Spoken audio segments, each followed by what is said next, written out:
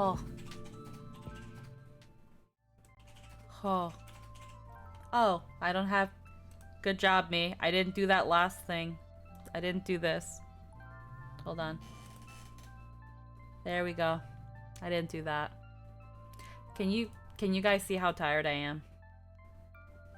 It's very tired. It's very, very tired. It's very tired. Hi, it's Saturday. That is the day that it is today. I was like, if I could hold up my hands, I would say that I was the Raven Den. Man. It's been a lot. I was about an hour ago, I was very close to calling stream, but I just did not want to because I am stupidly stubborn. But we're you sound like you need I need a lot of things, Raven Den. Raven, I need a lot of things. But I still wanted to stream. I still wanted to do something. I said we would. So here I am. Here I am. We're gonna fucking make it work today. Long story short, if you need a break, Squeaky, then take a break. Well, no, it's too late. It's too late. Starting tomorrow, well, starting now since I'm not at work. We're Jester and I are on we're on a 10-day-ish vacation. So it'll be time to rest, time to chill out. But right now, today was just a lot. And like just before, in like my time trying to chill out, I got a call from like my mom, and I love my mom, but my mom talks a lot about nothing. I'm glad that they're okay. I'm glad that everything's cool, but man, I was like, Mom, I'm tired. I gotta get ready for stuff. I need to chill. It's yeah. And then just before this stream, me and a couple of people were having a talk about the Fate franchise, and that's all I'm gonna act. Thank you, Mom, for the 100 biddies. All I'm gonna say is that people having debates about the Fate franchise. I don't have to get more into that to tell you that that's a whole other thing that I was not going to be getting too deeply into for like 20 minutes before my stream. Like, no, I'm sorry. No, absolutely not. If we're going to debate the Fate franchise, we're going to also start throwing hands because I love the Fate franchise, but I have a couple hot takes about it.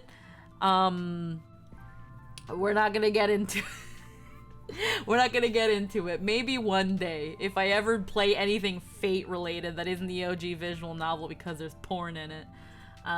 But that day is not today, nor will it be tomorrow or the day after or the next week. It won't be for a while. I'm sorry you're having a rough time. I hope your vacation... Yeah, no, thank you. Thank you, Rye fan. I'm pretty sure it'll be good. Most of you know I am a barista. I manage a cafe, and lately it's been a lot. I'm pretty sure I've talked about it on Deco's stream. I maybe talked about it a little bit on Nat19. I try not to spill my guts on stream or on social media because honestly, this is what I think. I'm not saying that it's true for you guys, but I assume no one fucking cares. So I don't. But either way,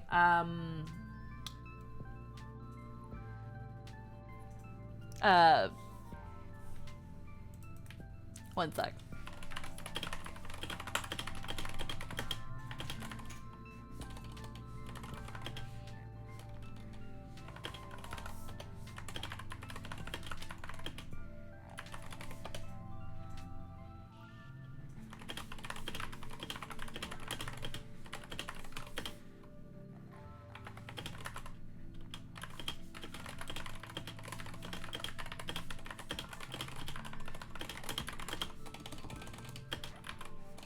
You're gonna hear my keyboard a lot, I'm sorry.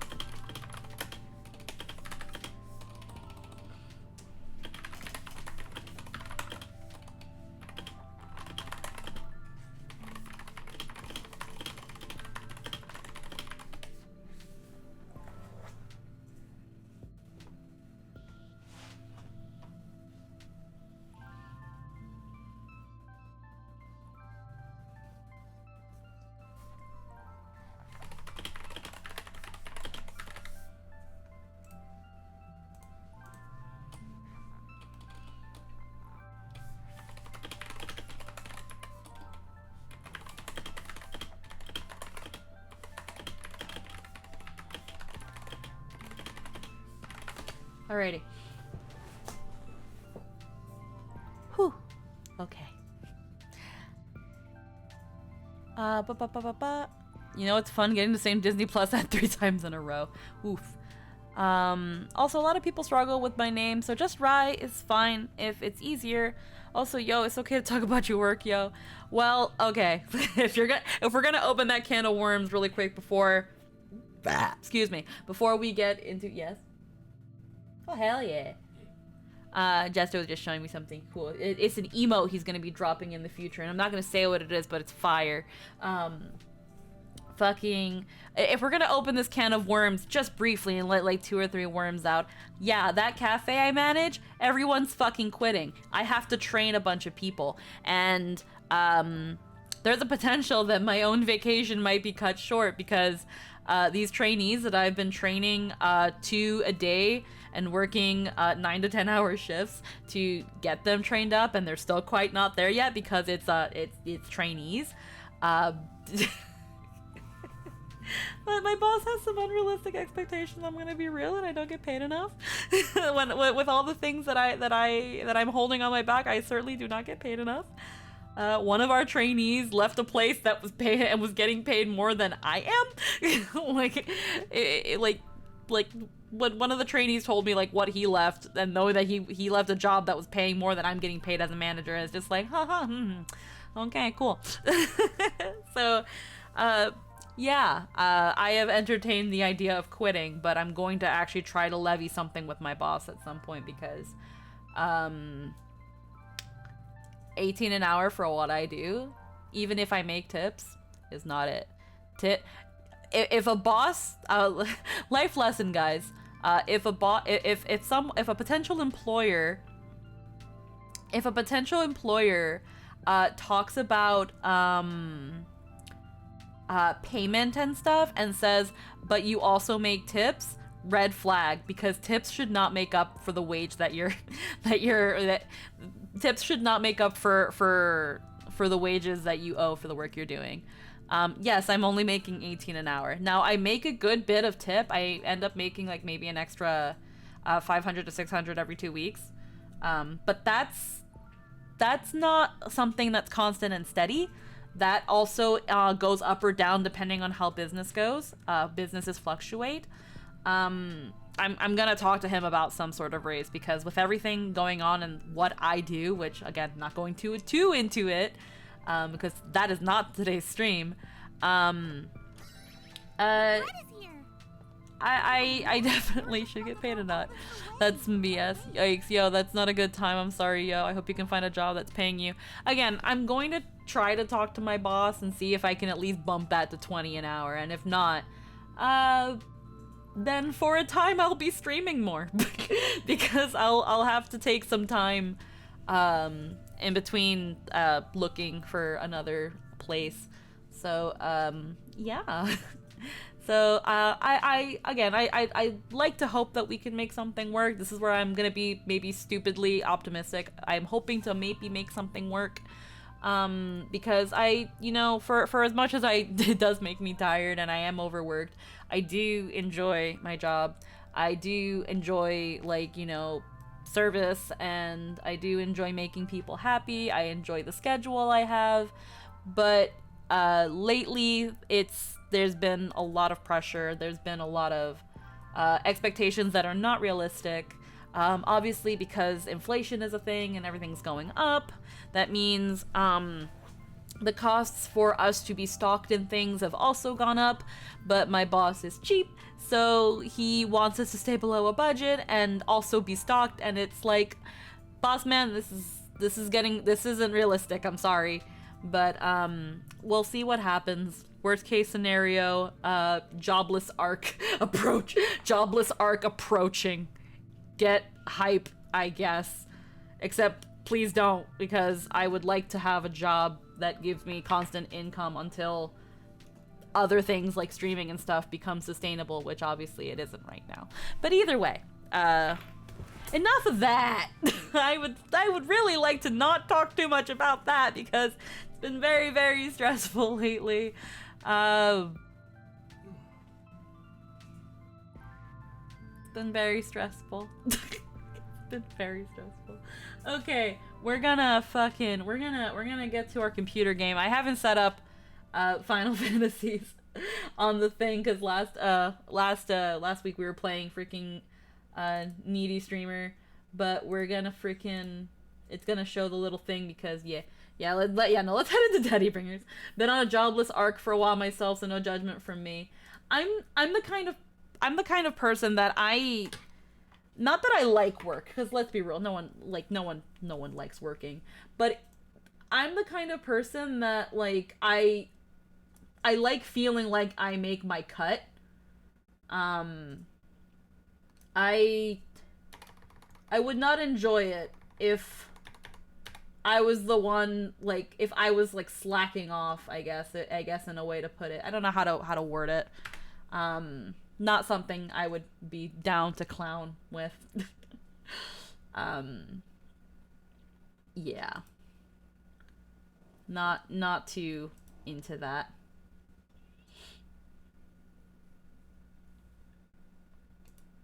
But yeah. Whew. Hopefully, how are your days going, people? Aside from my stress and stuff, I hope everybody else has been having an okay time. I didn't order boba because I came home to, like, some chicky strips and stuff, but honestly, now I'm really thinking about it because I think I fucking deserve it. I think I fucking deserve boba. And I need boba. You think you need boba? Yeah, I need boba. Yeah, Jester's here too. Jester's here, like, cause he worked a lot. Yo, I can get I already ate though. I don't want KT bento. Yeah, you don't need food. Ah, fuck. Especially because we have even more food in the fridge. Yeah, no, like we have a lot of food, and while I haven't had a sushi burrito in a while, I don't know if I want. No, I want booba. I want boba. Are they even open on Skip? Are they even open on Skip?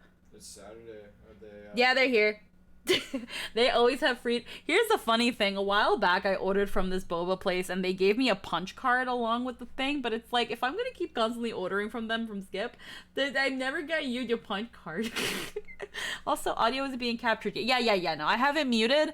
Honestly, all you guys will be listening to is the fucking opening song. And while I know you guys don't mind that, just let me talk for a bit, please. All right, guys, you guys gonna help me pick my boba. How about this? How about that? We're gonna have a quick boba time. Actually, hold on. You know what? Let me just go here. Let me go here. Let me go. Here we go. I go here. You guys want to see how cute I look? I got the freaking new summer glam.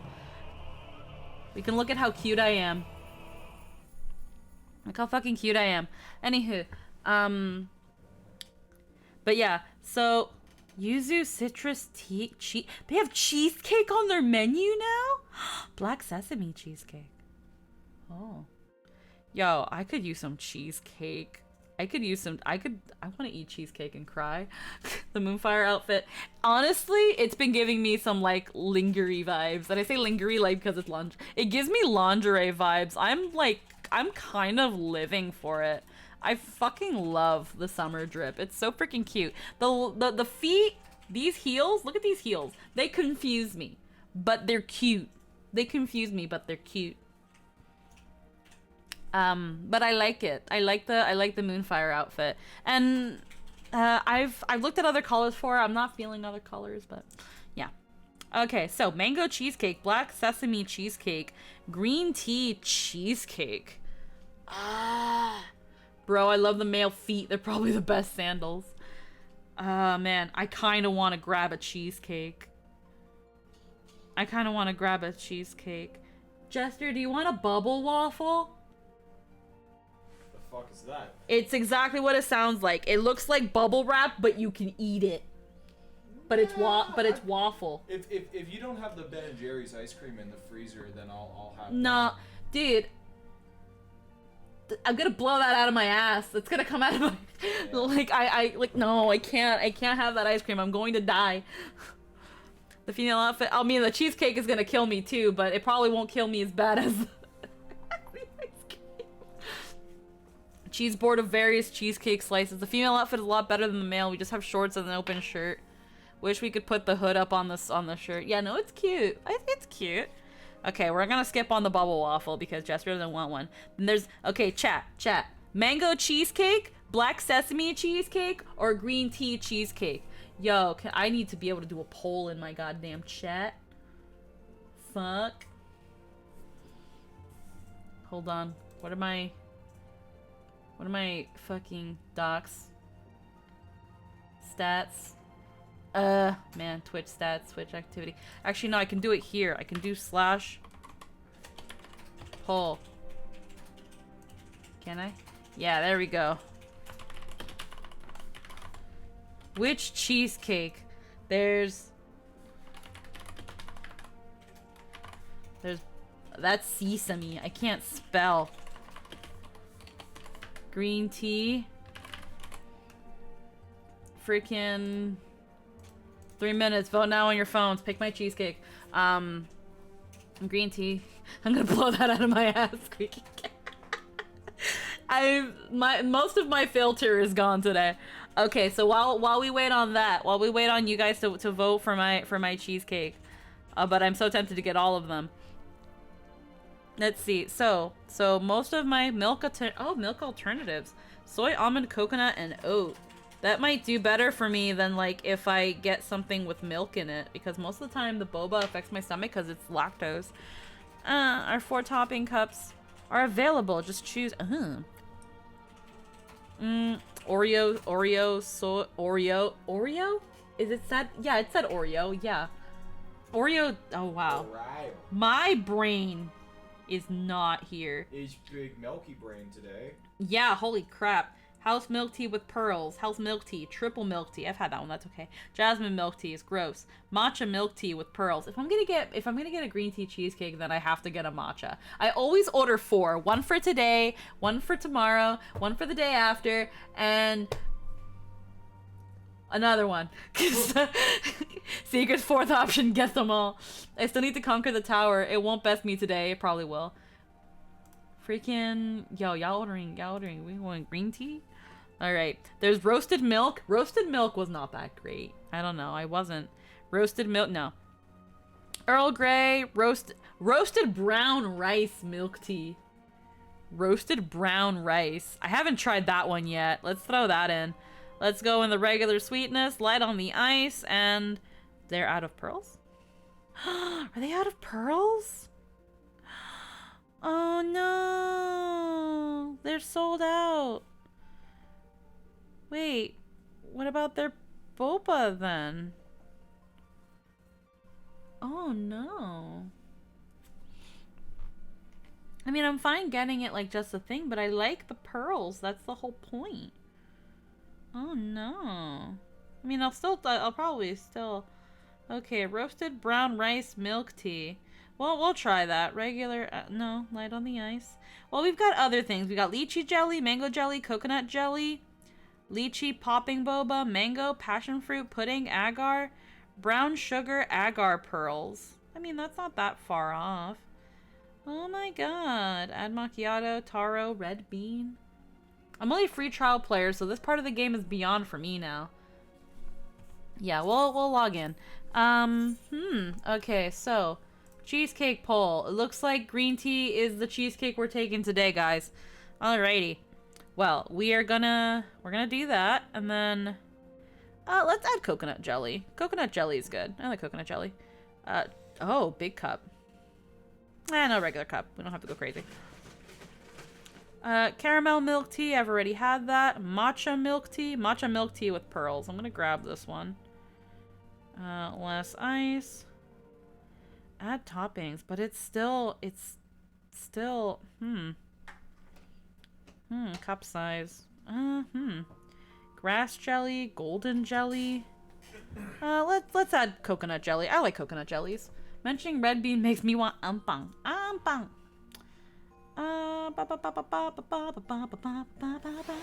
Oreo milk tea is okay. Rose milk tea is good. Honey green I was not a fan of. Taro was always good. Mango was okay. Coconut was good. Mocha, strawberry, chocolate, caramel chocolate, honeydew. That was okay. Lavender was pretty good. I liked lavender. Brown sugar milk tea with pearls. That one was really good. Brown sugar matcha with pearls. Brown sugar coconut milk. Yo, that one was good. Brown sugar peach gum latte. Whoo. Okay, let's get a brown sugar coconut milk. I remember that one. That one was really good. It doesn't have, they're not gonna have pearls, so we're just gonna put coconut jelly. Hi Mithra, how we doing? Right now we're right now I'm just ordering my boba because I started feeling it real hard and I need something, but they're out of boba, but we're just gonna have coconut jellies in them, but that's okay. Coconut jellies are still really good. But freaking, you know what? I'm gonna also throw in a Tato. A Tato milk tea with coconut jelly is also very, very nice. Alrighty then. Okay. Oh yeah, let's go regular. Let's go regular. I can have the big cup's a liter. What the fuck? That's too much. That's too much. Alrighty, so Tato milk tea, brown sugar coconut milk, matcha milk, the cheesecake! The cheesecake! I've been listening to DMS, hell yeah. I found another Meteor clone in Ulda. Ever since 6.2 got announced, I've seen 6 separate Meteor clones. They got, oh yeah, they got freaking poke boxes. Poke boxes. Freaking, no, I want the cheesecake. Where's the cheesecake? Where's the cheesecake? Where's the cheesecake? Yuzu citrus, that sounds good until, like, they didn't have it. Let's take the green tea. You know what? I'm gonna order the black sesame too. Let's just fucking go there. We're going off today. I'm sad. So, alright, let's go. Squeaky drinking tea, like. Oh, man. Let's see. Yeah, no. Going ham on this order.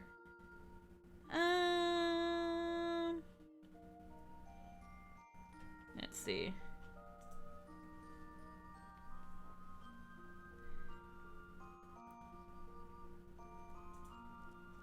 I like to tip generally high because I understand the grind. Okay. No, this much. This will balance it out. Okay, 1 more cent. There we go. Solid. Don't use points. Oh. Yeah. Okay.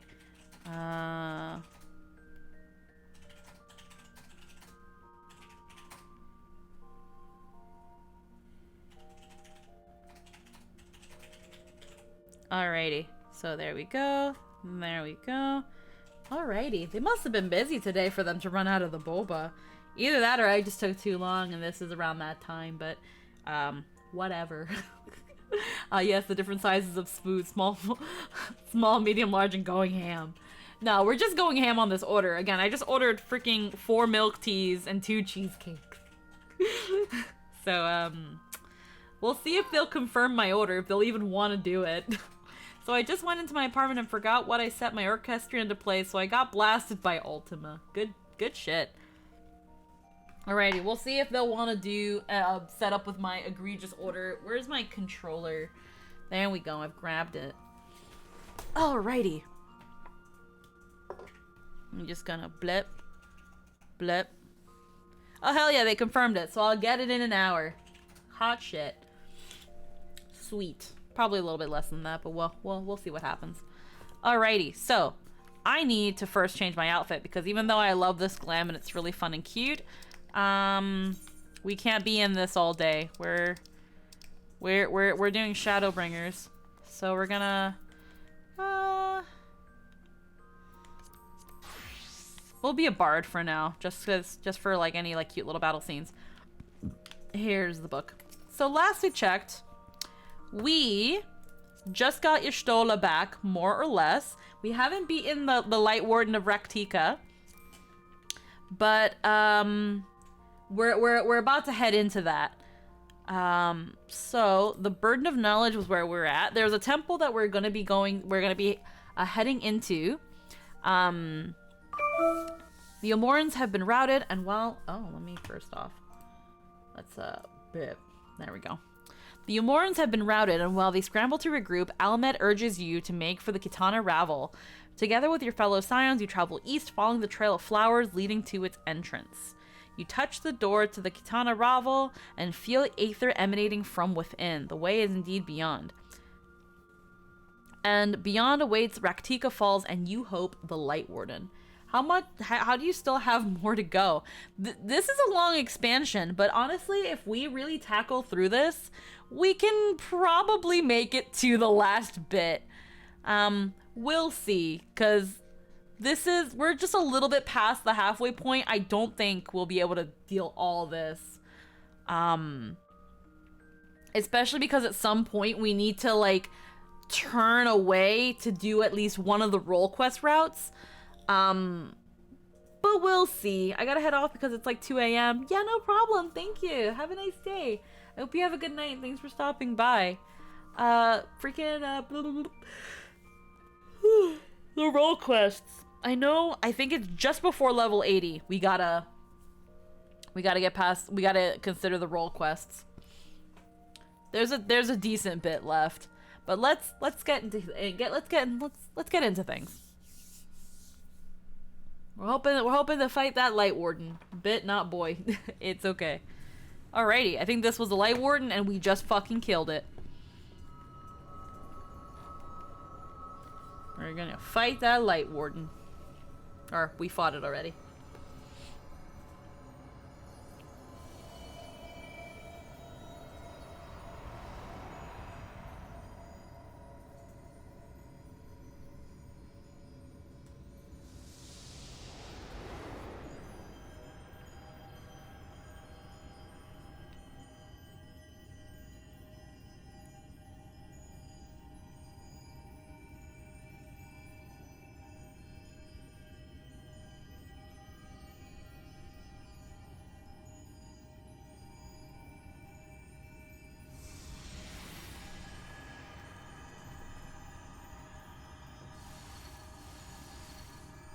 TBH, I love the dungeon. You fight a lot when the pulls are very fun.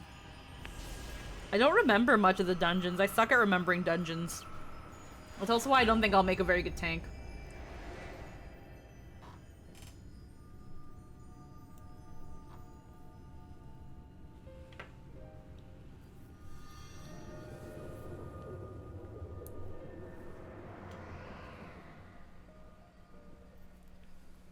The Light Warden is dead. The Blessed's prayers have been answered. Aye, that they have.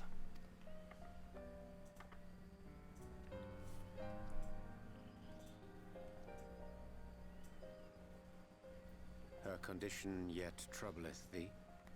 It does. Though she shows no immediate signs of corruption, the danger remains. She must be told.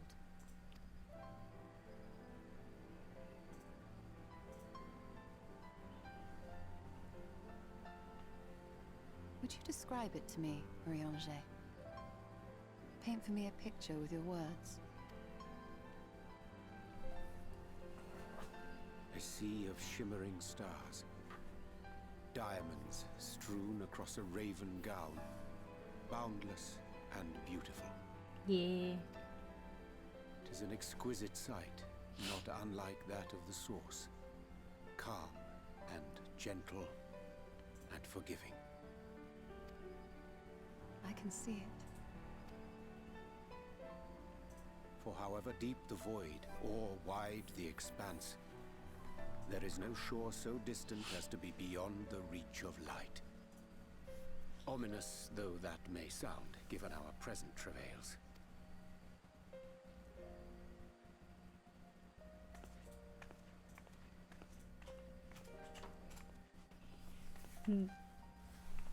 Well fought. Let us return home. I do like this scene though, where it's like, like we know Y'shtola's blind, but this is one of those moments where like even she reminds like, yeah, I can't see. Alrighty. The murals, Oh, so hi, Lynn. if I am not mistaken, they predate the Empire. How can you tell? A peculiarity of the paint. Most are made from mineral-based pigments, but whatever was used here is older than anything I have ever seen. Let me just real quick.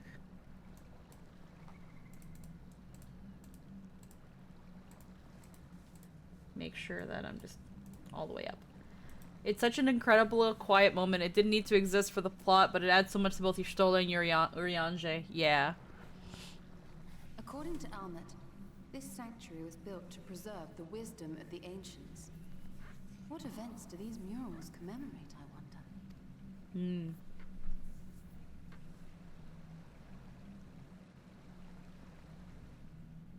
Must you always linger after defeating your enemies? Navigating these halls on foot is exhausting. Come to lead us to safety, have you? I was bored. But how is the hero of the hour?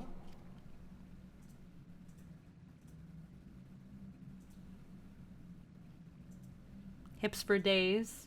Snatched waist. Fighting fit, I see. Keep up the good work. Thank you. You're plotting something. Every hour of every day. But never you mind about that. As I have told you 1,000 times before, I like to watch. Nothing more. Well, I would quit this place and I suggest you do the same. There is yet work to be done.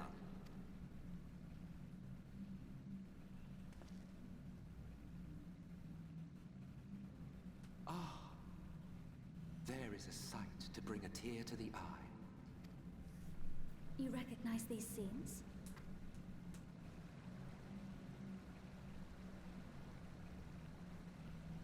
That I do. Indeed, there was a time when anyone and everyone would. Until one calamitous day when the world was divided across 10 and 3 reflections, sundering the land and all who dwelled upon it. And the worst part? No one could remember it. Not really. Just fragments and fleeting memories of an achingly familiar world.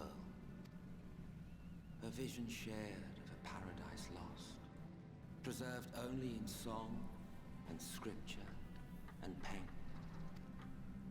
Once upon a time. Yet here we find ourselves again, to look, learn, and remember. Then share with us the stories you know so well. We are listening.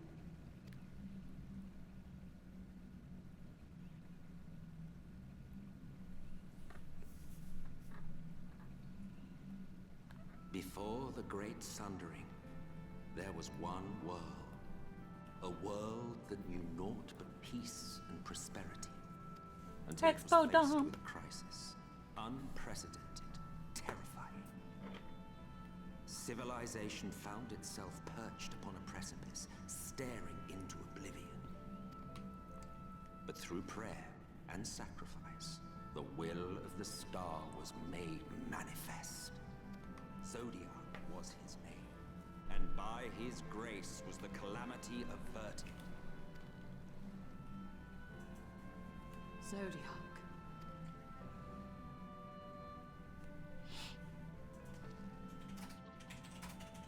A savior mighty and magnificent, deserving of reverence and gratitude.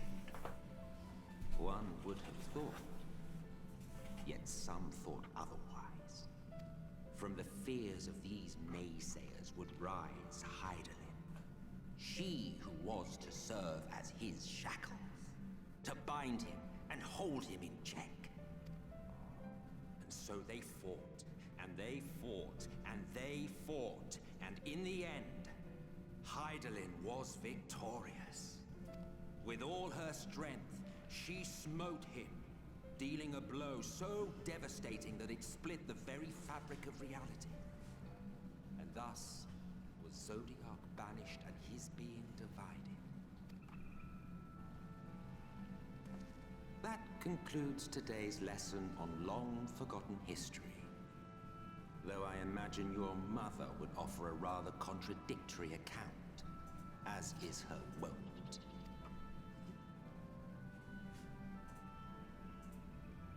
I'm sorry, I can only assume I misheard. But it sounded an awful lot like you were implying both Zodiac and Hydaelyn are not gods. But What? Not gods of the first? Is that what you thought these paintings depicted? Or... Oh. Oh. They are gods after a fashion, yes. But no different from the kind with which you are so intimately acquainted. Formed of faith and prayer, of conviction and devotion. The eldest and most powerful of primals. You have spun quite a tale. Yet you have not explained the role of the Ascians in all of this. How is it you are privy to ancient secrets lost to time?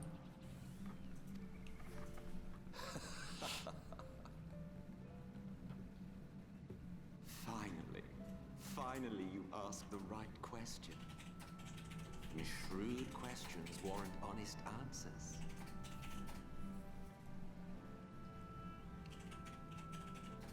We Ascians know because it is our history, our story. It was we who summoned Zodiac, we natives of that sundered paradise.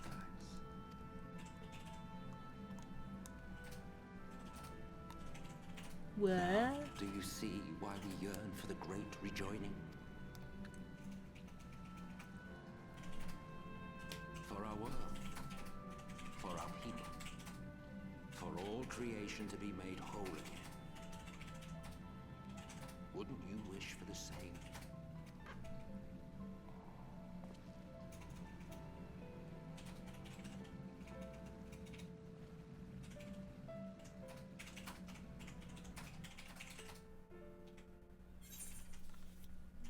Frickin'. Also, this is a great way to contextualize a long-standing antagonistic faction. It's a bit of an expo dump, but we get to listen to them offer their sentiments while also giving us a lot of answers. He's not even really asking us to sympathize with him. He just wants to tell the tale of someone who will listen. Even knowing it will change nothing, you're still enemies with mutually exclusive goals. He's like, oh, you don't know she's a primal? Well then. Anywho, he says, your stolen word is a haunted expression. Emmett Selk's words have clearly found their mark. Oh.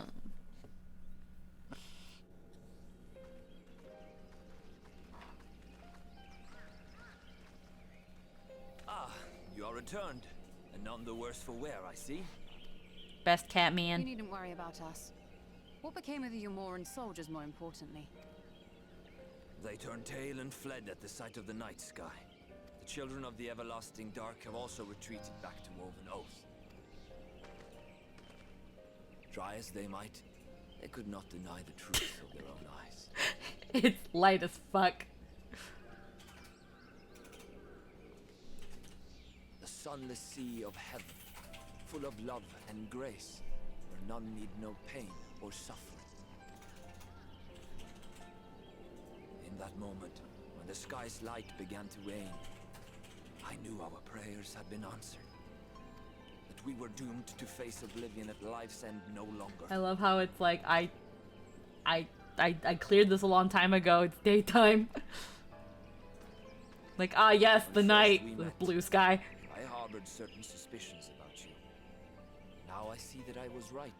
You are the bringers of shadow, the warriors of darkness, the saviors for whom we have prayed for so long. I suppose you're not entirely wrong, but we are not worthy of your reverence, nor have we any desire to be worshipped. If you would pray, pray for your children, that they may one day know a better world. I will do as you say. Please, let us at least hold a feast to celebrate your victory. You deserve that much. I'm sorry, Runar, but there's still much to be done and scant time in which to do it. We must go. All of us. For we share the same path and the same fate.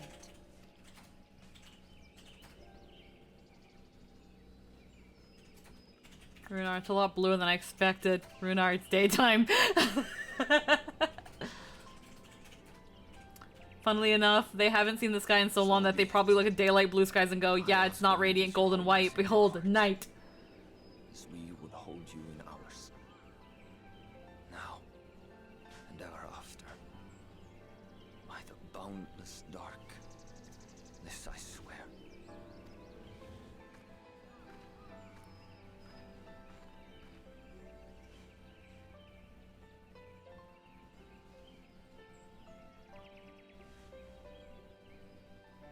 Yeah. Alrighty. Out of the wood, you cannot help but feel something is bothering your Stola as we leave. And we return to the Crystarium.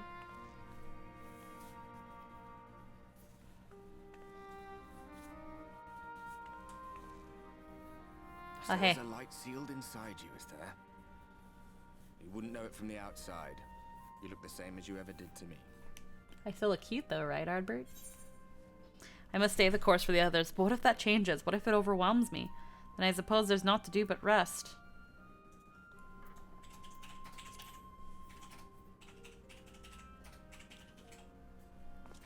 I'm damned if I know. It's not as if I can lift a finger to help myself, much less you.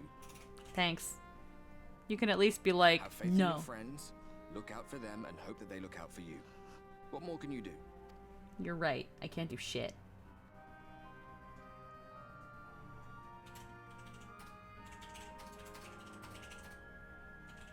Think he was telling the truth? Emmett, I mean. All that rot about Hydaelyn being no different from any other primal. If so, what would that make her blessing? Are we just slaves to her will? Are we just tempered ourselves? Yo, that'd be fucked. Well, I can't do jack about it either way, so chin up. Lies the Ascian stock in trade. What if we're actually tempered? I don't know. Well, how do we know? Villains, heroes. All a matter of perspective, they'd have you believe. One man's fond memory, another's waking nightmare. Me, I'm no saint or savior. Just another sinner. Oh. And I know damn well I'm in no position to judge. Oh, don't say that. When I saw the people of Slitherbow look up at the sky and celebrate the return of the dark, it felt good. It was moments like that that I cherished. Much more than the thrill of adventure. The quiet after the storm. Yeah. I always took comfort in that.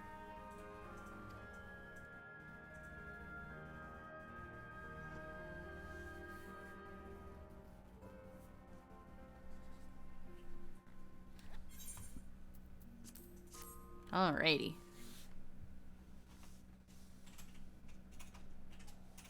Meanwhile, in Garlemald. What's going on in Garlemald? What's going on? Oh, it's snowing.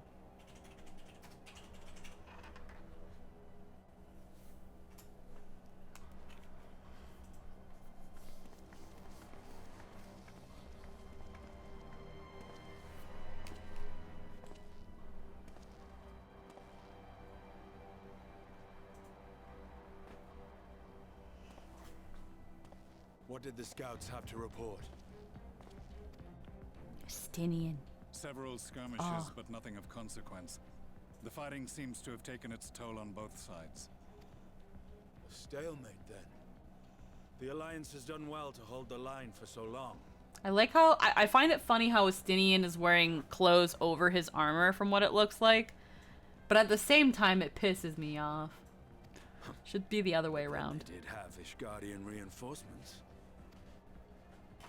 Nevertheless, neither side has any appetite for a prolonged engagement. I feel like his armor's too clunky to have too much like actual clothes on and be comfortable. Tis but the calm before the storm. And should the Empire choose to bring their full might to bear?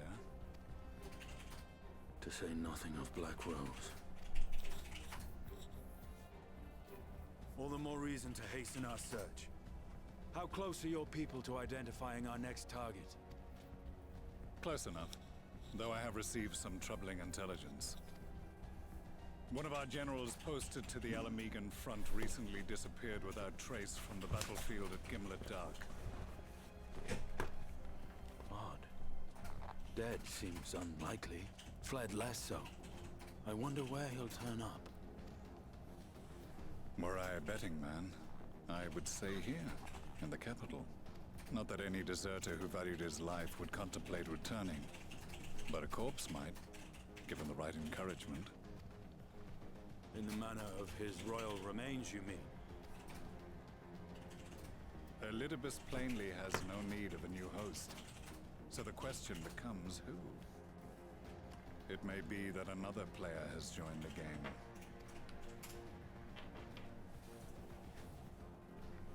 Something to consider at any rate. But come, there's work to be done.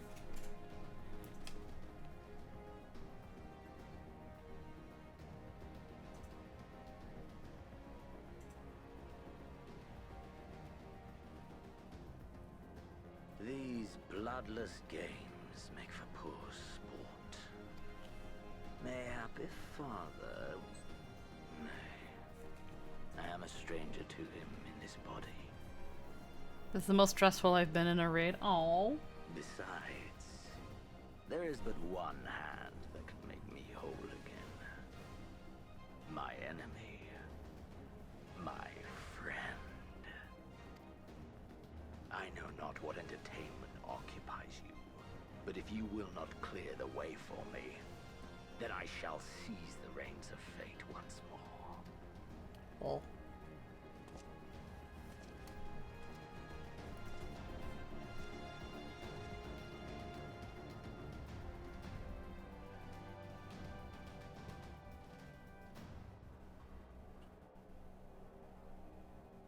Yeah.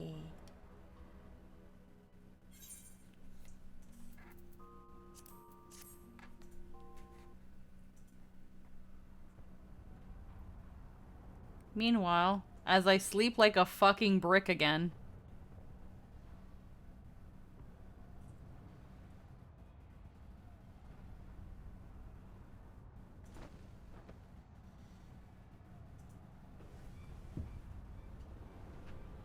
What?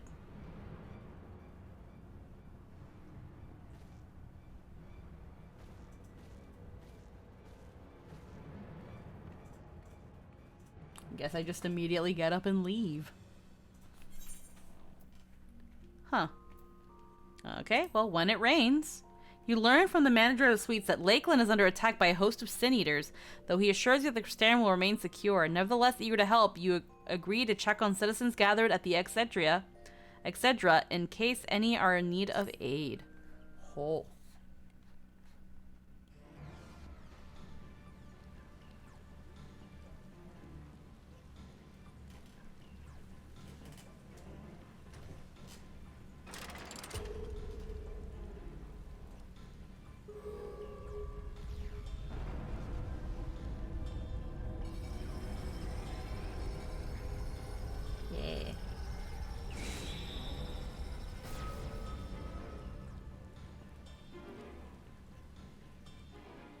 Traitor sighted! They're coming!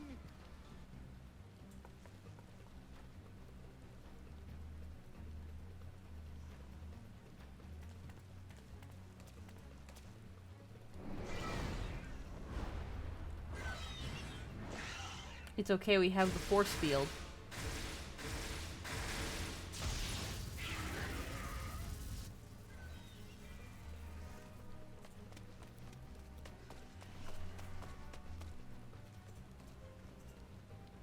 Excellent. The barrier is holding. That's good news for the Crystarian, but what of the rest of Lakeland? Lena and the city guard have taken to the field. Thancred and the others have already joined them. Let us do the same.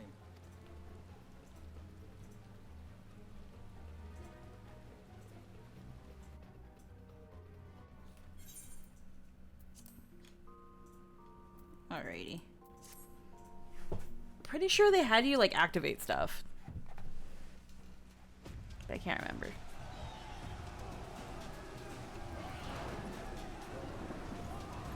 I think that was a little bit before, I think.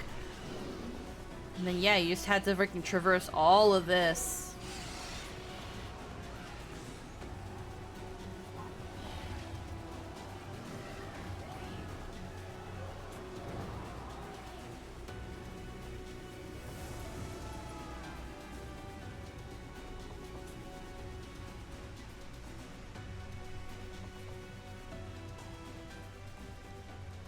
What lovely weather, just what we needed.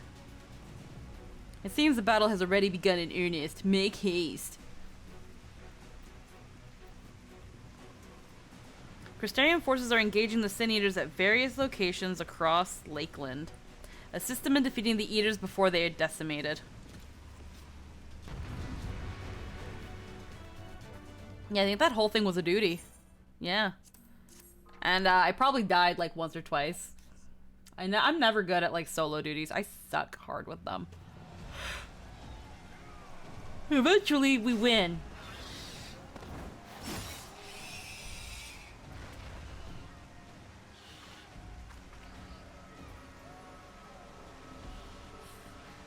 There are so many. Ah, God damn it!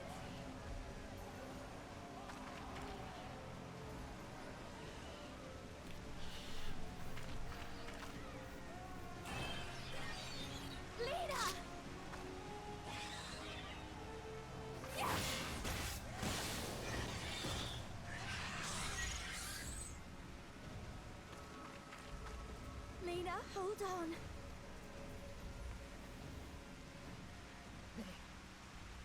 They turned on me.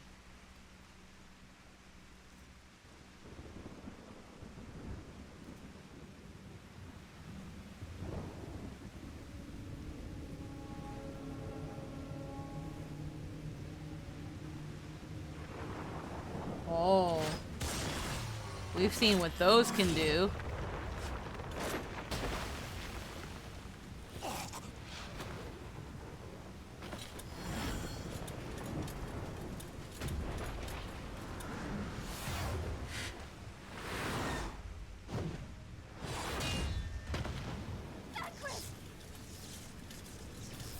This one is mine!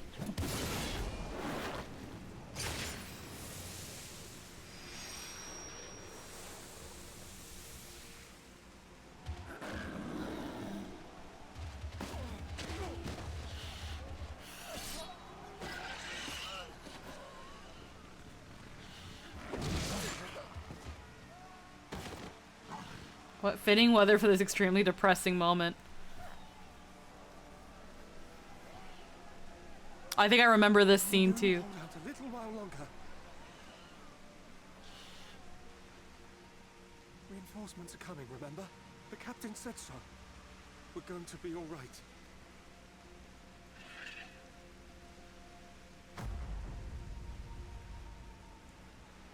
Run! Run, damn you! The Warrior of Darkness has returned. The Bloody Knight has returned. So stay with me, eh?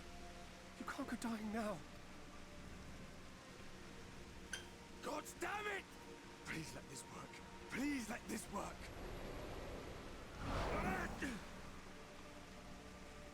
Yeah, I remember this scene being painful to watch, because it's like, oh. No, no, no! Stay back! Stay back! Help! Help! Anyone! Why did you spare me? Why? What have I done to deserve this mercy? Forward! Forward! If you can still hold a sword, follow me! Wounded to the rear! Weapons at the ready! Let's make this count! Fight and struggle. Seek salvation by your own hands. Though the losses be grave, endure them. Though the victories be hollow, claim them.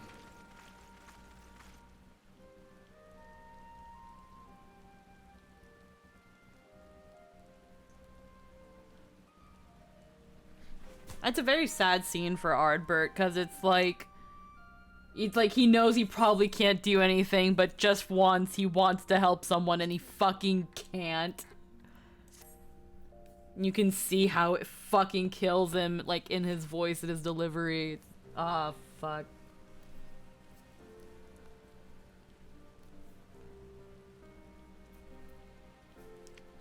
Oh, I did not see you there.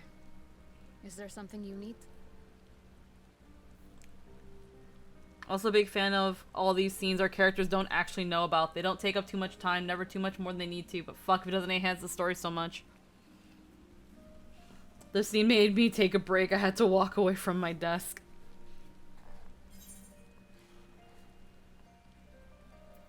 For me, it was like, fuck. Like, Ardbert,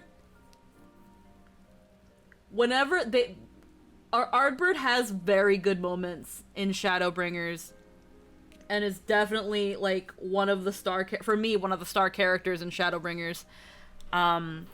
Because it's like, he was the hero of that world, but he can't save it. All he can do is, like, kind of chill and watch as you do what he would very much wish he could do. While also wondering, when Minfilia stopped the flood and took his friends with him, why was he spared? And all he has is her telling him, it's not time for what you need to do yet. And in this case, Minfilia stopped the flood 100 years ago. He's been doing fucking all for 100 years. He was almost in his own little cabin fever. Like, what is he supposed to do? Is he supposed to save people? Is he just supposed to watch you clean up the mess that he made? Is he supposed to just suffer that? Like, what is he supposed to do? He did save it, but his saving wasn't good enough. He just wanted anything to work just once, and yet he's utterly powerless. Yeah. I agree. Ardbert really helped sell Shadowbringers for me. The world still exists because of him, but it only really brought time, and now he's just here. Yeah. So it's just like, seeing that pain that he goes through, and then, like, again, the other scenes, like, with Seto, it's, Ardbert is Ardbert is definitely a star player in Shadowbringers. Even though he literally can't do anything, he is a star, and she is definitely one of the stars of Shadowbringers.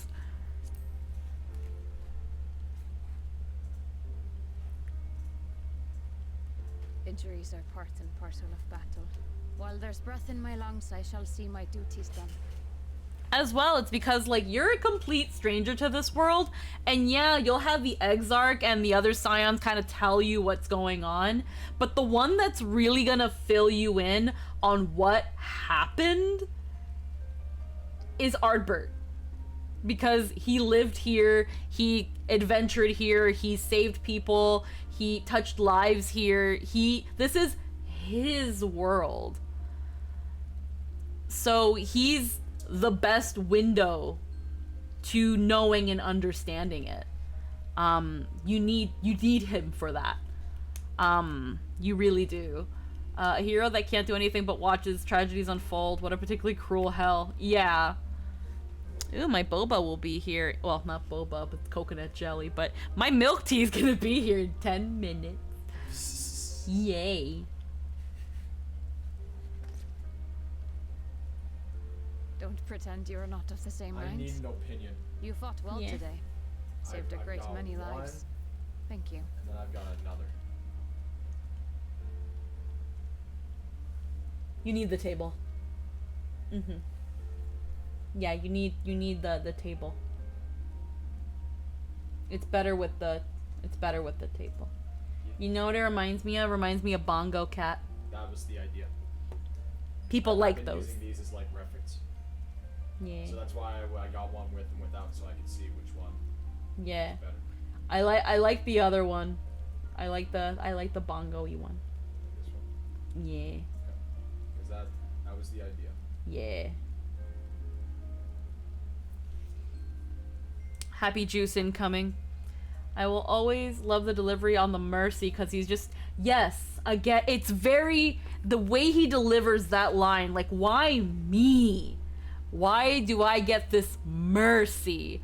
Because, again, it's like he was the only one that was spared the sacrifice of the flood, but with all that's going on, he honestly wishes he could be dead right now because, again, what has he done? He's only been able to watch. He can't interact with anything. He can't do anything. And now that you're here and things are moving along, yes, but he sees people die and people in trouble and he can't help them. So it doesn't feel like a mercy. It feels like he's in hell. It feels like he's in hell. This is not a mercy to him. And, you know, again, because he doesn't know what he's supposed to do yet, he doesn't know why he was spared, it just feels like a purgatory to him. He would rather be dead. Unfortunately, this war is far from over. We must replenish our ranks and shore up our defenses before they attack again. Now, if you will excuse me.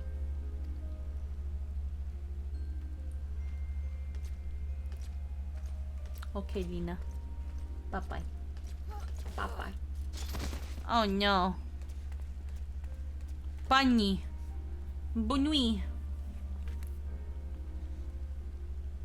I am fine. Completely and utterly fine. Better than fine. Hale and hearty and still alive to mourn those who are not. Who I failed to protect when they needed me most. Oh. We've come so far, so goddamn far. I could have sworn the end was in sight, and now they will never see it. I remember this scene more now. I remember this scene now. This scene, before I was like, yeah, Lena's here and she's okay, but this scene really sold Lena for me, because it's just like, yeah, I'm fine. I'm totally fucking fine, and that's the problem. And that's the problem. I'm fine. Everyone else is dead.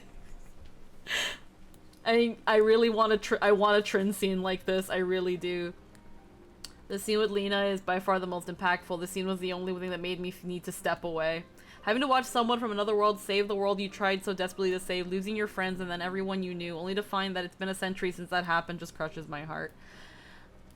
I don't know where Trin would be able to get a scene like this, but I can see Trin having a scene similar to this, where they're like, I'm fine, I'm fine, I'm fucking fine, but then they break down. I definitely feel like Trin is definitely very capable of having a scene like this. I just don't know what the circumstances would be. But Trin's the kind of person that would just say they're fine over and over and over again as they're getting more and more angry until they just start fucking crying.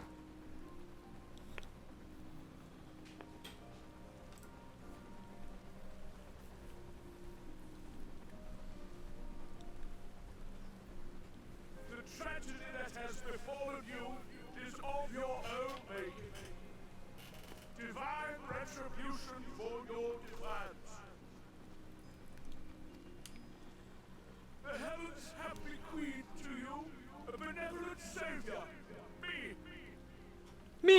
for your freedom from pain and suffering. A paradise where man and Caesar might live in peace and harmony. Welcome back, Titan. Hello.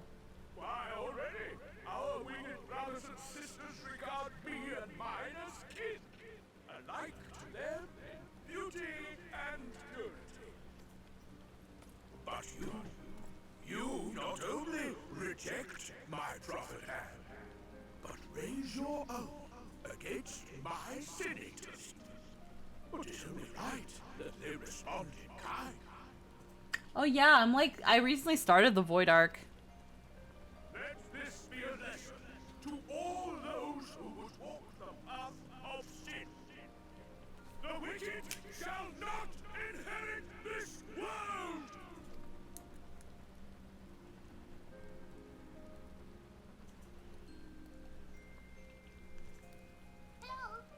Point dump.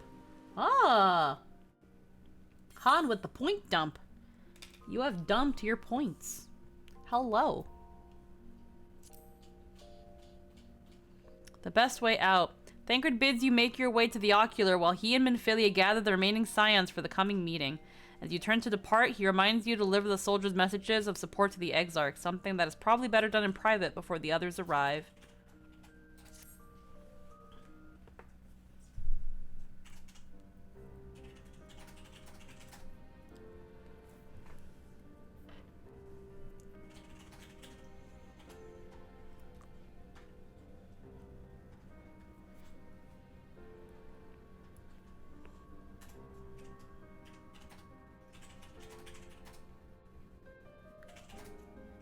My friends, with your aid, we have weathered a brutal assault.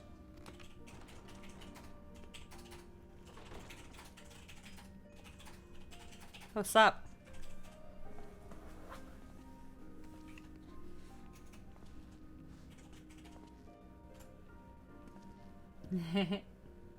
Sorry I'm late, though I would not have been had anyone thought to notify me in advance. Huh. It was only with your aid that we weathered. One sec. All who dwell here will Hello? be gone. Oh, yes, one moment. I'll open the door for you. Thank you. There we go. Hi. Hi, you guys just heard my answering the phone voice. Alrighty. As he was saying. For each we saved, another perished. If there is anything else we can do to help, anything at all, you need only ask. This is our home too, and we want nothing more than to keep it safe. Thank you. We are blessed to have you with us. As for the attack itself, Vorthri may call it divine retribution, but Sin Eaters are creatures of instinct. A coordinated assault is unprecedented. Moreover, in the absence of a light warden, there should have been no compulsion for lesser Sin Eaters to congregate here en masse. All of which points to a single, unavoidable conclusion.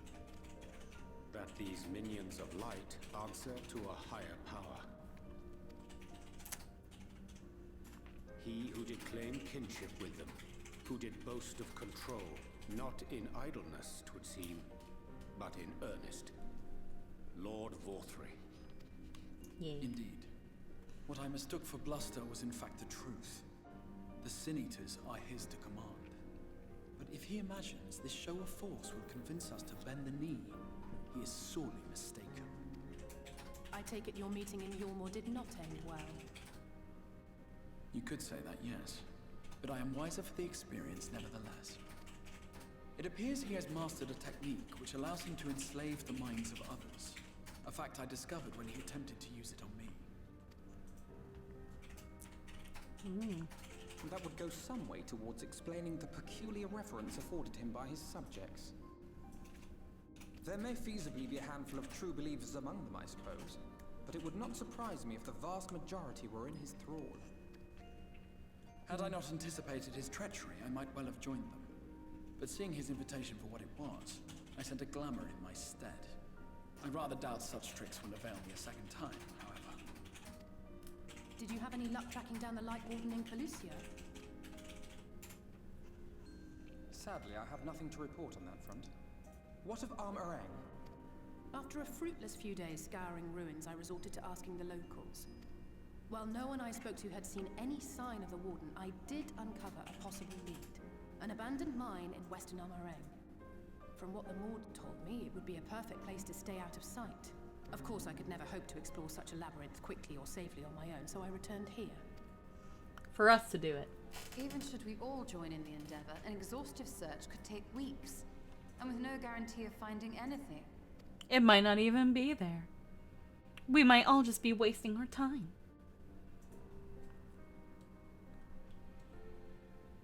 The Wardens harbor vast reservoirs of primordial light, do they not? Far beyond anything found in lesser sin-eaters. And isn't it true that the Oracle could see the light of a sin-eater from miles away? Surely a Warden would seem like a blazing beacon by comparison. To the real Oracle of Light, I mean. The real Menphilia.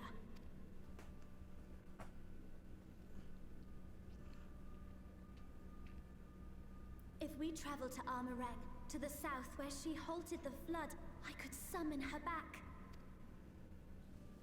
What do you think? Don't. Don't what? Do what I can. What we both know is right. Do not presume to know my mind. You have no idea what you're proposing. Really, Menphilia, you're gonna bring that up now? I know. If we tap into the actual Oracle of Light, she can just find the Light Wardens. We can do that, right?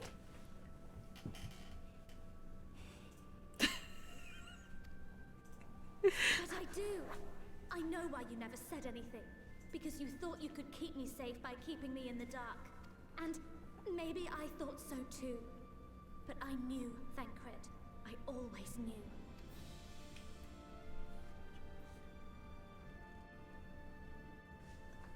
Oh, I see.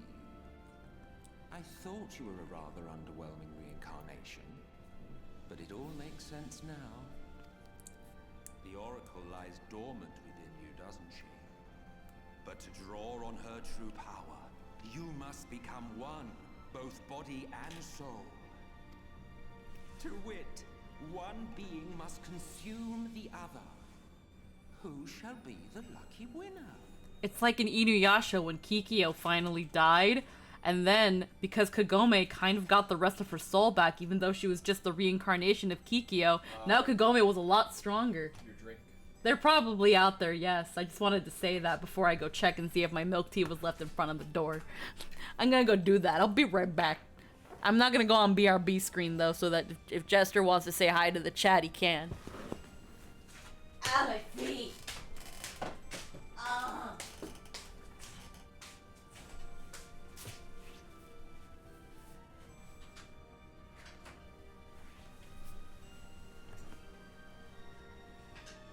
What's up? What's going on? What are you guys doing?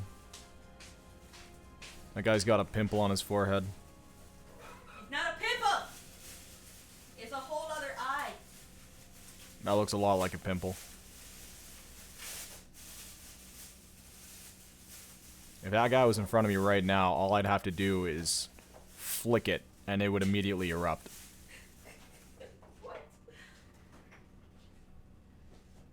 Like, that thing has been ready to leave from his body.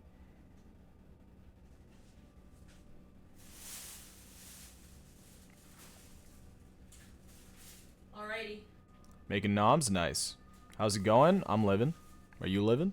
Jester, I've got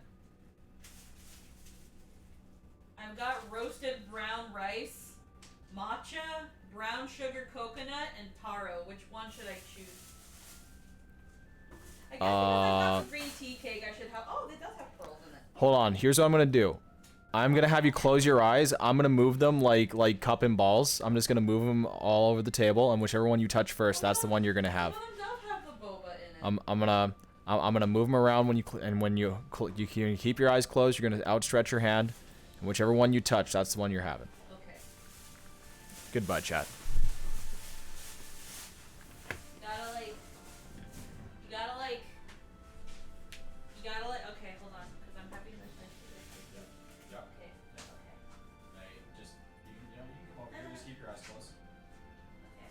Your eyes closed? Uh-huh. Okay. Yeah. I'm gonna go ahead and do some moving. Uh-huh.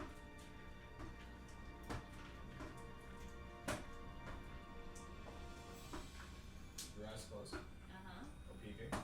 That's why I'll just turn away. That way you know for sure. Okay. Okay? Yeah, that's pretty good. Okay. Alright. So I have mixed the hell out of them. Which one are you gonna touch? You're gonna touch one of them in the middle? Alright. Oh, cool, it's the green one. Okay, sweet. There you go. It doesn't look like you moved them at all. Yeah, I did. I believe you. You heard a lot of them. You heard a lot of the bibs and boops. The bibs and bumps? Yeah. Oh man. I didn't just pick them up and put them back down. That's what I feel like you did No, though. I didn't do that actually. No, I did a lot of moving. I believe you? Yeah, I guess it just like moved back to its original spot. I don't remember what position they were in originally. Hi. Hello, I returned. I'm glad that you all heard that. I don't know, but Jester Squeaky's avatar is killing me. Deep voice Squeaky. It's not real and can't hurt you. I mean, if anyone wants to go and clip that, they can. It's always fun. Okay, so I picked out the matcha one.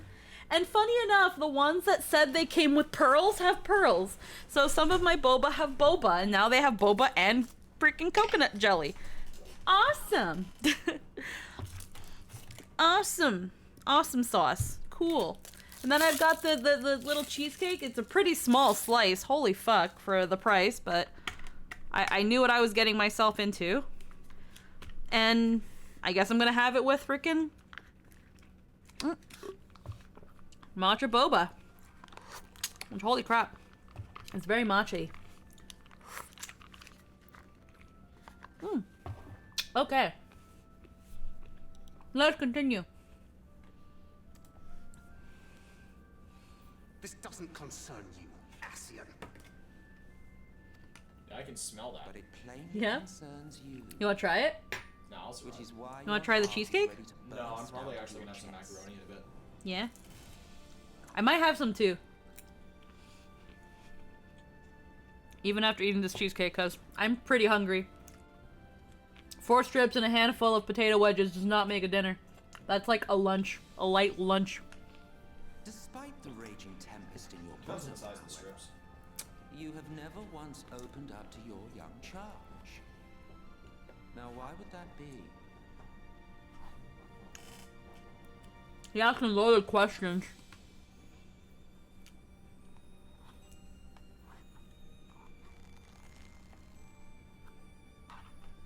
Love. Well, I for one think it's a marvelous idea.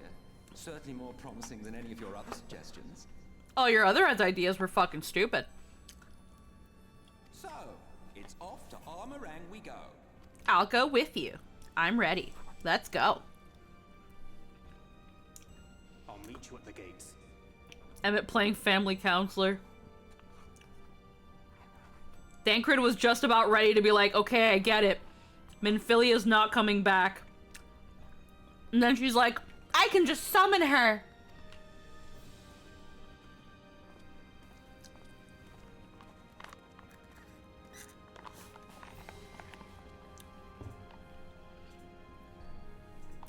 I know that you miss her, Thancred, and I know you love her more than me.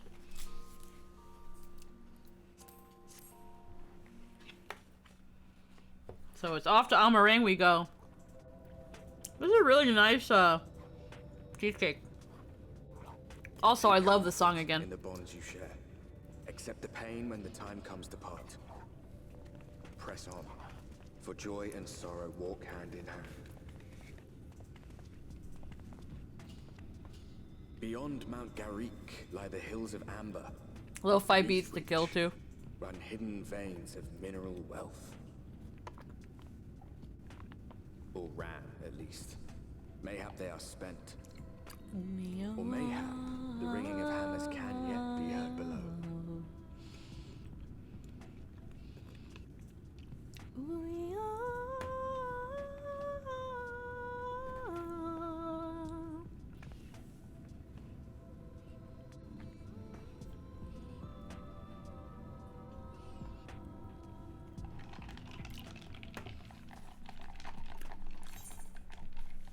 Alrighty. The truth hurts. For a minute, I thought it was a jerky.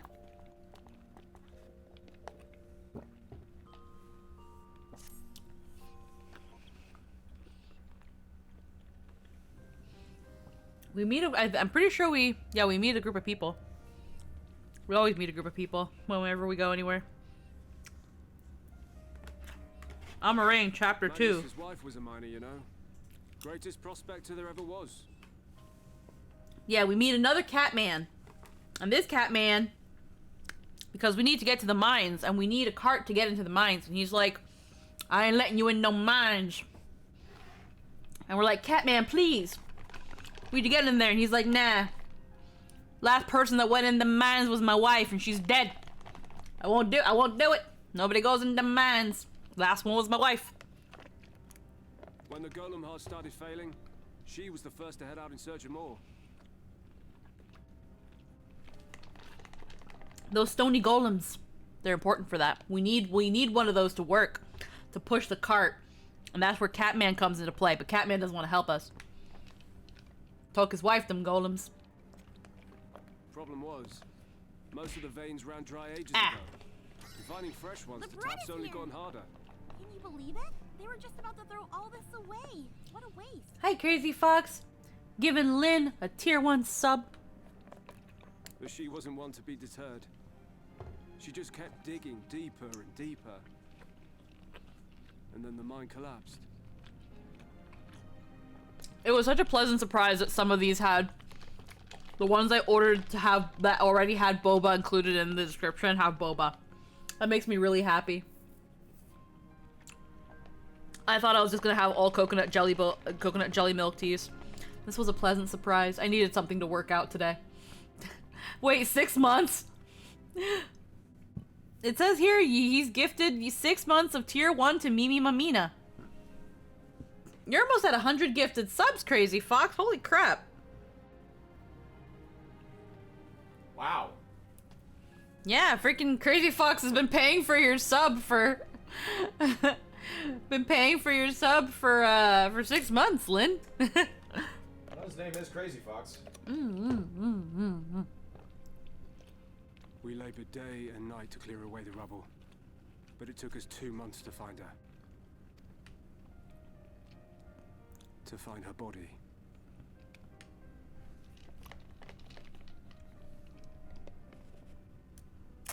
Magnus has never been the same since.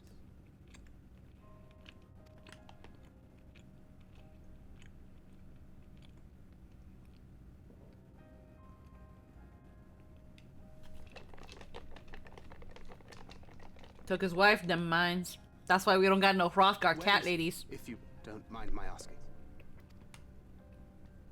Ah, yes, well, if he's not here, there's only one other place he'd be. Pretty sure he drinks a lot too.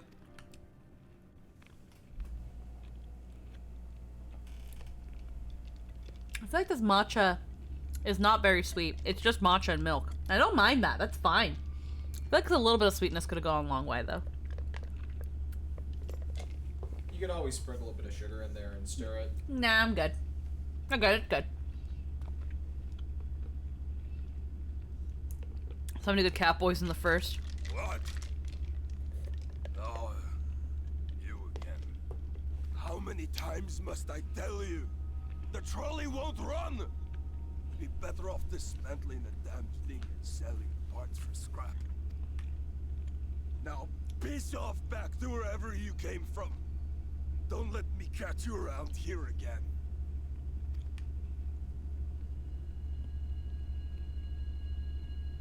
What were their names?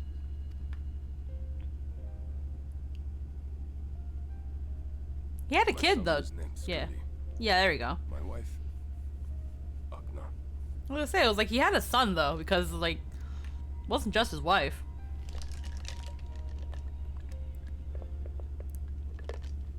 Being here with them, it beats going home. Home stopped being home when I lost them. I thought to try and drown my sorrows, but somehow the bottle's never deep enough. Don't worry, Crazy Fox. I've got milk tea. And if you wanted to know a fun fact today, it's actually been shown that milk, because of its fat content, even if it's not a lot, is actually more hydrating than water. No bottle is. Believe me, I know. Can't wait for the Femme Hrothgar. Cat ladies. You've lost someone too. Fucking god, that line. Yeah. And yeah. We have cat girls, now we're gonna have cat women. I'm so ready. Not like you. Not my own flesh and blood. There's gonna be so many. Final Fantasy 14 is gonna have so many fucking furries.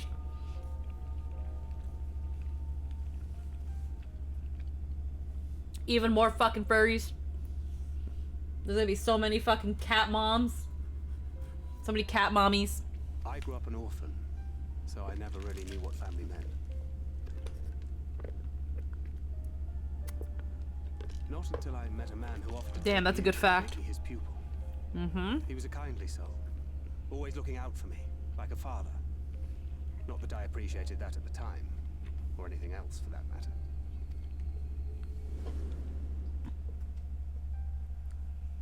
Oh, cool. 1.0. But I finally had a family. And then I robbed a young girl of hers.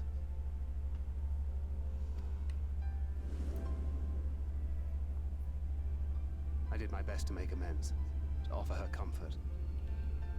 But the more I look back on it, the more I realize just how inadequate my efforts were. I let her down. That is why I refuse to let her legacy die. In the end, all we can do is press on, for those we have lost, for those we can yet save. And that requires your Talos. Please, Magnus. You are our only hope of reaching Nabath Areng. Yeah. Please, Catman. What rubbish. Please, Catman.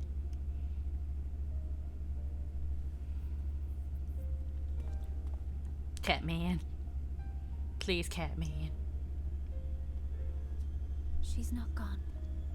No matter what you say or believe, she's not. I love how if you look at the model they use to simulate like, young Minfilia, it's just a slightly taller Lala.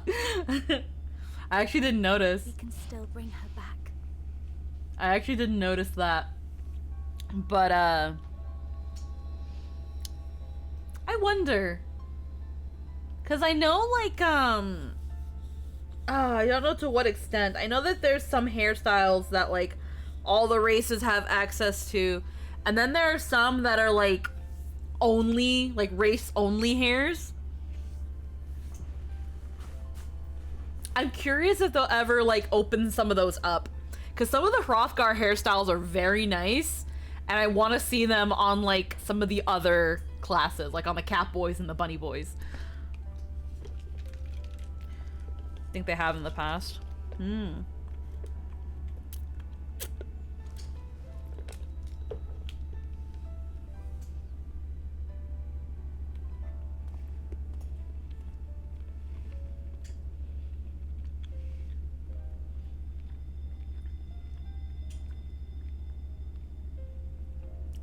Just one head pat. Just one pat. Dirty job.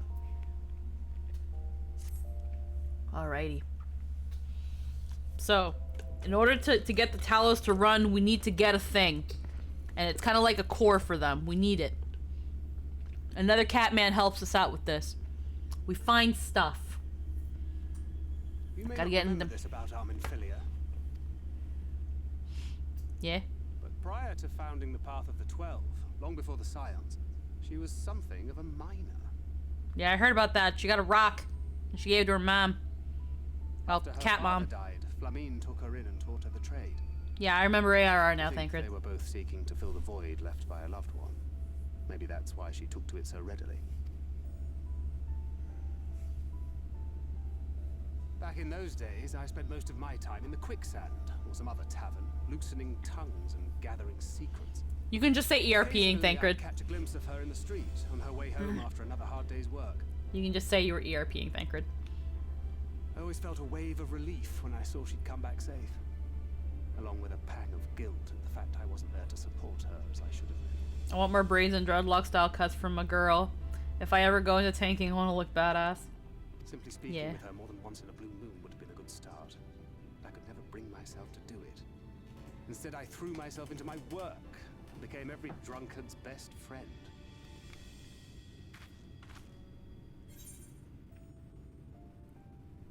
Not your finest star, to say the least. I can't imagine she thought too highly of you back then.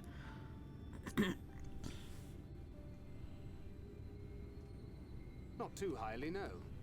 She once called me a wine-sodden wharf rat, which wouldn't have been half as galling had it not been so accurate. No one goes to the quicksand to do anything other than ERP. Wonder why. That was a lifetime ago. Why there? Here and now I have another chance to do things right, and I will not squander it again. Hey, come and see what I found. You're not going to believe this. Yeah, Mr. Cat, other cat man.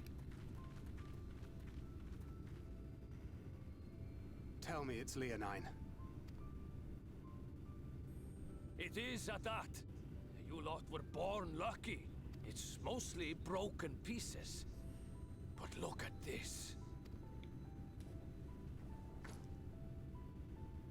Look at this big chonker of it. This is a rather fine specimen. It's been decades since we found anything approaching this big. But that's not all. There's an engraving on it. Look at, turn it around. Ah, there's scratches here. They're a little hard to make out. To my beloved Magnus and Schoolie.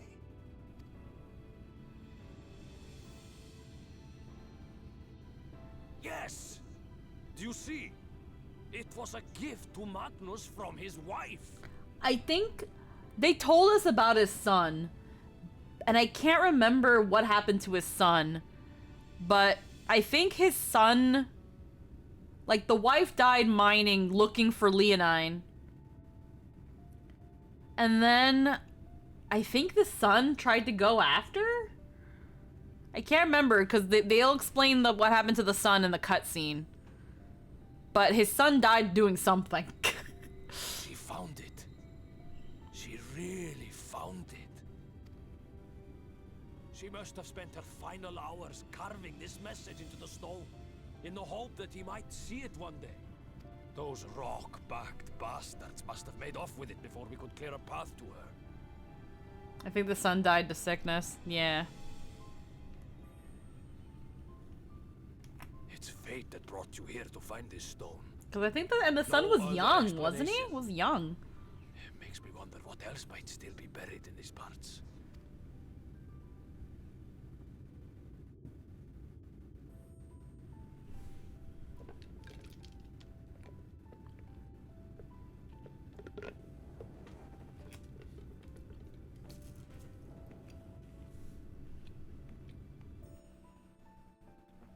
Ah, you guys just had ads. I'm sorry.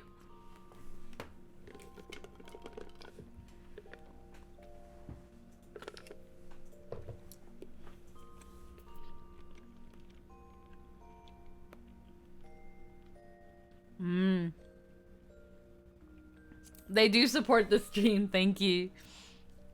Alrighty. So now it's time to freaking take that big chunky rock to Catman.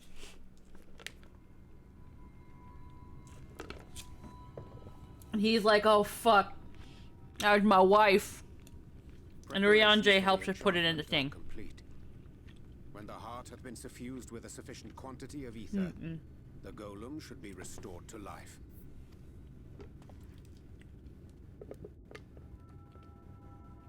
All right then. Whenever you're ready.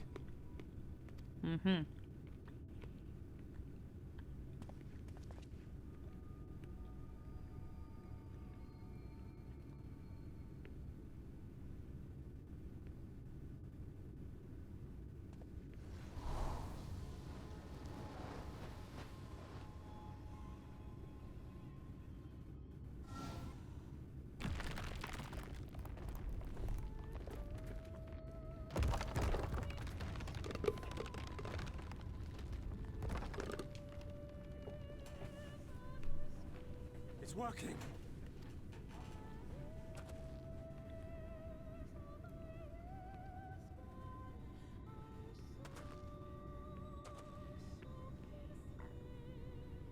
Magnus.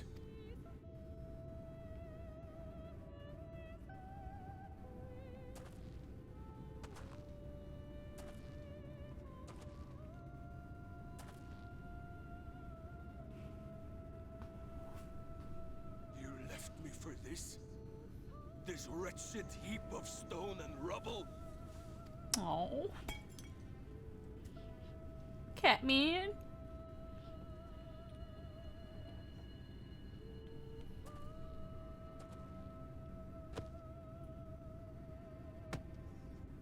This worthless pile of earth?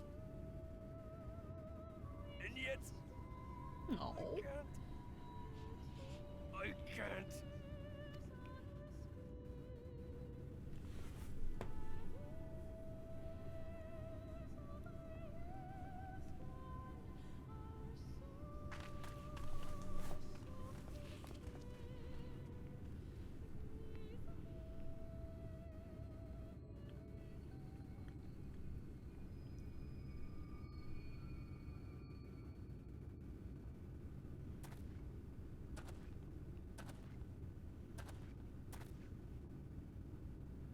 What troubleth thee, child?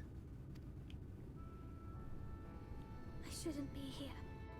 I don't deserve to be. I don't deserve any of the things you've done for me. I'm just a burden, helpless and hopeless. If tomorrow came and I was gone, it would be better for everyone. Thancred most of all. He'll never admit it, but I can see it in his eyes. I wish he'd just say it. Just say that he hates me, that he wishes I was dead so that she could return.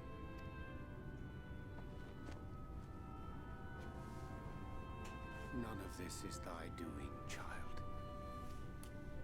'Twas I who set the Oracle on her path unto the first.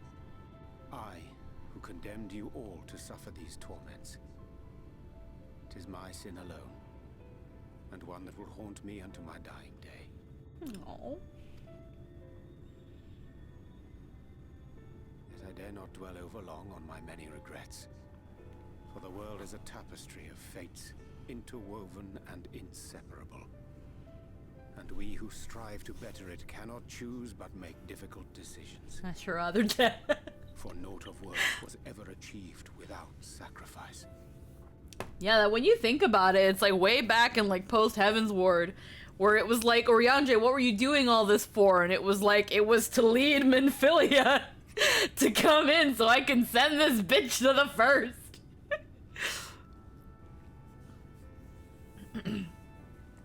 Fucking Ishikawa did such a good job writing this expansion. Her and the team are fucking geniuses to make us care about such a minor character. Yeah, no, seriously. The fucking like the minor characters and the cat boys, the big Catman, Magna Catman and Runar Catman are best Catman. But no, like even the minor characters, like again, you love them. You love them. They're only there for a second, and that's all they need, and you love them. Oriange only had love for Mumbrita. After her death, he wouldn't try to find love again. Yeah. Like, freaking, yeah, but like to think that like Shadowbringers was like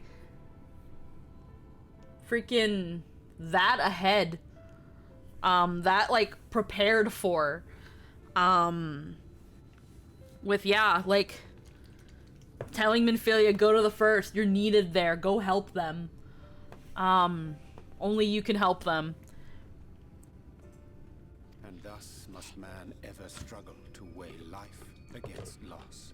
But the way he did it is what Oriange regrets. He wishes he probably didn't have to do it that way, but he had to. It was the only way to get it to work. But unfortunately, because of that, it's caused things like Minfilia to happen. Beareth no grudge.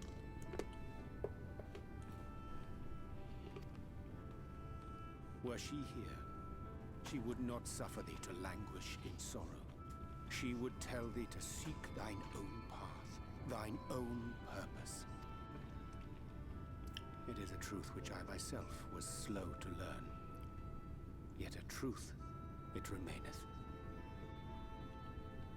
Also, post Heavensward proves that Urianger could 100% be a villain. Yeah.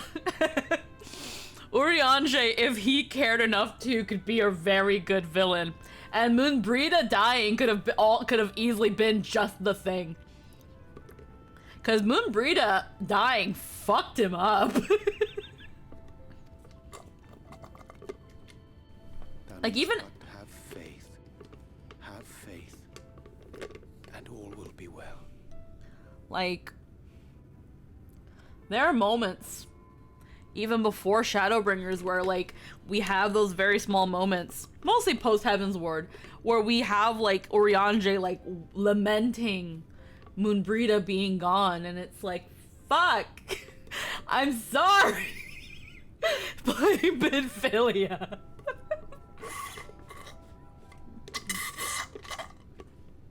I'm out of, like, boba, but all the coconut jelly's still here.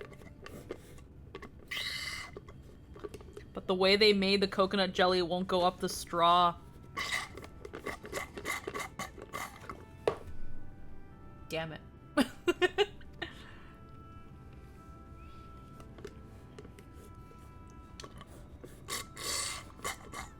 And this coconut jelly won't go up the straw.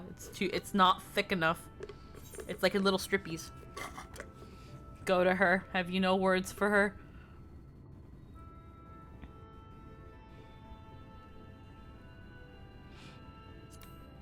Nah, go to her. He's probably not gonna. He's like, no. I'm gonna make it worse. Okay, Thancred.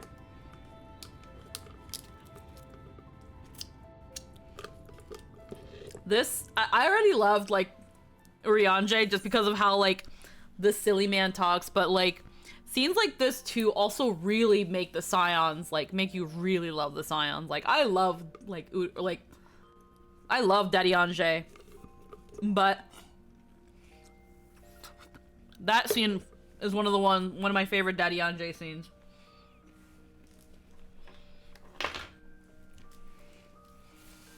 Like, yeah, he comes in being like, no, it's my fault, actually, not your fault. And depending on how people do that, depending on how you actually approach it, especially when you come from that direction, can really make or break a scene. Like, cause here's a character tormenting, like having an inner turmoil scene. So we already know in real life that whenever you're having a problem and you're just taking that moment to lament in it, someone being like, no, it's actually my fault. Like that, 9 times out of 10, that falls flat on its face. But Urianger only briefly touches upon like, hey, so you existing, not your fault. That was kind of me. But, and then it goes immediately back to Minfilia and her issues. Which, you know, again, it mostly comes off of, hey, this isn't your fault. Urianger bringing up that he was the cause of it all, cause of this happening, is more so to help support that, hey, no, this isn't your fault. This is a culmination of things that started with me's fault, but this is not your fault. Thancred does not hate you. We would not be better off without you. You are not a burden. Things like that. Did we just finish seeing this scene? I can't remember. Okay, yeah, we did finish seeing this scene. Okay, good. I just wanted to make sure. There's a Scion that I don't love. Alrighty, reflect quest progression. Ooh.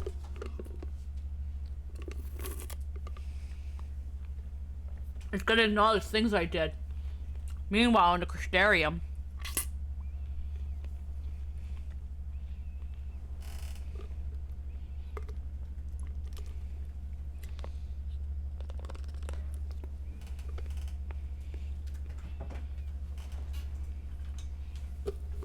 There's a boulder rolling down the hill that I pushed. You were on a different mountain when this happened. Pretty much.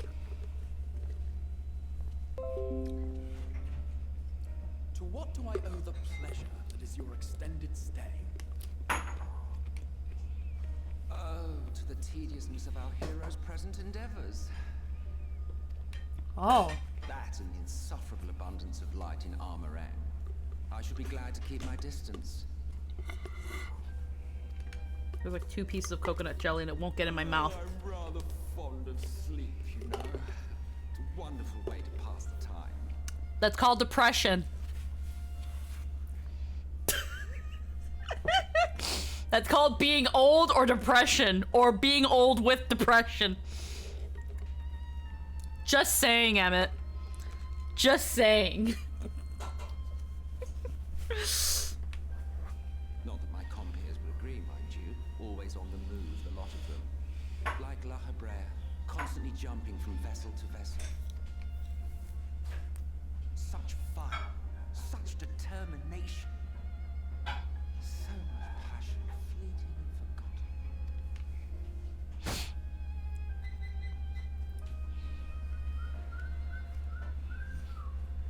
Come to think of it, Exarch, I don't believe I've ever seen you retire to your chambers for so much as 40 winks.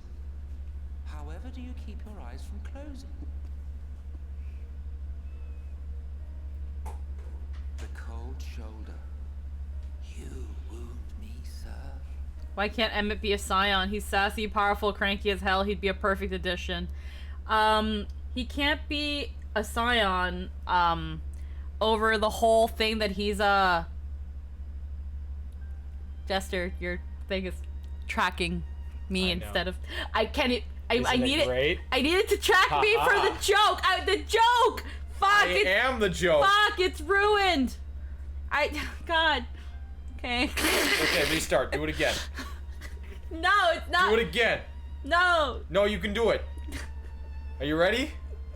No, you're gonna get in the way. No, no, I'm not gonna get in the way. I gotta get my macaroni.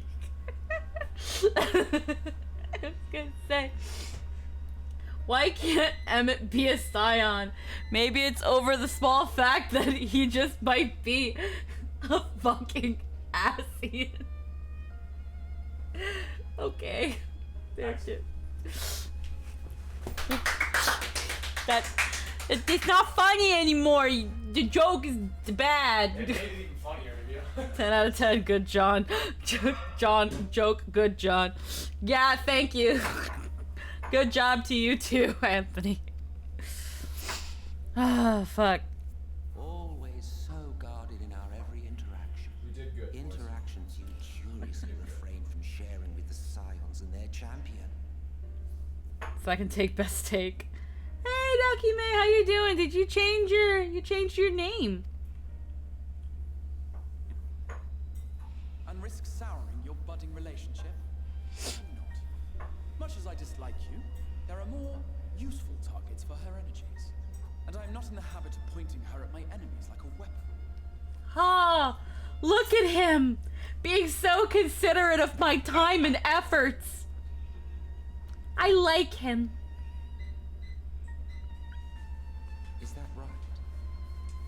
Fond of her, are you? Yeah, he likes me. Seriously, if you just stare at that pimple long enough, it'll break. Not a pimple! Exarch is a good boy. Yep, trying to rebrand because I don't want to be known for just streaming artwork. That's fair. You could also, well, I mean, yeah, Nakime Streams works out. Nakime Streams works out. There we go. But tell me, who are you?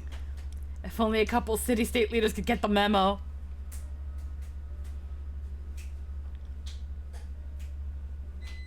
The once great nation whose ingenuity gave birth to this tower was shaped by my hand. As such, I know full well the wonders it can facilitate and those it cannot. There is nothing in these walls which could have aided you in summoning our dear friend across time and space. This is another nice thing that I like how Shadowbringers handled. So we, you know, in this case, we kind of like the Exarch. But yeah, like Emmett has just mentioned, the Exarch never gives us all the information. He definitely holds back stuff. And it's been shown, especially when they mentioned how Y'shtola left. Y'shtola didn't like that. It didn't seem like he was ever giving, you know, putting all the cards on the table, and that he was hiding something, and she was suspicious of him.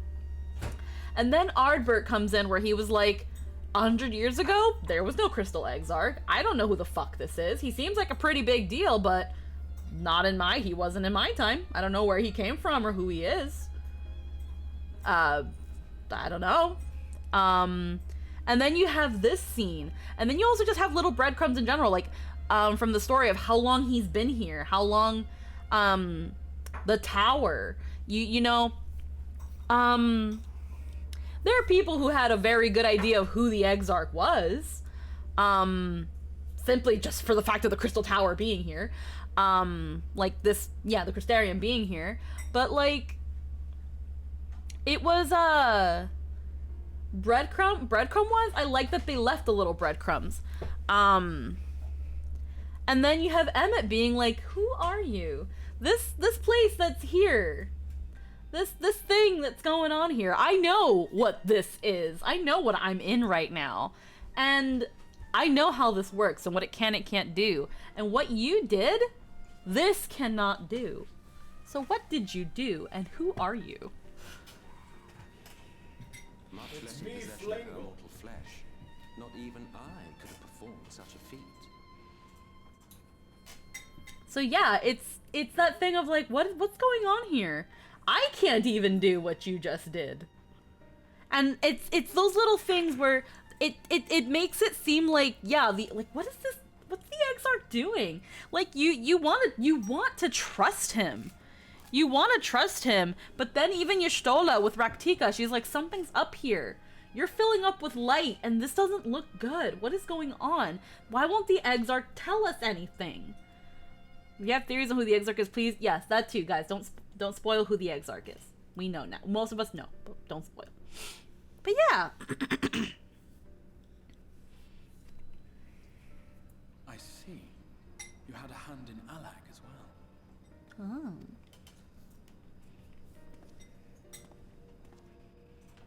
You would know what I am? I am the adjudicator of the sacred history with which you dared trifle. I am keeper of this tower's boundless wisdom. The wisdom of ages without age, of everywhere and nowhere. The great work of those who tamed the wings of time and grasped the nature of the rift. 'Tis a boon born of the sacrifice of brave heroes who gave their lives for a brighter future. I will not see their hopes and dreams squandered. The history which led us here will be written. I promise you that. How did he summon the warrior light? Easy, he's a summoner from Mutera. Well, Anthony, the Summoners College isn't canon anymore. They retconned that. They don't exist. What summoners?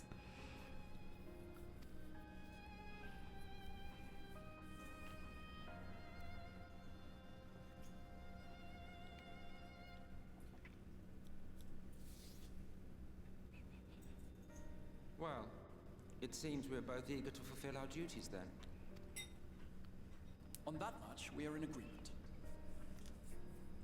That's why he's in the first, you see.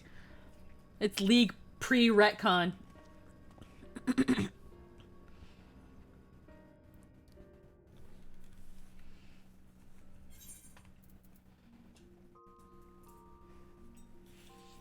I wonder what would happen if you took out the quest progression. It probably wouldn't have that ladder bit. Alrighty. And here we see two old men having a chocobo measuring contest. Alrighty, full steam ahead. Repairs to the Talus are complete, as are preparations for your voyage. Eager to enjoy the fruits of his labors, Magnus leaves with Thaf and Jarek for the Mount Byron Mountains to perform a few final checks, and plot your route to Nabath Arang. He bids you join them when you are ready. Custody cage ladder match. Let's go!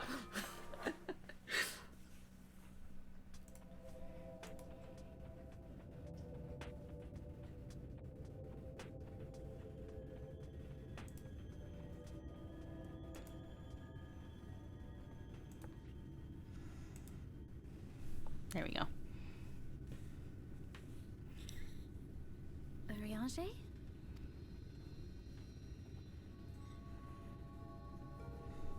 Thou must needs carry on without me. The path to Nabatha Rang lieth open. Whilst thou travellest thither to the south, I would apprise Mistress Elise and the others of our progress.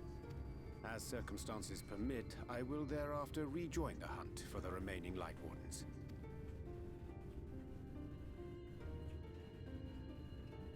Magnus, will the gate close immediately after the trolley passes through? No, it will stay open until someone closes it manually. Built that way to prevent any untimely accidents. Then you and the others can meet us in Nabatha Rang after giving the Ilmorans the slip. Yes.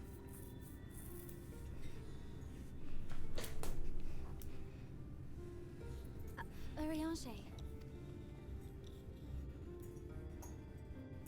Thank you for everything. Remember, thou needst but have faith. If you finished with your goodbyes, I suggest you grab hold of something. Be a shame if you took a tumble.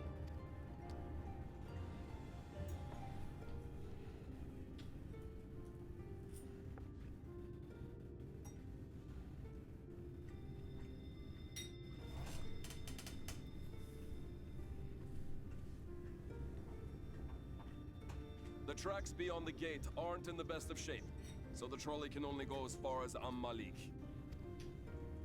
Godspeed!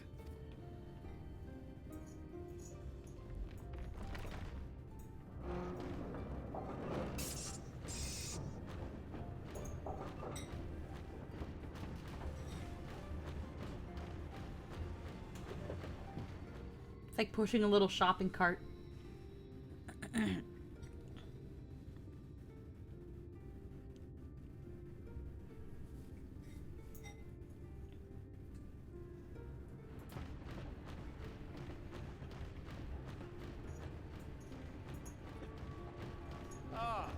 That must be the gate.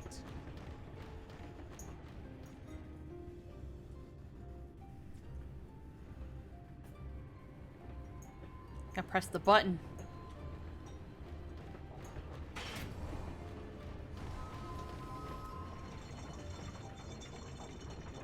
Well, so far so good.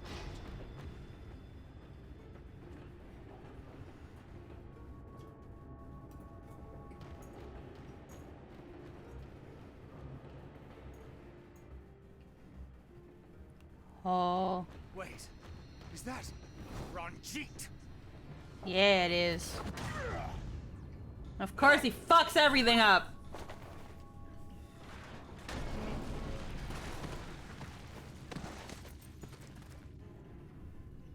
Oh shit, it's Ranjit.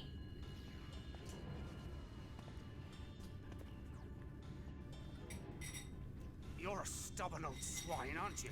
That's part of the story can be summarized by trouble with the trolley, eh? One who has mastered Gukumons fears not the blackest pit or the fieriest hell. Your deeds in the east did not go unnoticed. Long have I lain in wait, and sure enough, you did not disappoint.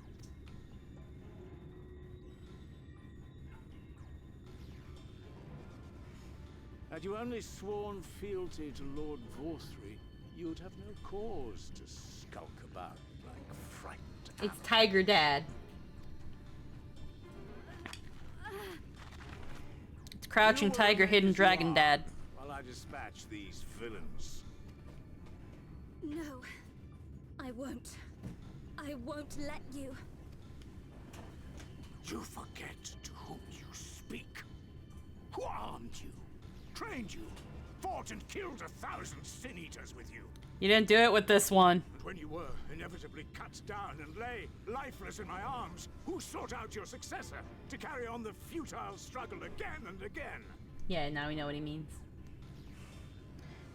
It's like he expects her to remember when he says that. Like, how dare you, child? After all we've been through. And they're like, what?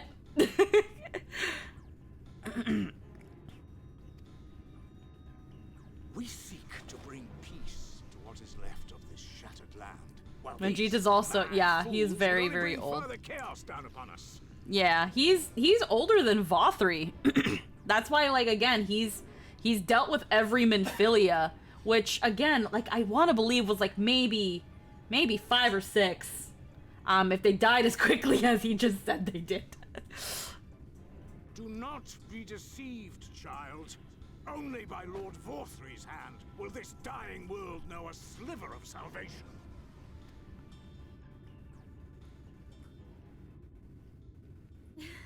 I don't know about the world, but I never asked to be saved.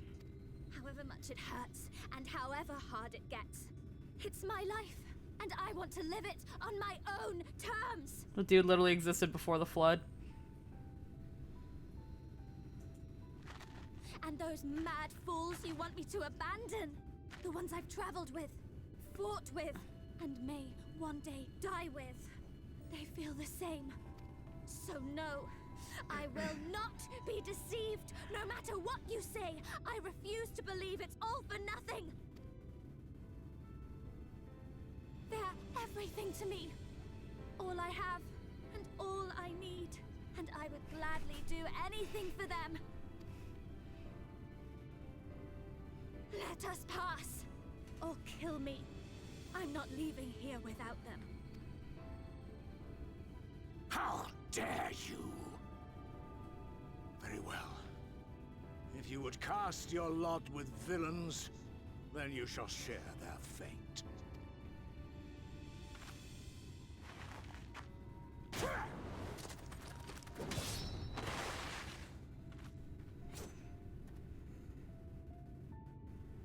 I heard what you said, and I'm sorry for all the things I've left unspoken.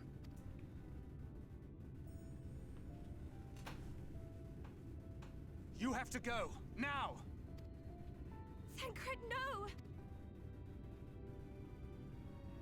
Go! Do what you came here to do. Papa Bear is I'll not have angry. you waste that newfound resolve on me.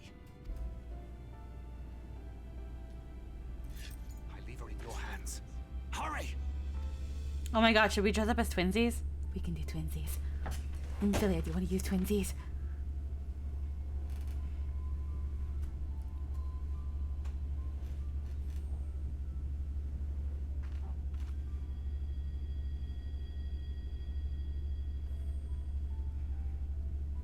She'll never be able to guess which one's which.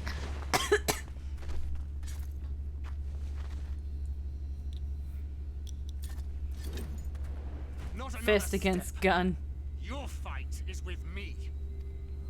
You think yourself a protector? As if a whelp like you could be a better father to her than me.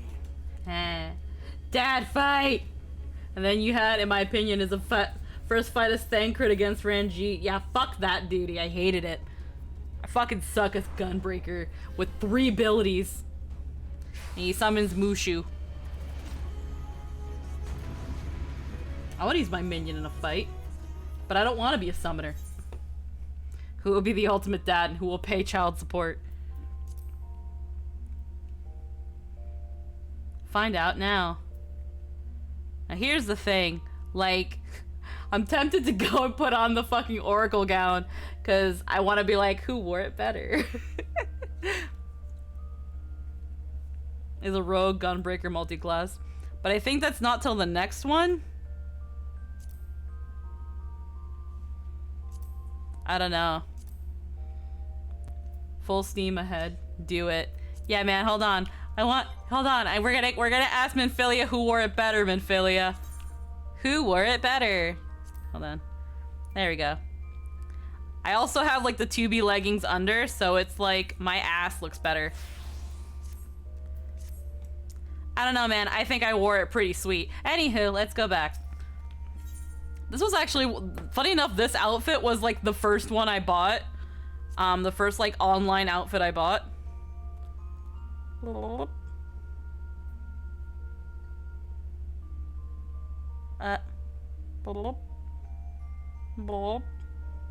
Here we go. Renjit claiming to be the better father figure with how he had Minfilia locked in a dungeon her entire life. Again, when Renjit talks about, like, after all I did for you, he's talking about, like, not this specific Minfilia. He's talking about all of them in general. And then he unleashed his Bankai. And then he undid it. You would have her suffer and die. I would spare her that fate. Like, he has raised and trained and cared for every Minfilia before her. So, I don't doubt that Renjit cares about Minfilia, but he cares more in a sense of, we have to keep this thing going. I'm tired of putting you through battle after battle, death after death. While Thancred is like, in this case, yeah, but in your terms, your way of protecting her means that she suffers regardless. So yeah. That is not for you or anyone else to decide ever again.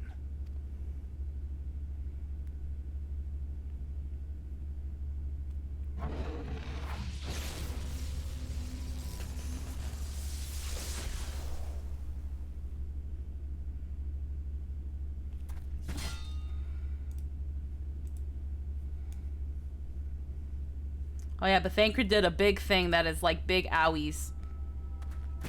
He's tired.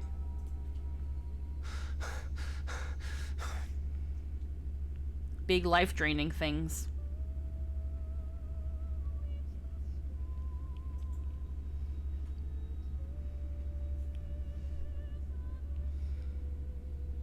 Not a single day goes by that I don't think about all that you have given me.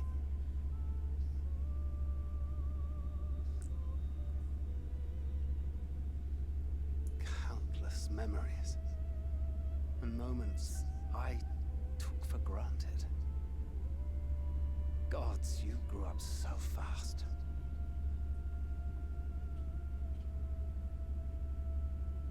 But you had to, didn't you? For those you had lost. For those you could yet save. A world teetering on the very brink of oblivion, for which you gave your everything, without hesitation. Your kindness, your compassion, your love, then and now.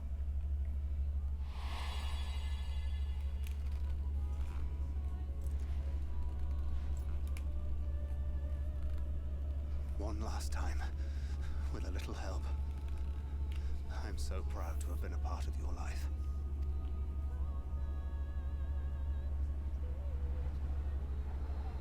Oh, Minfilia.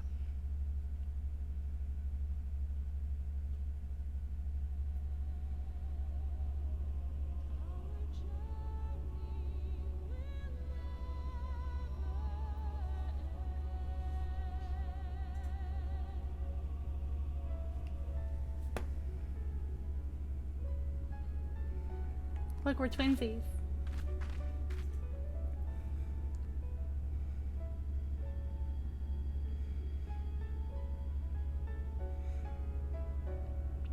Yeah, no, Thancred's part is really, really good.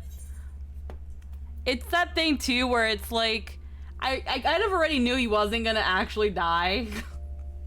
So it was that thing of like, he's not gonna die, but it's still like, it kind of feels like him finally letting her go. Because again, like this whole time he's been hung up on Minfilia.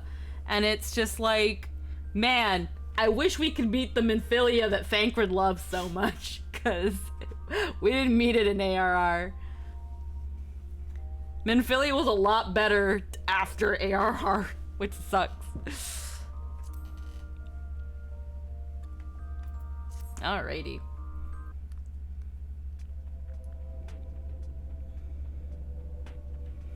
And by this point, Scions have died literally once in expansion aside from Heaven's Word, I think.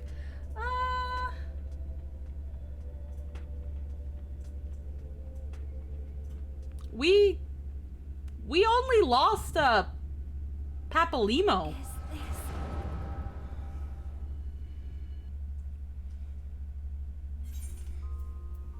Like,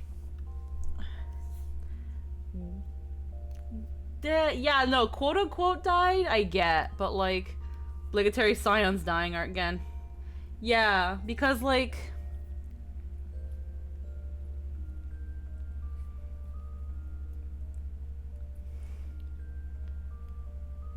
because when I think about the Scions, the only one that has died so far is Papalimo. I don't count Moonbrita as one of the Scions. She wasn't. She just kind of came in to help out and then died. Lise abandoned to support a homeland. Lise, I wouldn't say abandoned. Lise retired. Lise retired because she had more pressing things to do, and it was running her, it's running her country. Minfilia, though? I mean, yeah, she was in charge. She was the antecedent, so yeah, I guess she counts. I wouldn't say that she died. More like she kind of just ascended. She was called and she ascended. But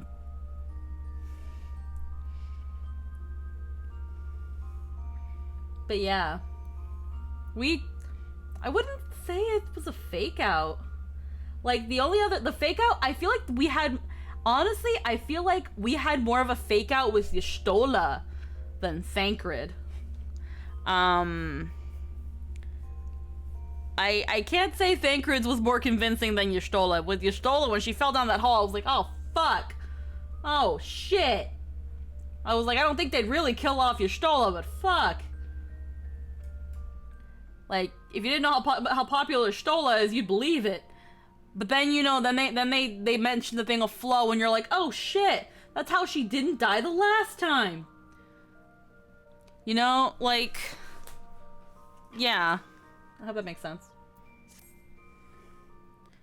Anyway, plot no jutsu started activating. What's gonna go on?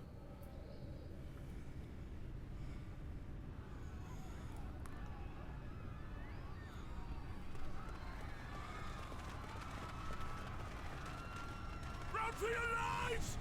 It's the flood! The flood!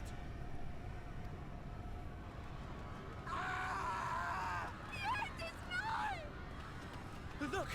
There's somebody up there! On top of the palace!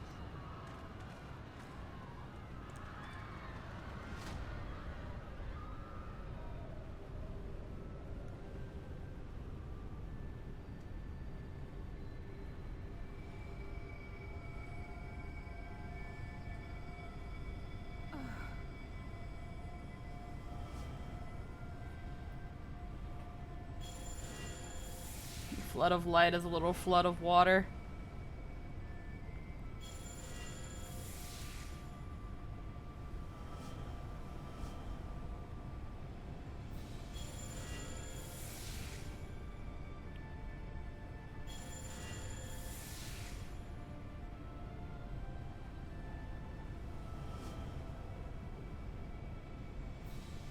No, stand back.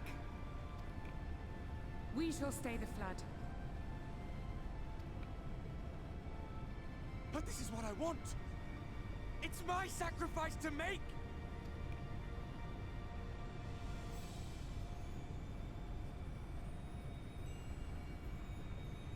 Your time has not yet come. When all hangs in the balance, you must give them hope.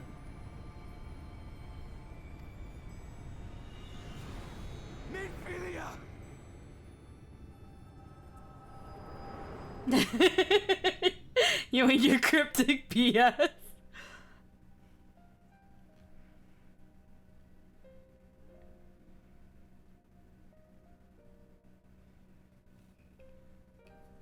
This place.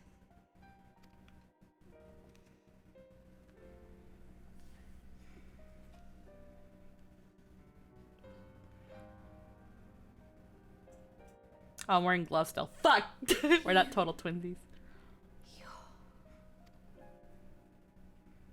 Ours is a meeting long overdue. Full glad am I that we may finally speak.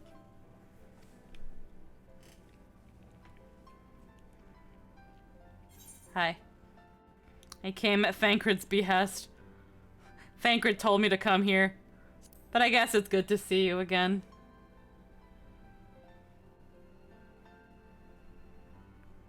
We thought we should be matching. My dear, sweet child.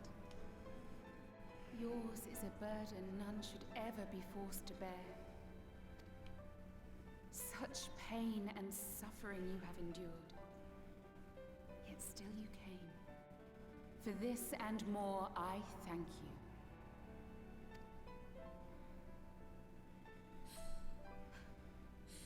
I've lost count of the times I've almost given up.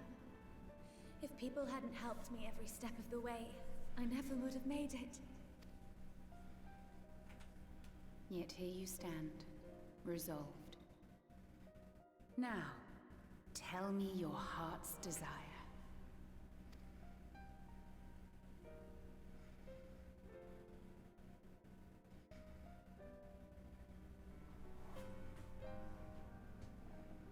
To defeat the Sin Eaters and bring this world back from the brink. The remaining wardens have hidden themselves from us. But with the power of the Oracle, I thought we might be able to find them. Indeed you could. Their radiance would be unmistakable.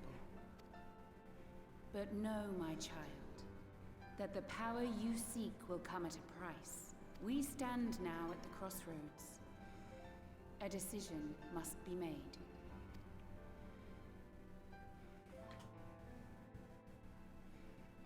'Tis only natural to be afraid, to hesitate. God damn it, Twitch ads. But through your many trials, you have grown stronger and wiser. And with the love and support of those you hold dear, you have grown to love yourself.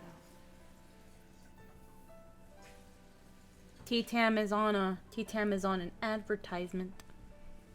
I'm guessing Raven is on one too. Hey look, Minfilia, you get things done when you get to the freaking point. Too bad you'll never get a chance to remember this lesson. Ow. Ow. Poor Pepe. Again, it makes me really sad that I cared more about Minfilia after her ascension than during ARR. Ad's done for me. Awesome. Much people rag on Minfilia. No, this was, again, Minfilia's scenes after ARR I genuinely enjoy. She became a better character when she was no longer the thing telling you what to do all the time.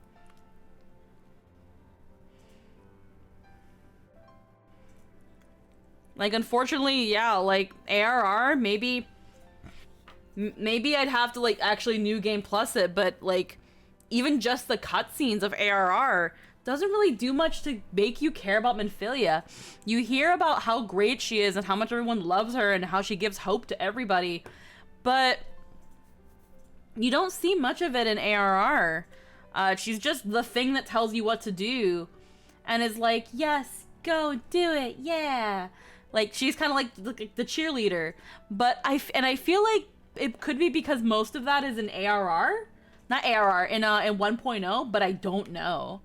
Part of Minfilia's problem was that she was the boss telling you to do tedious BS. Yeah, like, I feel like maybe people who enjoy Minfilia, like, I don't know. I'd have to talk to somebody who genuinely enjoys Minfilia and see if they played 1.0 or just ARR. I would love to hear what people like that genuinely like Minfilia unironically, what they saw, so that I can try to understand it, because I want to. Because especially later on, she, while not like a freaking, like, she's important. She still becomes important. And in Shadowbringers, she's also, while not like a star character, still an important one. what Minfilia did here helps set the motion for things in Shadowbringers as well. So, like, I wish I could appreciate her even more by having also loved her in ARR. But, unfortunately, it was like, I don't hate her, but I don't love her either. She's not revolutionary. What's on your mind, Jester? Just looking at my phones. Looking at computer? Is T-Tan back from ads? I decided to wait for you a little bit. You back from ads, T-Tan? Never play 1.0, but don't hate her. Wish they wrote her back. Yay, welcome back. Wish they wrote her better in ARR.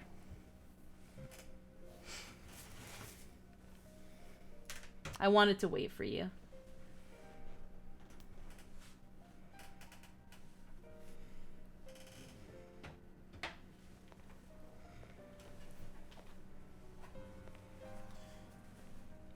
I'm gonna steal your spray can. Oh yeah. Flood has washed away so much of this world. So many people and places and possibilities, and all the heroes who fought to protect them. Yet here the Scions are, trying so hard to help those few of us who remain, and seeing how tirelessly they work, how completely committed they are to the cause. I can't help but believe. Minfilia had so much wasted potential it makes me cry.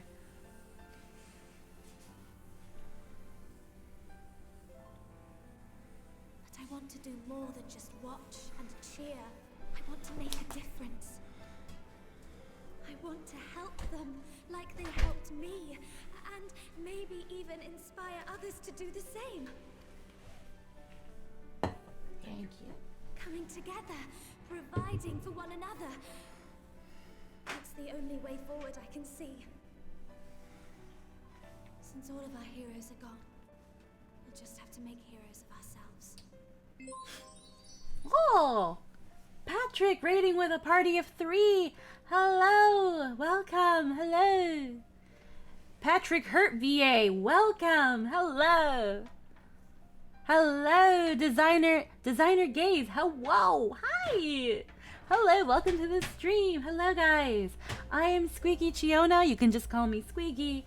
As you can see, I am a VTuber, and I occasionally also do things like voice acting, playing video games, and a bunch of other things. I like to pretend I know what I'm doing, when half the time, I actually do not. Anywho, we are watching Final Fantasy XIV, and by watching, I mean we're going through all the MSQ cutscenes from the very first to right now. We are at Shadowbringers. If you have not seen any of Final Fantasy XIV and don't know what the heck is going on, you can at least sit and enjoy the pretty people and the pretty cutscenes and the little discussions we get to along the way. If you enjoy and know Final Fantasy, well, sit back and relax and let us all cry together as we relive Shadowbringers. And if you are considering playing Final Fantasy, spoilers! This is spoilers. You might want to leave. And if not, that's okay too. Thought I conduct my first ever raid. Just streamed yesterday for the first time on Twitch. Hell yeah! I hope you've been enjoying your time. Hold on. Hope for a good... Yeah! Alrighty, hold on. Let me just give freaking... Patrick Mealy is Pat Mike V, also known as Pat Mike VA. You guys can check him out on his Twitch. Give him a raid. Not raid. Give him a follow. He's an absolute brain.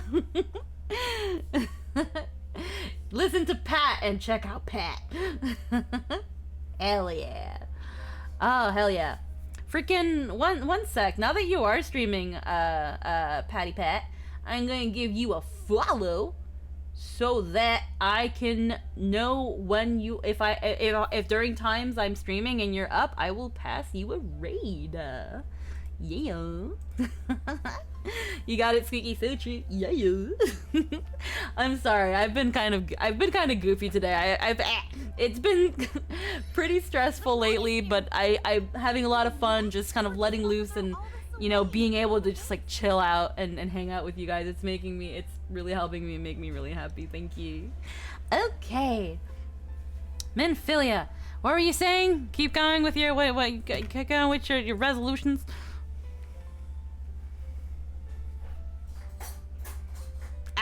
Cat attack. Tis a beautiful, wonderful dream. One we share. You know what? Hold on. Freaking. You know what? I'm gonna. Hold on, Raven. Let's. Patrick Hurt BA, thank you for the follow. I have sub now. Yeah, you got a sub. Enjoy them emotes. Hold on. I'm gonna do you a solid. I'm gonna do you a solid, Raven. And just because, I'm gonna do you a solid, T-Tam. The bread is here. Can you believe it? They were just about to throw all this away. There we go. So much responsibility. There we go. There you go. Free gift subs. There you go. Yeah, Designer Gaze. Hey, it's Orihime. Yeah, that was me. My subscription notification. That's actually me. Pat Mike can attest to it. That's yeah, Squeaky Voice Orihime in a project we did a bit back. Yeah. All I have to do is say Ichigo over and over again. And with a little bit of time, I can sound like Orihime Inoue. Hello. Welcome to my stream. Alright. I'm a little rusty because I haven't gone into Orihime in quite a long time. But yeah. Thank you, T-Tam, for the bonk. Please know I'm not games are enough for savage raids. Well, sleep well, Patrick Hurt. Yeah, have a good night and have a good rest of your stream. Thank you for coming along. Wait, thank you for coming along. I know what I said. Bye-bye. Alrighty. Raven Squeaky would never touch the savage stuff. I can try one day. I just need people to be competent enough to help to know what they're doing, because I will not. I will not know what I'm doing. Like, I can try. I want to try. I just have to get to a point where I can, like, I'm safe for a while. Yeah, no worries. Thank you. Is there a lurk command? I don't think there is, but you can just chill out. No worries. You can just chill out. You can just chill out and lurk. I don't mind lurkers. But yeah, thanks for the follow too. I'll actually be online this Monday playing Genshin for the first time. Oh, I refuse to touch Genshin. Yes, I do have a TikTok account. Is it in my? Oh no, I turned on voice mod. What? There we go. I think my TikTok account is, oh yeah, hold on, I forgot to rate my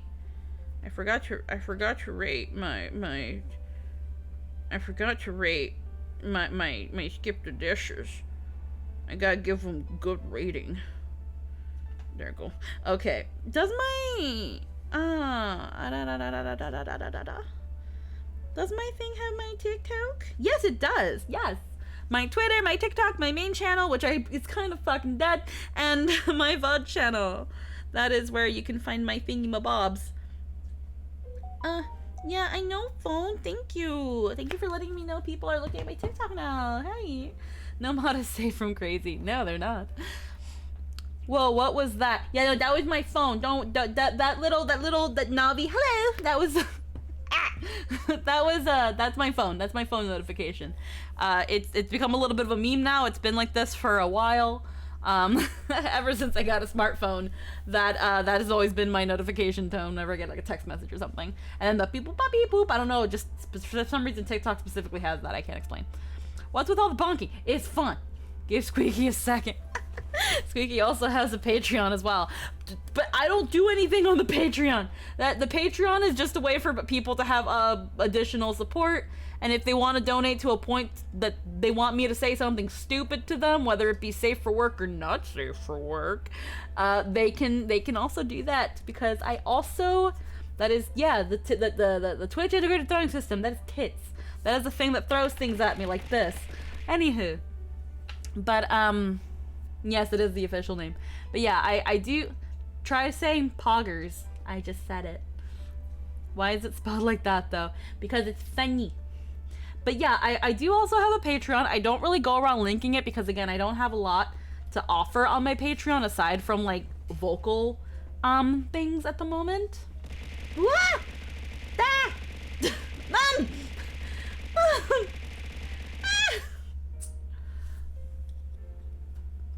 you. We are close to a hype train, and thank you, Mum, for the 1,000 biddies for the ultimate bonkage. Thank you. Oh, fuck. But yeah, I don't promote the Patreon a lot because I know it's an additional way for people to support, but I also feel like just making me say stuff is probably not enough. But I know some people are into that, but I wish I could offer more. At some point, I might want to just like change up the Patreon to just be a tip, like essentially a tip jar. And in the rare instance that I do make an more NSFW audio, because it is something that I do enjoy doing when I get the ideas to do it, then it's like those who are like give a little bit more get access to that. But again, it's a thing. For every 1,000 biddies, he goes further and further into the back rooms. Yeah, that's only for bits though. Bits are the only ones that push me back. Not safe for work, active support. Yeah. That I don't link to my new my stuff is on Newgrounds. Not squeaky for work. Yeah, my NSFW stuff is on Newgrounds. I can probably do you guys a solid, and you guys are over 18, right? I hope you guys are, because I also have my streams tagged for mature audiences just in case, because I do have a Newgrounds.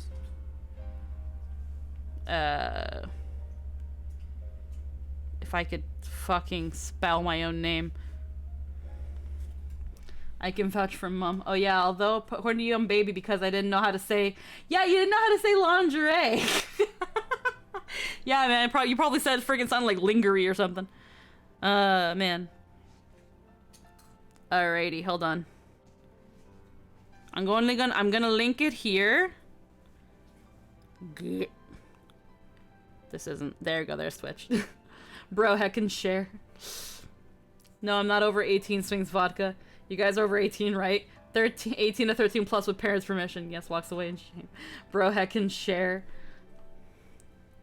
Never my prick. Alrighty, hold on. I'm gonna. Here we go. I'm going to drop it here. There we go. That is... Do I have a gift package on my thing? Oh, wow. I've gifted 10 subs of me before. Awesome. Anywho, yeah, that is... if you are over 18, that is where you can find... I've only done, like, 3, 4.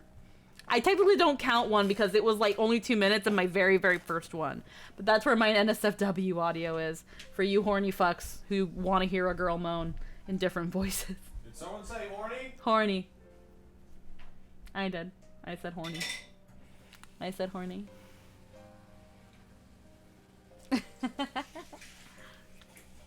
I feel... Good one. I feel a sneeze.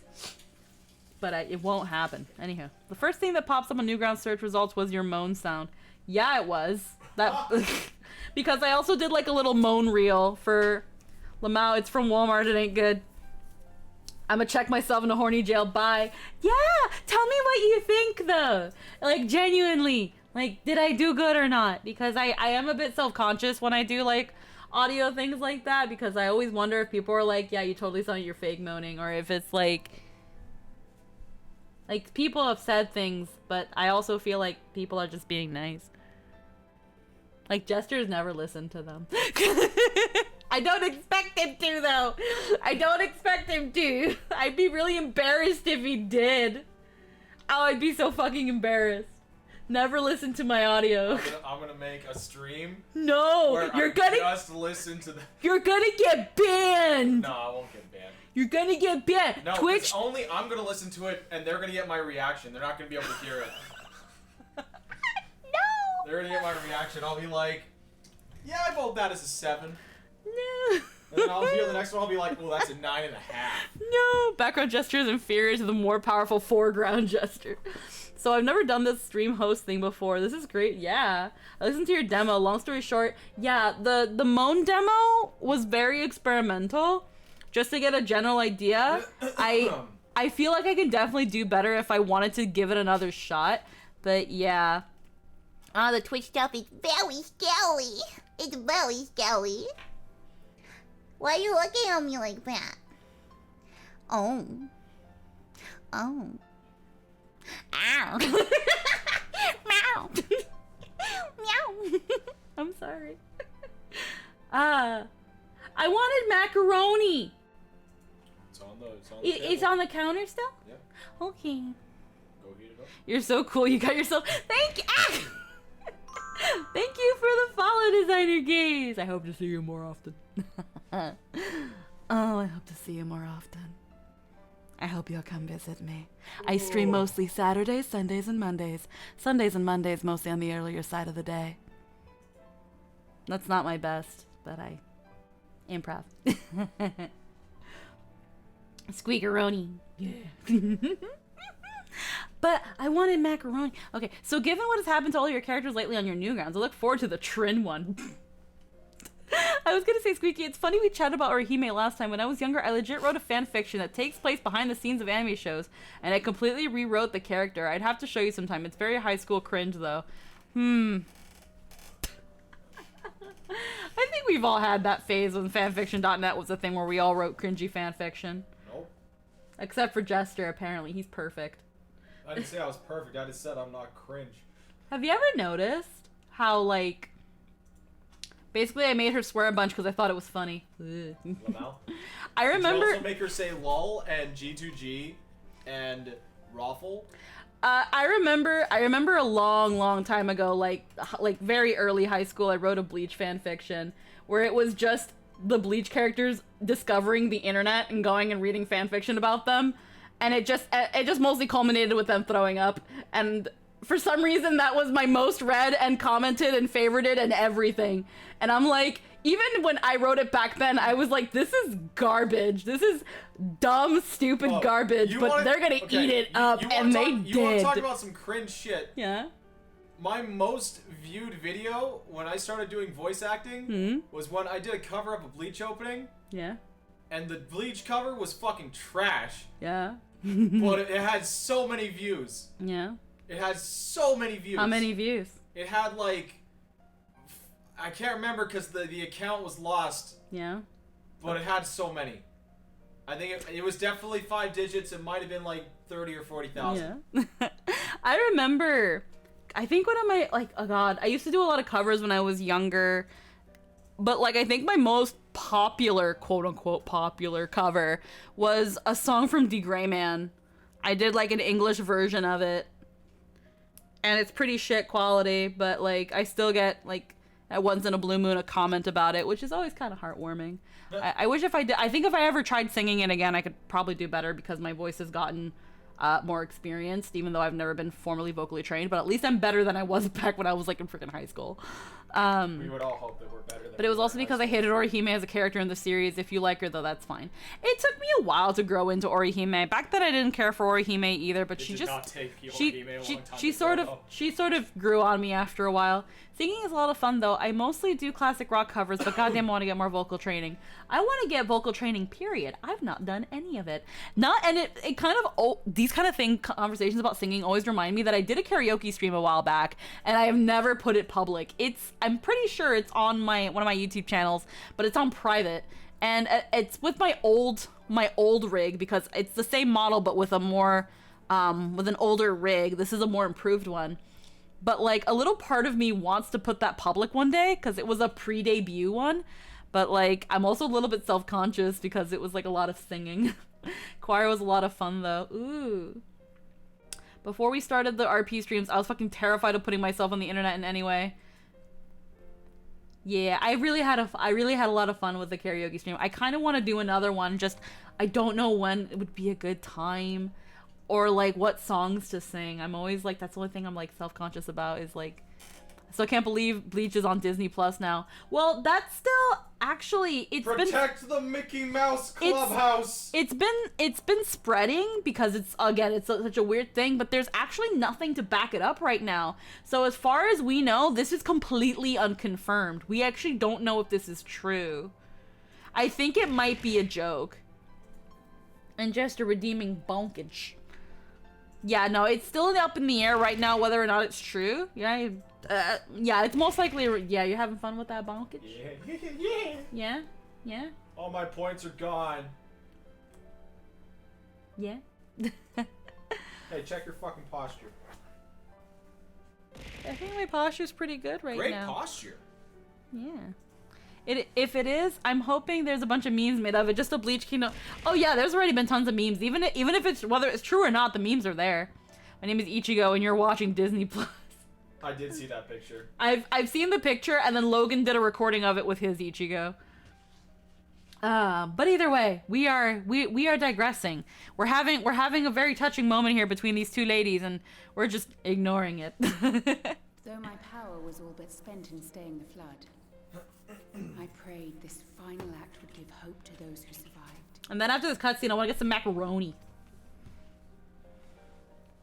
That self-same hope lives on in you.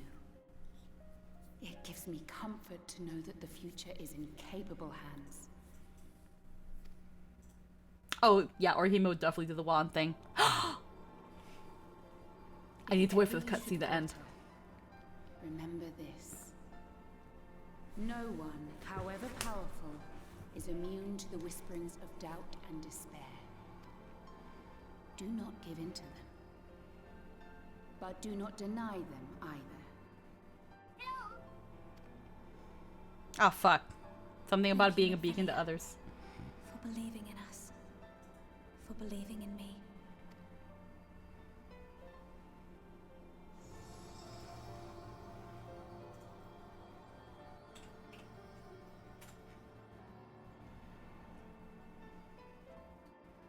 Dearest friend, no words can express my gratitude to you for keeping her safe in these tumultuous times. Goodbye, Minfilia Prime, and your stupid hair tubes. But not even the most valiant heroes can stand alone.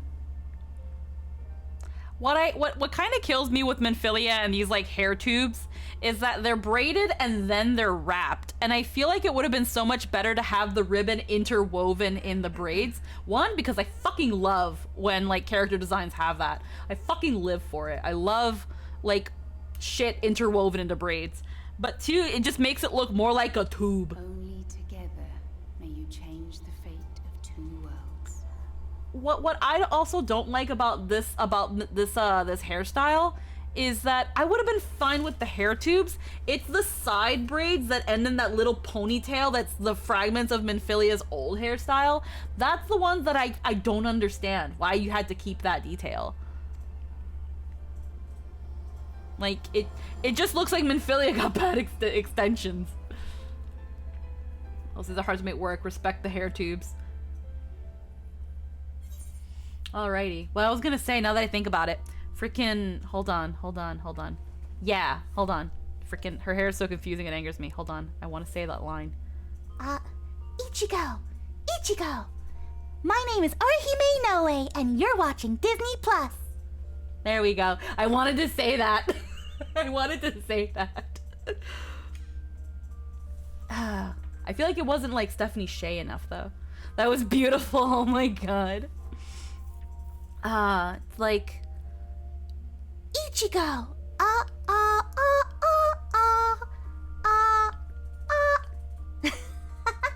My name is Orihime Inoue, and you're watching Disney Plus. That's Disney Channel, but still. Clip, please. Clip, please, and then someone put it on Twitter. Someone put it on Twitter. Maybe this'll be what blows me up. It won't be, but what if? Oh my god, I just realized another quote she could do. It's a Bo Burnham quote. Oh, how we doing out there tonight? Yeah, I'm not feeling good. Wake up at 11:30, feeling like a bag of shit. All my clothes are dirty, so I'm smelling like a bag of shit. Go to pour a coffee and I miss my cup. OMG, that is just my luck. Look in the mirror and say, what's up, you useless fuck? Are you feeling how I'm feeling? I haven't had a shower in the last 9 days. Staring at the ceiling and waiting for the ceiling to go away. But it won't go away. like I wanna get lit. Tell us how you feeling. Well, I feel like shit. Oh, shit. Feeling like a massive... Oh, fuck. I can't remember that lyric. Feeling like a soggy, massive bag of shit. Oh, yeah. Big ol' motherfucking duffel bag of shit. Oh, yeah. All day, all shit. I'm not really feeling like I wanna get lit. Tell us how you feeling. I'm feeling like shh. There we go. It's a bit scuffed and sorry. I actually woke up at 11 today too. I need to fix my sleep schedule. Yeah, my sleep schedule is fucked up, but in a way people might think I'm actually productive.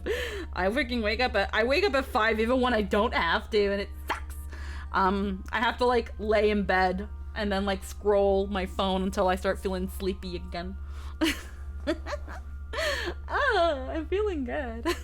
I'm actually feeling pretty good despite singing that song. I fell asleep at 4 a.m. today. Ooh.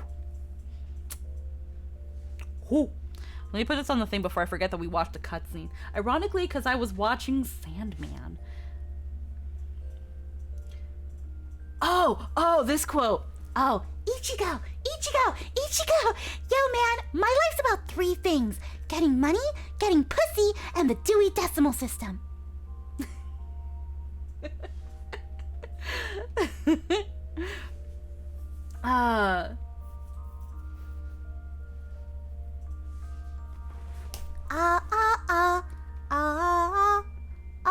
Yo, man, my life's about 3 things. Getting money, getting pussy, and the Dewey Decimal System. Yes. Yo, Ichigo! There we go. Yo, Ichigo, my life's about 3 things. Getting money, getting pussy, and the Dewey Decimal System. My tongue is like I feel like it's slurring. I said I was gonna get macaroni. Alright, I'm gonna go on a quick BRB screen because all you're gonna hear is me waddling to the freaking, because my feet hurt because I had work today, but you're gonna hear me waddling to like the microwave to like warm up this macaroni, and then like me sitting back down. So it'll be like, you know what, everybody, let's take a 5-minute pee-pee break. Everybody go take a 5-minute pee-pee break while I go get my macaroni.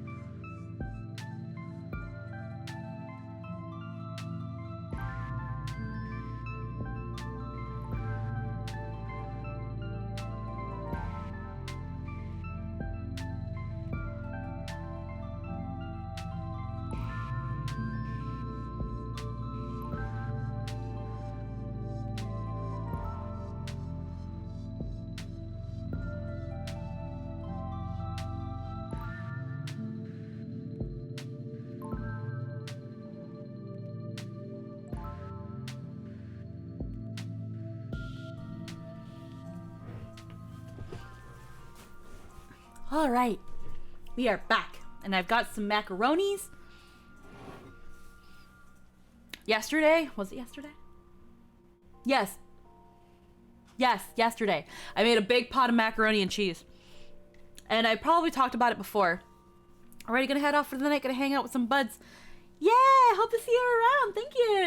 Thank you for the raid, and I hope you really enjoy your time streaming, and don't get too addicted to Genshin. Thank you. Ah, man.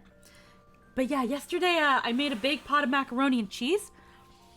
And I think I've talked about it before, but my secret to macaroni and cheese that'll fuck you up, but feels good to eat, is using evaporated milk. You want to use evaporated milk? And butter. I mean, you have to use butter, but like...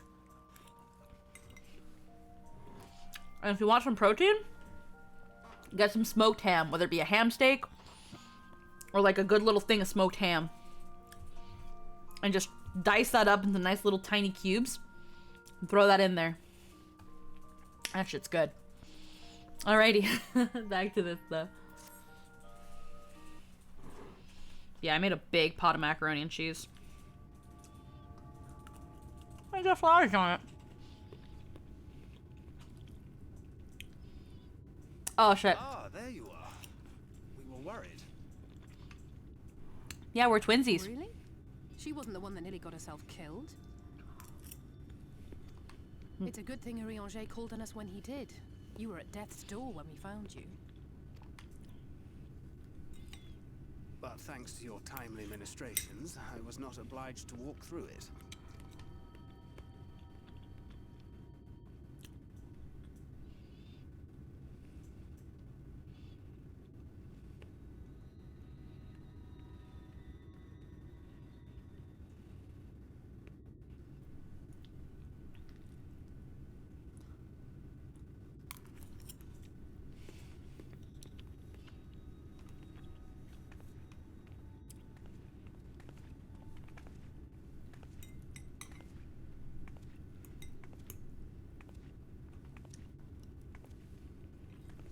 Minfilia?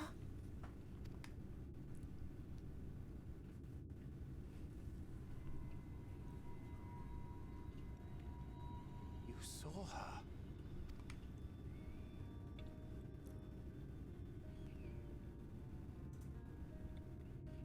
I know I haven't exactly been pulling my weight up till now, but that's all going to change, starting today. I'll do whatever it takes. Whatever it takes to make Minfilia's dream a reality. Hope you're all ready to meet the best girl of this expansion.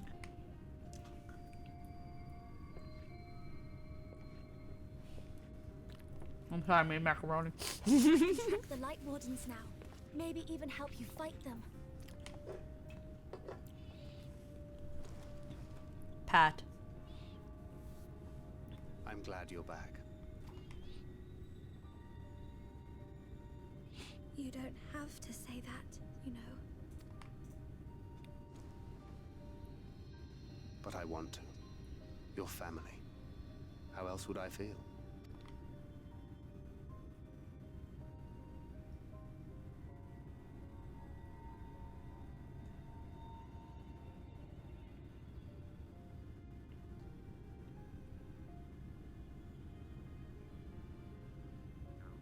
She will need a name. Right, well, if Squeaky likes her, then we should take Squeaky through the Gaia stuff. Yeah. But we ain't at the raid series yet. Look, she's my child and I'll fight you.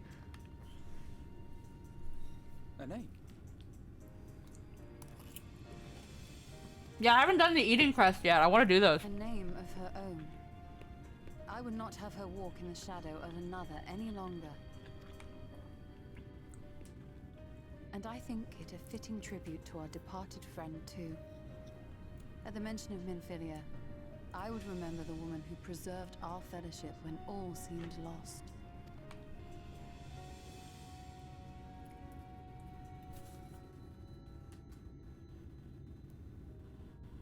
Do you right. remember what you were called before you were taken to Yulmore? Yeah, I'm currently on the Void Arc stuff.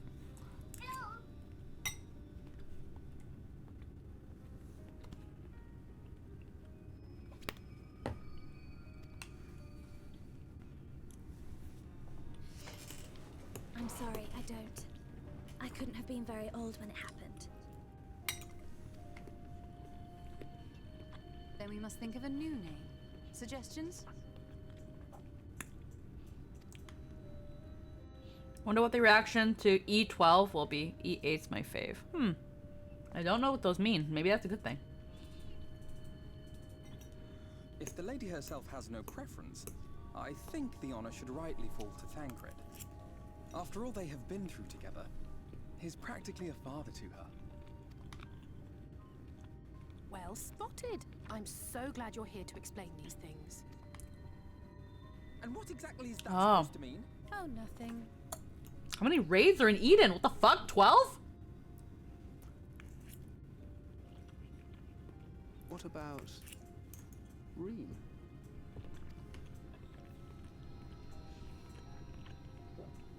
Ah, blessing in Fae.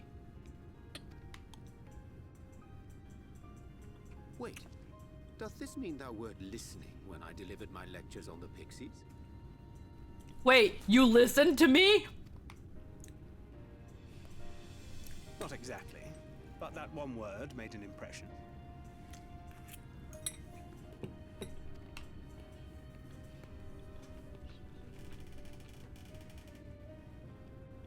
Of course, if it's not to your liking, I can think of something else. Reem. Yes, I rather like the sound of it. Yeah. Thank you. They stop calling him and feeling that's Reen. That settles it then. Welcome aboard, Reem. I won't let you down. No, she's a little redhead. You can't stop calling him Infilia now. Nah. I mean, we can stop. Yeah. Dad cred, best dad. Thanks to all the others that we can't talk about because spoilers. Okay, I can change my outfit. I don't need to be here for Reen's emotional support. We can go back to my freaking shot. We can do the Hildebrand now. I can also just scroll through my various outfits. Let's go to back. We've been using this for Shadowbringers. Let's just keep to it. Alrighty.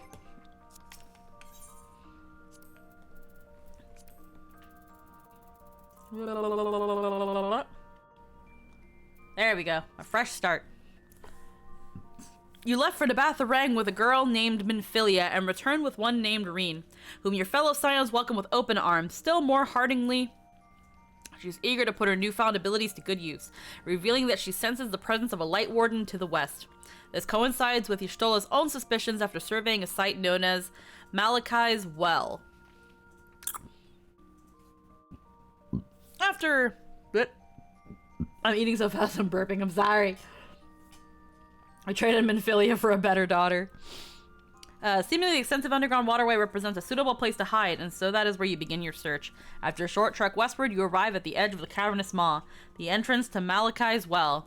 You quickly confer with the other Scions before sealing yourself to the unknown. Yeah.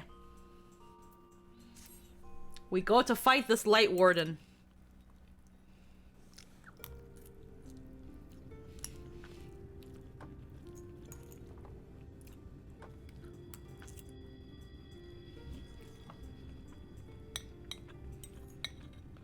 Don't get me wrong, I'm glad those travelers made it all the way to Nabatharang. But when Urianger told me the Talos was in pieces, and the trolley didn't look much better, I couldn't help wondering what in the hell's had gone on. Indeed. At least the heart is in one piece. The rest is replaceable. Looking at this mess, though, it's a miracle they survived. You can say that again. What the? Are you seeing this?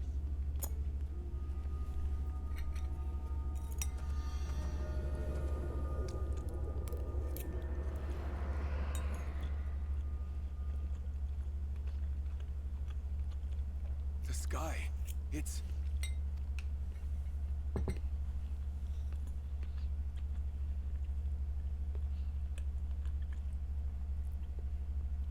I kind of hated that the gear from the dungeon was reused miner gear.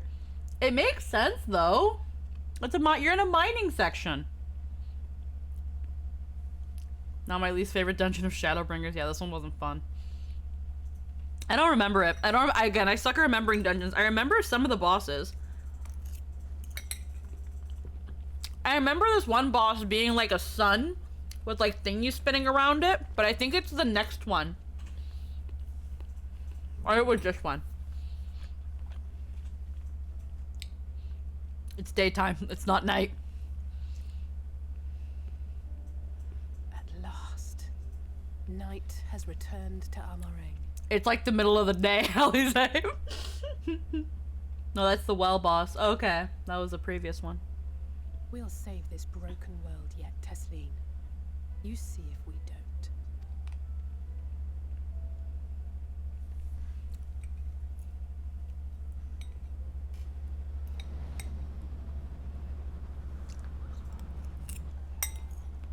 No doubt retreating in the wake of the Warden's demise. Fuck! Back to Calusia, the last refuge of light. Home to our dear Lord Vorthry, who will no doubt do everything in his power to thwart us. Yeah, he will. As well he should. For defeat there would spell the end for both him and his heavenly host. Welcome back.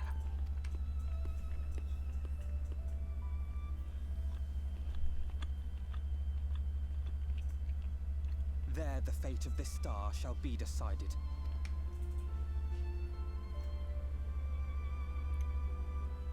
Yeah. Alrighty. More than a hunch. We're getting close. Reen seems to be troubled by the sight of you. Why? What's wrong with me, Reen? Are you saying I smell?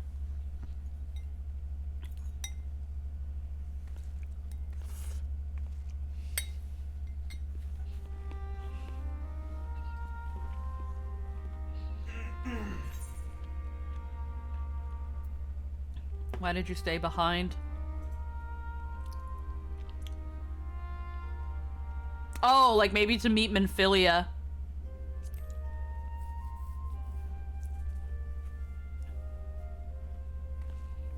Why'd you come with me, Ardbert? I like when you come here with me. You tell me about Sometimes things. The dead would rather not be disturbed. But enough about me. What of Amarang?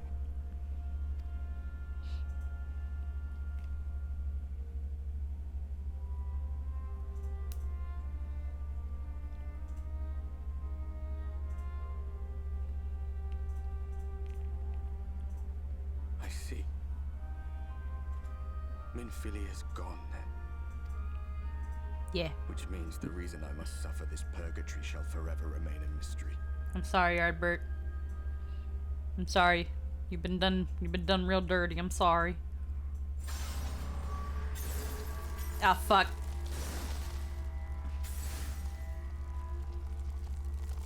Ah, fuck, Heartburn.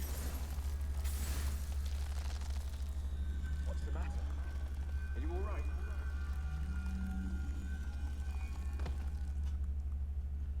Oh.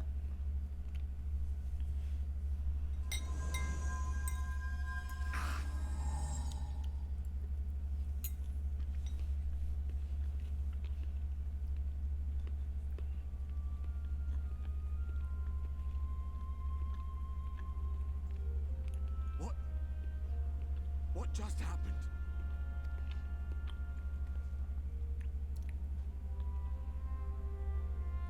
I don't know, man. There was something Minfilia said to me. Even the most valiant heroes can't stand alone.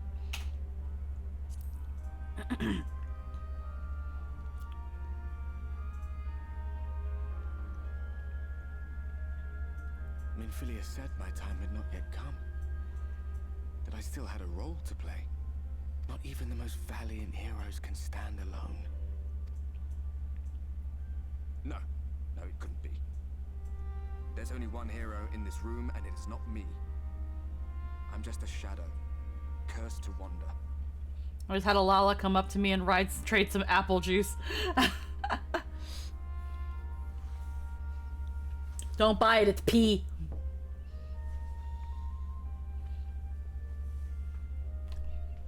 I think I just got a cult invitation. Oh, he's gone. Yo, these plants have oranges in them. That's free oranges. Are they like clementines? Oh, hi. Hold on, I need to straighten my hair and it look like shit. Are you here with more sandwiches? Who sent you? Forgive the intrusion, but Minfilia, that is, Reen, and the others were asking after you. Oh, and they sent you. Is everything alright? Remember I told you my room is haunted and you didn't do anything about that? It's still haunted. You really should do something about that. But if not, that's okay. I also had an... And did it pass? Yeah, I had a bit of like a... Yeah, it's just heartburn. It's just heartburn. It's fine. Thank goodness for that. I would not wish to see you suffer. That's okay. You can just wait behind the door. Oh, Squeaky, did you get the outfit? Fuck yeah, I did. I look adorable in it. Though I know only too well how much you have suffered on our behalf in recent days. I can't parkour for shit. I actually did try. I suck. Indeed, I have no right to impose upon you further. Nevertheless, I must ask one thing of you. What? That you survive this, no matter what. I think I'll be fine. I've killed like what, 20 gods at this point? When the dust I think we good. settles, you must return to your world. For the battles to come, and the wars yet unwon. Yeah. The final Light Warden is all that stands between us and victory. There is still much we must do to prepare. But for now, I will see if there is aught that may remedy the strange affliction which plagues you. Yeah, go invent Pepto.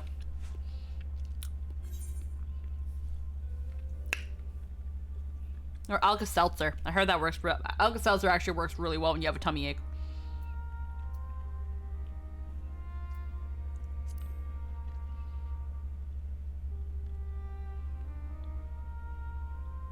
Indeed it is.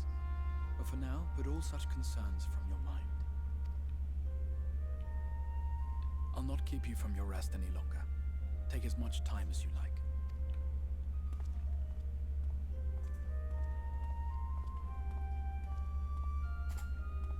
I haven't even gotten past 30%. Got 80% of the tower and fell. Haven't reached that point since. Oof! Do you mean like the Heaven on High or something? That really big one? I haven't even attempted. I've not even gone like to it. I'm scared. It scares me.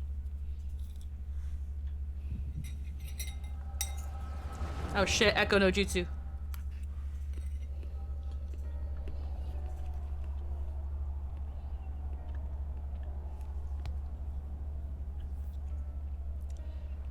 Oh!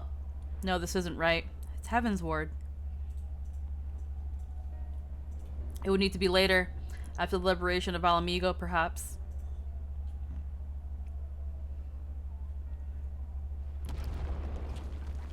Oh! But that means this is Daddy Forton!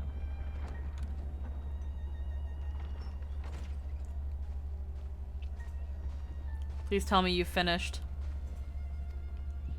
We have to go. They'll be upon us any moment. Very well. Where to next, then?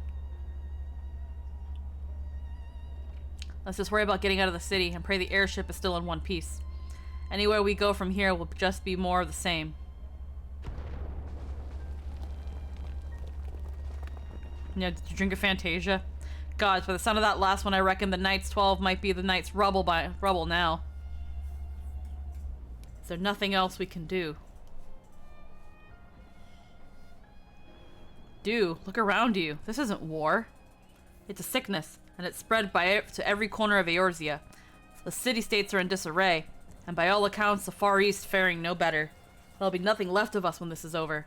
This world is beyond saving.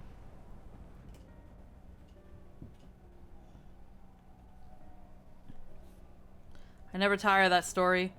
When the hero swoops in astride a white dragon to save the little girl. Well.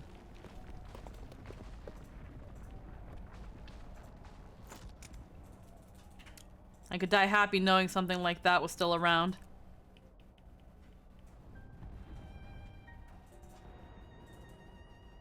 Indeed, but not today. Not while our message remains undelivered.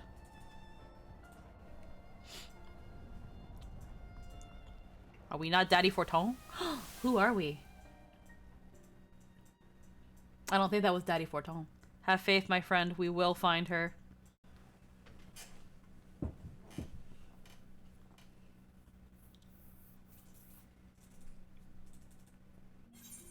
Well, whoever they were reading Heaven's Ward, which was the journal of Daddy Forton.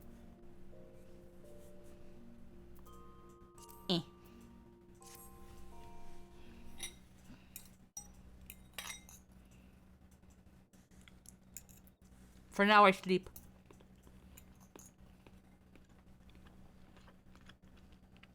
Like a fucking log.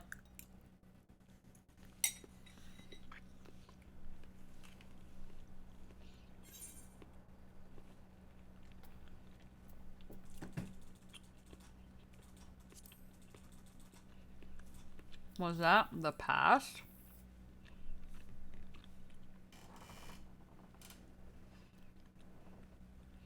I mean, the echo only really shows me the past.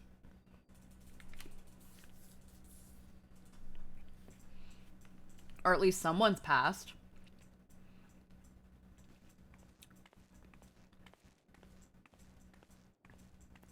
Well. All warrior lights have bad sleeping positions. I can't sleep on my back like that. I don't know how you can do that. Return to Yulmore. Greeting you with his customary cheer, the Master of Sweets informs you that the Crystal Exarch has requested your presence at the Ocular. We go to decide what we're going to do about Vothri. We got to do something about that.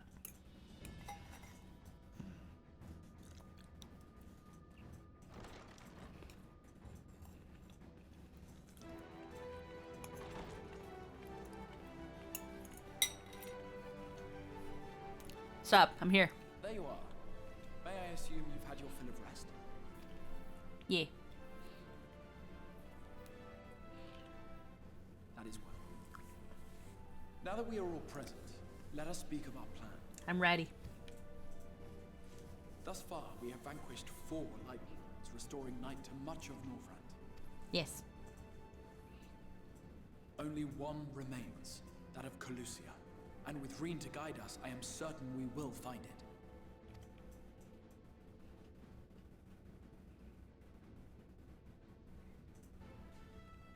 We're so close now.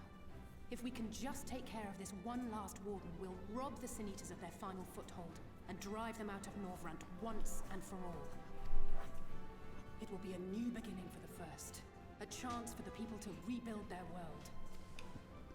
In short, a prize worth fighting for. And in thus delivering the First from destruction, so too shall we unsow the seeds of the 8th umbral calamity. Do you hear? Your dreams of rejoining is in jeopardy. Are you sure you're not tempted to intervene? You labor under the misapprehension that vanquishing the Sin Eaters is tantamount to saving the world. It is not. In truth, you only delay the inevitable, lengthening your fleeting lives by the smallest of margins. Okay, Debbie Downer. It would be churlish of me to deny you this small concession, close as we've become. Foolish and misguided though you are not without charm. Each and every one of you is possessed of a noble heart. When the weak want for succor, you do not hesitate to provide it. I can provide suck. Your nobility is short-sighted. You think only of the problem in front of your nose. I mean, he can probably go take a nap and outlive us all. I mean, you got some back issues. If you want, I can help you. I have a ton of practice from massaging Hildy.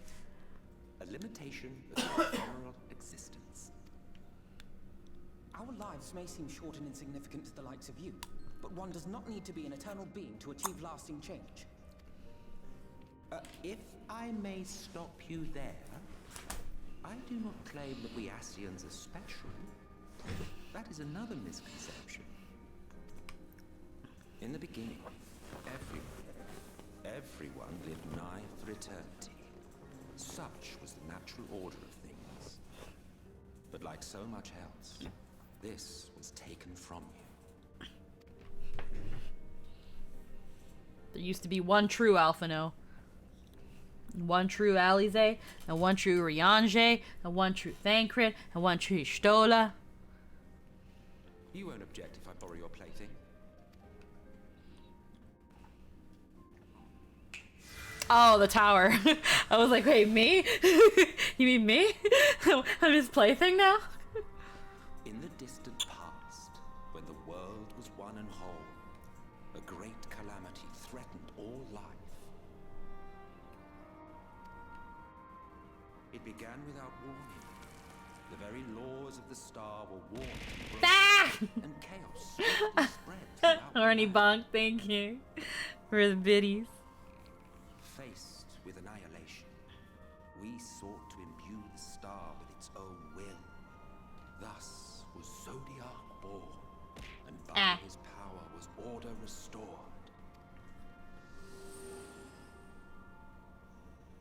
Ere long, however, thankless fools began to fear that Zodiac's might was too great, and so they conjured another to keep him in check. Your own dear Hydaelyn. And the two beings waged war until, with a single devastating blow, Hydaelyn unmade Zodiac, scattering his being across space and time. So you told us in the Katana Ravel. Yes. And there began our woes, with Hydaelyn's blow and all that it brought. It's like, thanks, Y'shtola. You just kind of cut me off and trivialized what I was getting to. Thanks a lot. Point is, it sucked. To Zodiac, Hydaelyn was created with the power to enervate her foe. This singular ability strikes not at such banal things as flesh, but everything that defines the target, diluting its existence. For example, were she to strike you,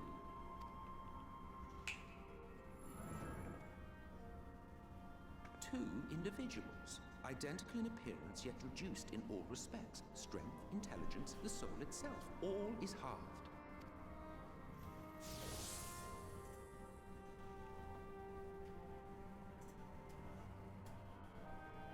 Do you see? This self-same fate befell not only Zodiac, but the very star.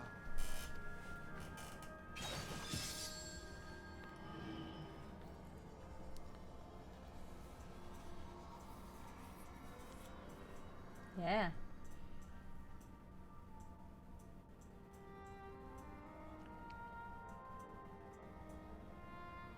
Only 3 were fortunate enough to escape the Sundering, me being one of them.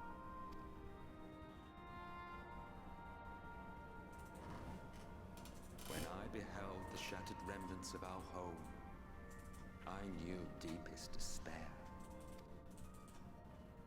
The inhabitants of these 14 fragments were feeble, frail and foolish, oblivious to their imperfection, ignorant of their past.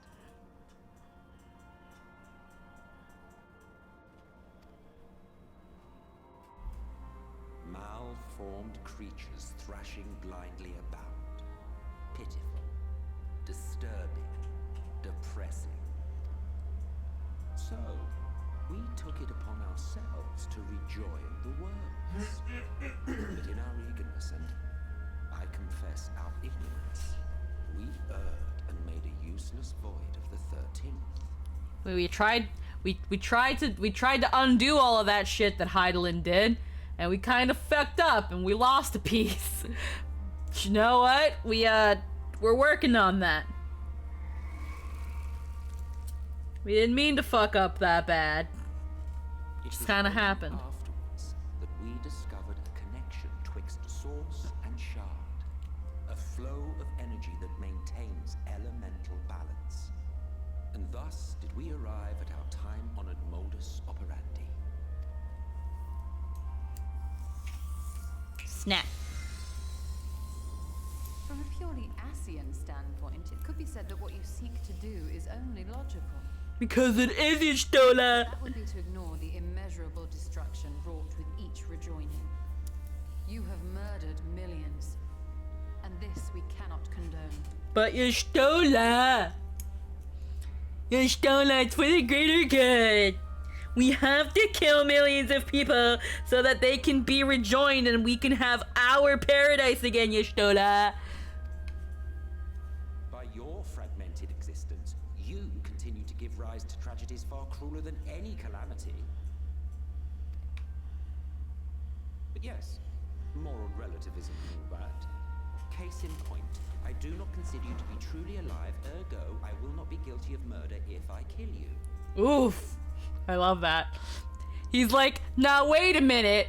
You can't call me a murderer because you guys are barely actually fucking alive. You guys aren't people.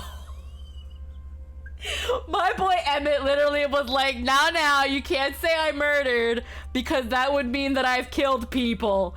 I don't consider you people. Y'all ain't people, I'm sorry. He literally was like, now you guys can't be talking like you got rights.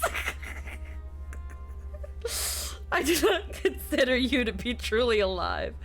Oh, fuck. He's like, now. You're talking, you guys are talking like you're people. You guys, no, I'm sorry, you're not that.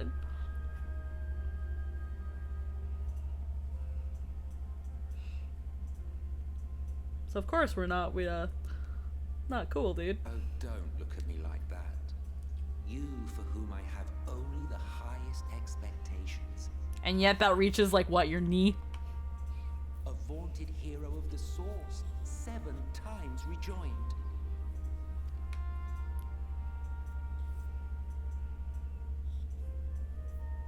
Long have I awaited one who might brave a path of lesser tragedy.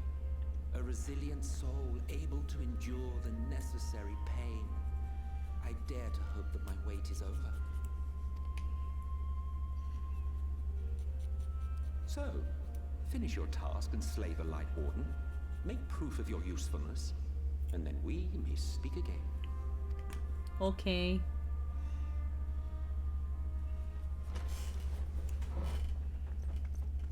Okay, now what? Forgive me, my lord, but this could not wait. Speak freely, Captain. Our informant in Colusia sends word of unusual activity in Yulmur. It appears their forces are entrenching themselves at key points throughout the city, making ready for an attack by all indications. An intriguing use of resources.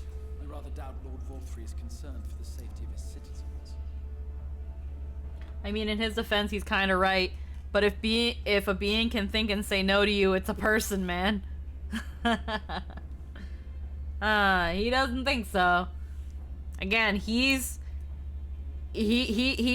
according to him seen all his friends and loved ones be essentially split into 14 pieces and not know that they were originally one person. So again, it's to Emmett, it's like dropping a cup on the ground, and as the shards of glass fall everywhere, you're still like, that's a cup. It's not anymore. It's a bunch of shattered glass. So that's just how he sees things. It's how he sees it. And so I can kind of understand why he looks at everybody and he's like, you guys aren't people. You're the shattered fragments of people that I'm trying to put back together. But you guys are just don't understand.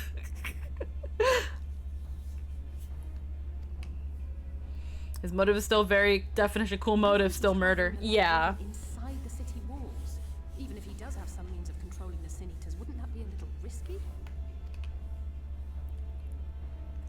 Risky or not, if there is even a chance the Warden is hiding there, we will need to act fast. The longer we wait, the better prepared the Yulmorans will be. Yeah, no, it definitely doesn't justify his actions. It definitely doesn't. But it it makes it make sense as to why he sees things the way he does. With like everybody else, it's like their lives the way they are, that's all they know. They see themselves as alive and people.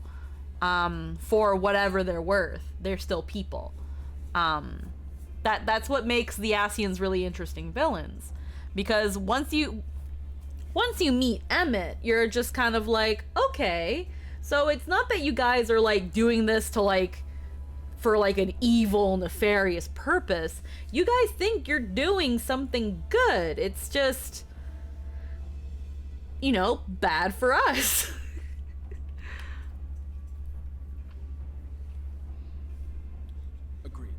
See to your preparations then and make for Calusia.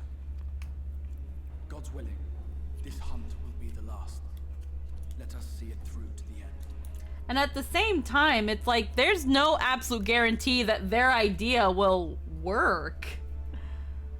So, this is how you make a great villain antagonist. Don't justify their actions, but allow us to understand their motives. It fleshes them out so much more than evil for the sake of evil. Yes.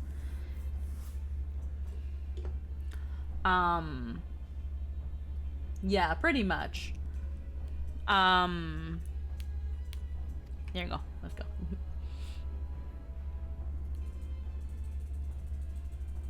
We should begin by assembling in right. There we may assess the situation in Yulmore and decide how best to proceed. Yes.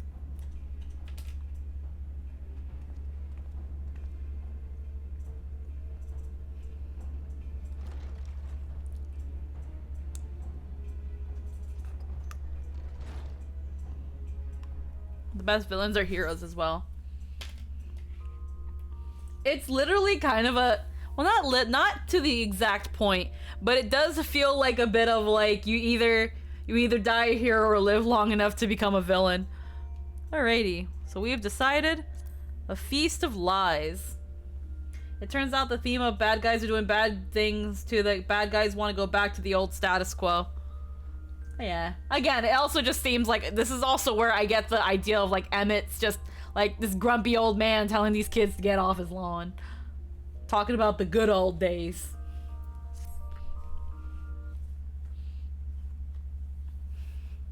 He's literally an old man waving his fist at the youngins talking about how the good old days were the good old days and we should totally go back to those. That's literally all Emmett is. But y'all still find him sexy. No one else no one wants to have that conversation. Strange. Passing strange. By their behavior, we may safely assume that they are under Vorthri's mind control. Yet the extent of the effect seems to vary dramatically between subjects. It is far too pronounced to be attributed simply to the vagaries of innate magical resistance. Something's wrong with these people. Like Ilberd is such a good example. He was so tired of being beaten down and watching all those powerful leaders do nothing for Al Amigo, so he tragically takes things into his own hands, and the sad thing is Ilberd wins in the end. Al Amigo is free now. Yeah.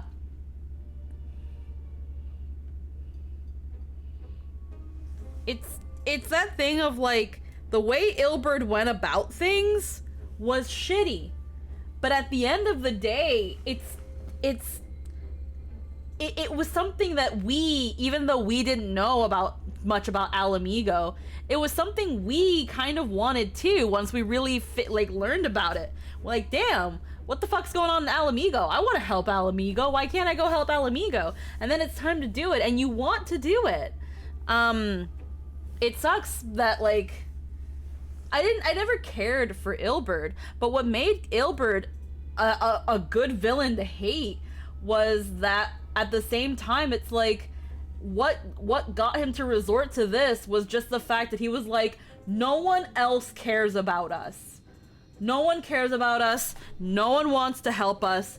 I'm tired of it. I'm going to do whatever it takes to do it my fucking self. I will die in order to do that. And yeah, you're right, he does. His actions are pretty much the kind of the inciting incident, for lack of a better word, but is the thing that really pushes Stormblood, and thus the whole thing to fixing Alamigo happened. Because it was also in that Lys was like, I can't be a Scion right now. Now's not the time to be a Scion. I have to go and, like, we have to figure this shit out. We have to fix Alamigo. We in order to do something about the Garlean Empire, we first have to take away the branches. Essentially. And for, yeah.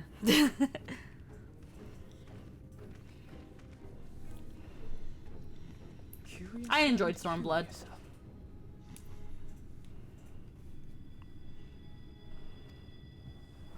We met with no trouble en route. My thanks for securing the way.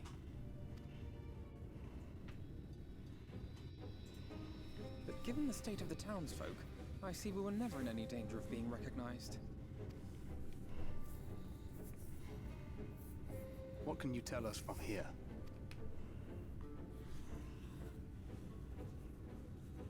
Stormblood was good. I think MSQ was a bit squished. I sense a powerful eater in the uppermost reaches of the city.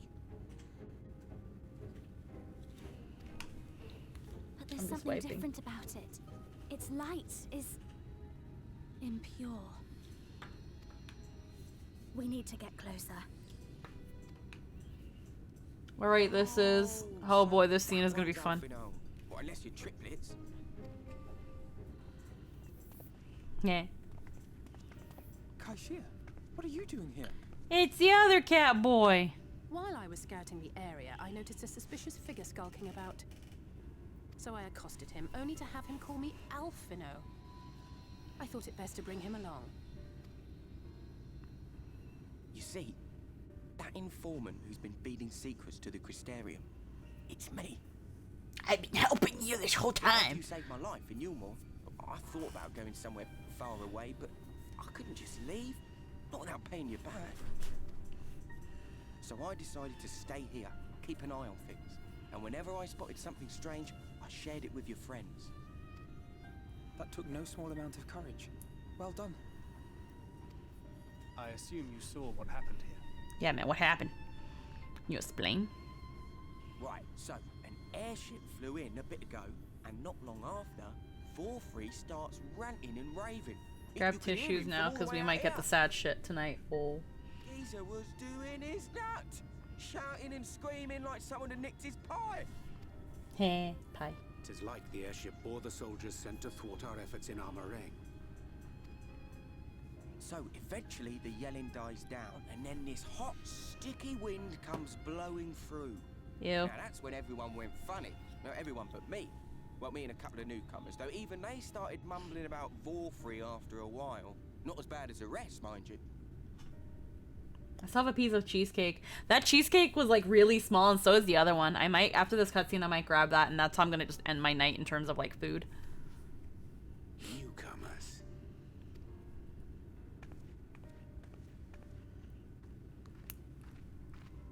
There's something I need Reen to see. Hey, Reen. What's this look like to you? Folks' food stores. Oh, that's just meal. Yulmore doles his stuff out. It's just meal. It's just ass buns. No, it couldn't be.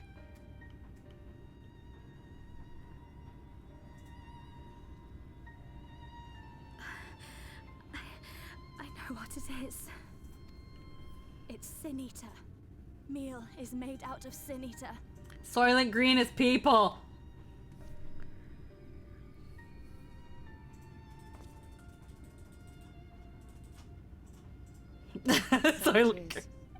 Soylent Green is people. In limited quantities, it may have little effect on an average individual. I'm just gonna If keep one were that. to consume it regularly, over a period of several years, I suspect it would do far, far more than merely nourish the body. That Vorfrey wieldeth power over Sin-Eaters is known. Could it be that those who partake of their flesh do thereby render themselves susceptible to his influence? It would serve to explain why the town's newer arrivals succumbed less quickly than those raised on a diet of meal. He's been rounding up Sin Eaters and feeding them to people. Altering them mouthful by mouthful, all to stop them answering back. Oh, Isaac's pissed now. There are desperate souls out there killing themselves to escape turning. This is unforgivable. An atrocity. These Sin Eaters. What if they are not simply rounded up? Alize's like, there are people who literally go out to the middle of nowhere in some dusty bumfuck desert to kill themselves so that they don't turn into Sin Eaters, and this place fucking feeds it to them and turns them into it. Do you remember what we were told when first we came to the city? Enter, but none leave. Yeah.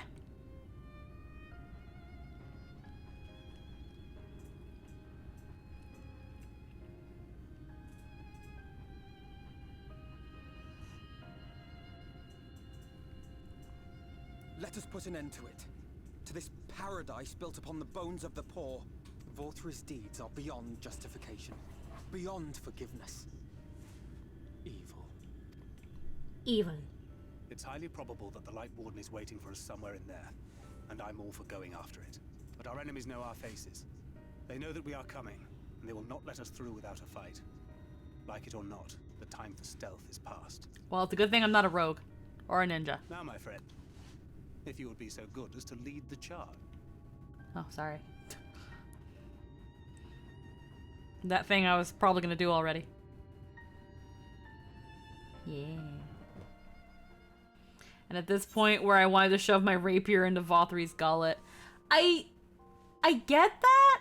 I wouldn't say this was like a, oh man guys, bring out the tissues, because like, aside from like Tesleen, who we saw turn into a Sin Eater, we haven't had other instances of like, oh no, character we like is dead and has become Sin Eater.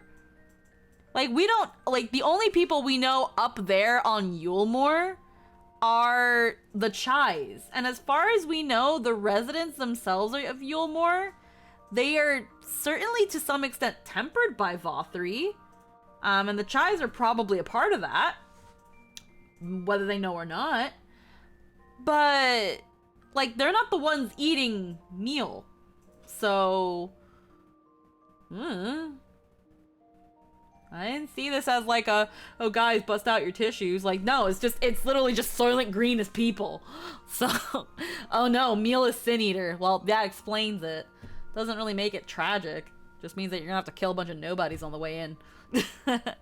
Oh no, I was just tired of his shit. Oh yeah. No, that one was just like, oh fucking come on. Yeah. Hold on, I'm gonna grab my cheesecake real quick. And probably a fizzy. Be right. Just a quick second.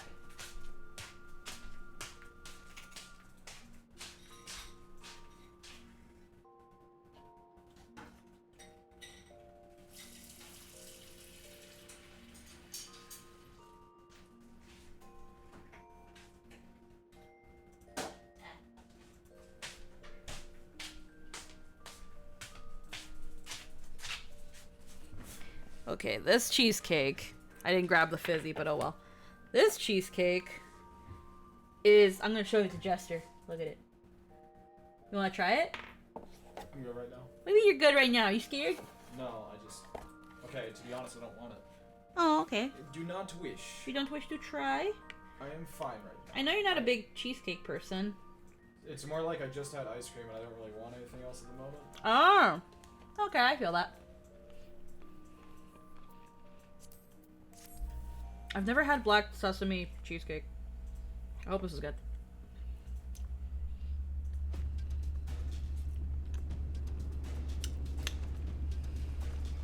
Probably shouldn't have had the first bit with whipped cream.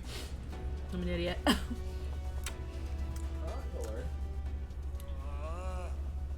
can feel it. A dark presence in my domain.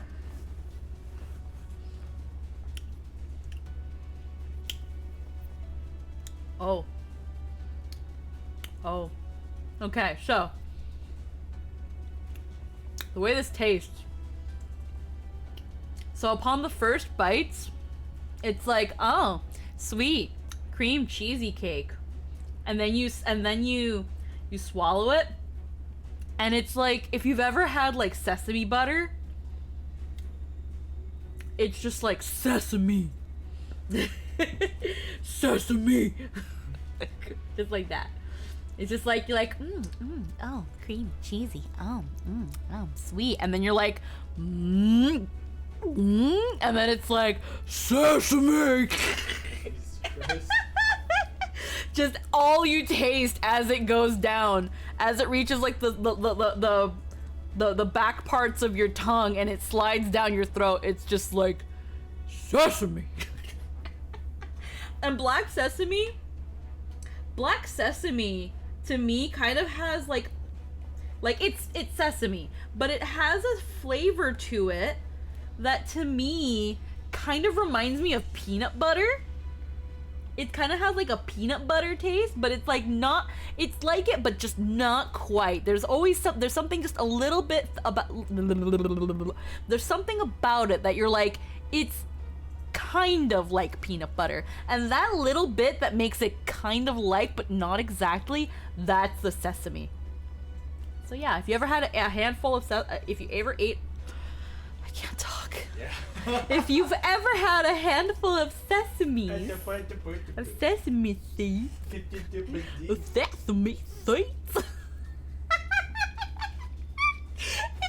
had a handful of sesame seeds, it tastes like that going down. I don't hate it. It's kind of like having a kind of weird peanut butter cake.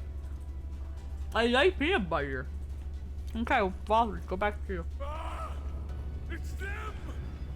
The villains who would sow chaos in my perfect paradise! Keep them away from me! I command you! Keep them away! Like, he couldn't just leave it at genocide. He had to go full Soylent Green, just adding another layer on top of his batshit hill. Bullshit hill. It's good to hear you laugh after the BS you just told us about.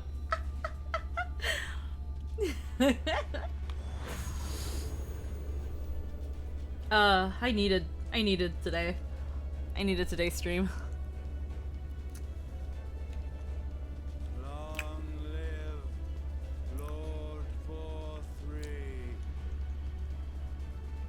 Ah. He would use his own people as shields. This area is older than Gate Town. There are bound to be far more civilians under Volthry's control. But they do not act of their own free will, and we must not harm them. Just like knock them out. Punch them in the gut. If we ever would. Snap their spinal cords. Paralyze them from the waist down. We'll hold off the civilians and join you as soon as we can. Hit them non-lethally.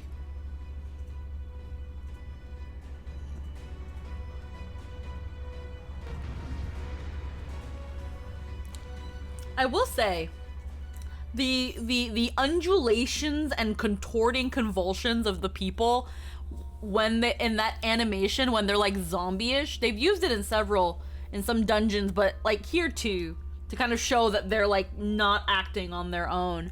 I like how they have these sets of animations because they are very unsettling. It does feel like something like puppets on strings and like, again, like very like against their will contorting and like very rigid.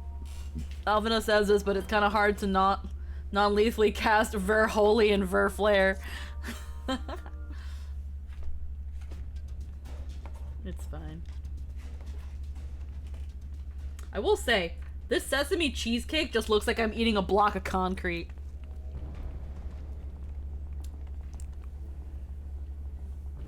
You will find my master in his chamber. Oh, yay. Bankard couldn't kill you because I have to. This game does not kill steal.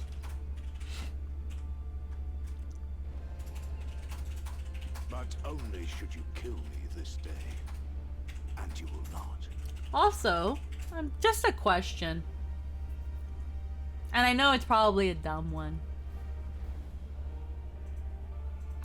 But was Ranjit the OG Reaper?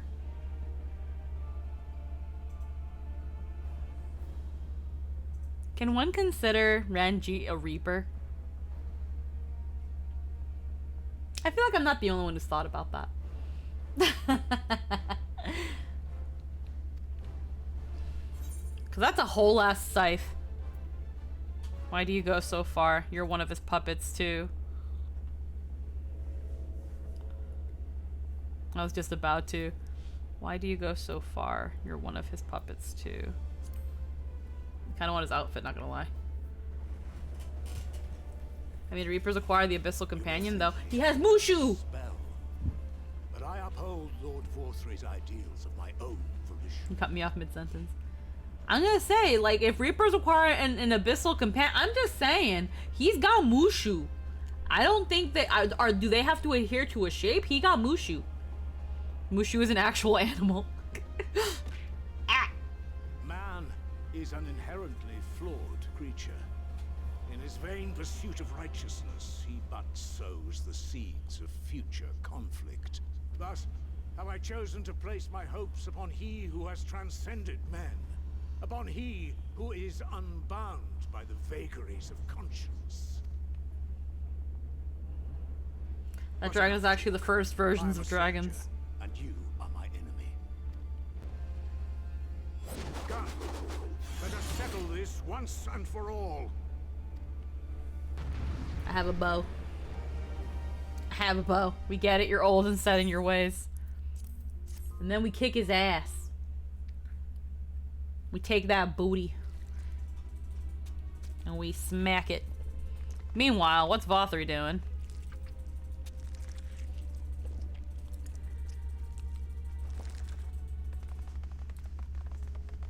Sounds like he's just eating.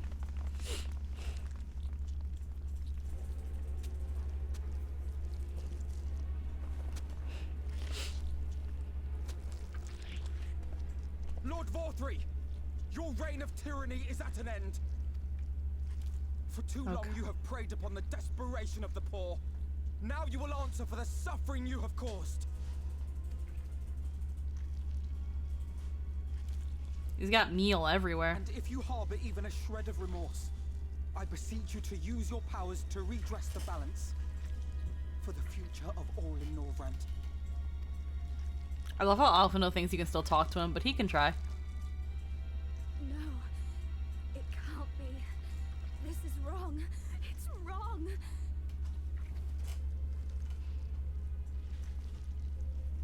Because she can see it, she's just... It's not just a sin eater. It's a man. It's kind of funny because it's just like... Ever since she got this sight, she's just been like, oh god, oh god, oh god, oh god. Rin's like, maybe I shouldn't have accepted this. I don't think I like this anymore.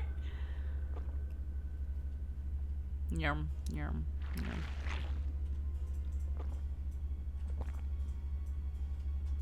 Remorse? For the future of all.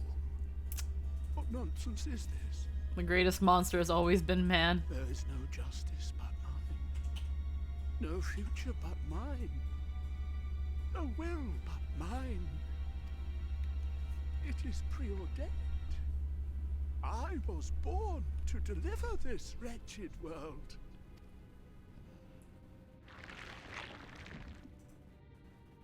Me? Unseated? No.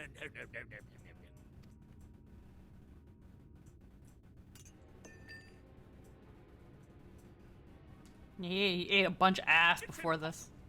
Inconceivable. Absurd. I am a great and wise king. Greatest and wisest. I reign from on high. Yeah, the fucking sound effects. I love it. God, the fucking audio for this scene. They really freaking got their best for the audio engineers for this expansion. It's too bad they didn't have them work on that goddamn trailer because that music was too loud. That man's has no bones. I will not be brought low by maggots like you!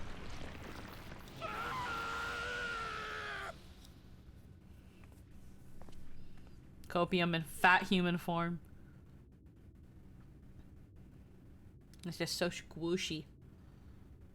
You done? Oh, yes. Of course. I can begin again. Rebuild my paradise. Once I finish my dinner. Oh, honestly, Vol3's VA had to have had so much fucking fun with this character.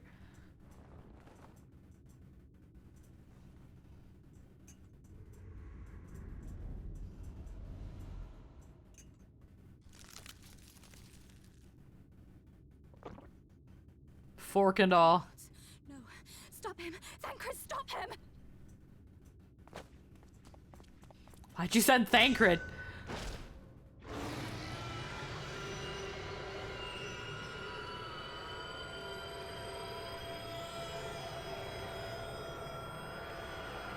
He ate the whole ass lion. Yeah, he did. I will say, this is still funny. You can't not find that hilarious. That's fucking hilarious. You can't take that seriously. He ate the lion and the bitches.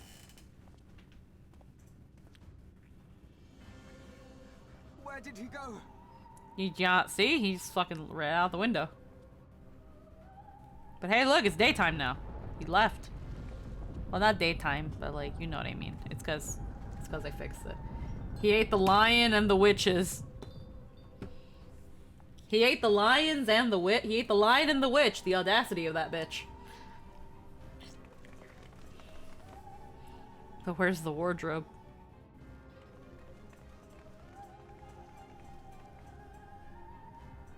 Like, what the fuck? What in the heavens?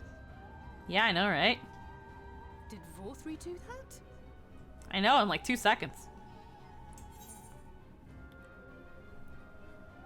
We must give chase.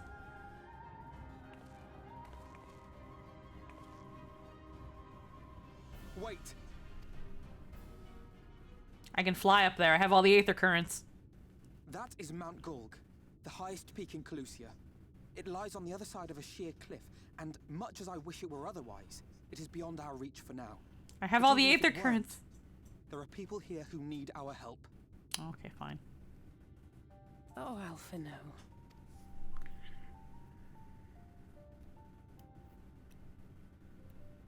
We beat up a lot of people to get up here. Even if it's only to tend to their wounds.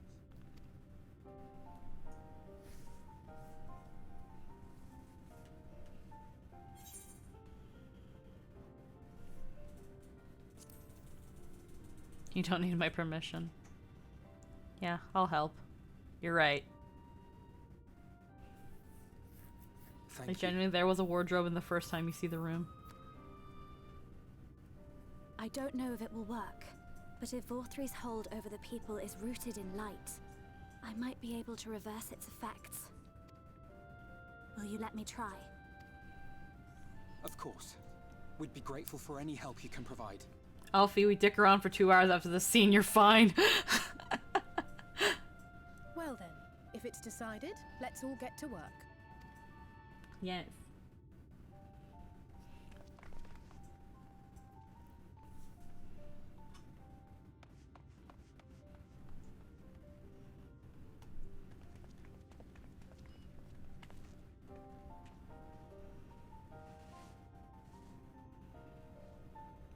Yeah, that's up there now.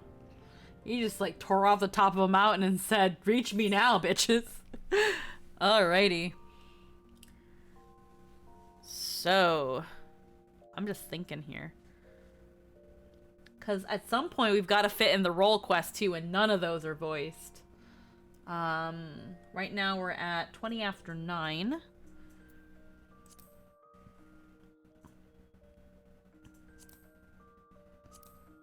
I'm just thinking right now.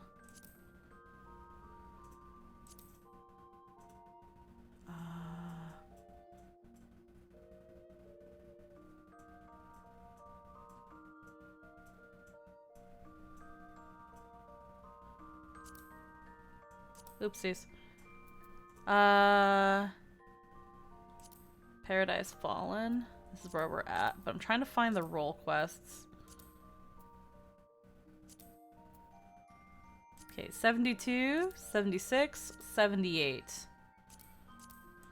There's not much here. There's only like one cutscene for most of them. Alrighty. We're so close to the end. I want to make the role quest a separate stream. Yeah, but I know that I want to cover the role quests, like, before we get to the level 80 stuff. Level 80 stuff is right here.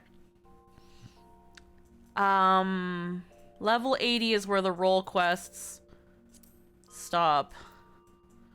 So right now we're technically around this general area, the lost and found and return to never to return. So then the last 3 quests. So what we want to do, what I want to do, we're in Paradise Fallen right now.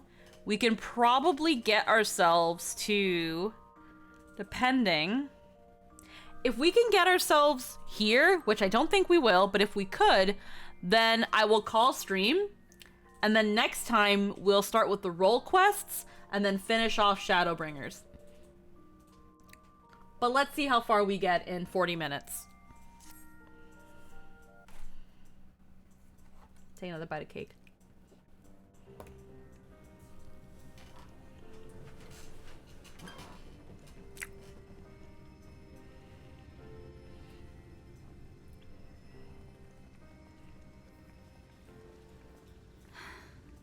You're going to be all right. I think that's the last of them. After the scene? The scene. We've done all we can for the wounded. As for the rest...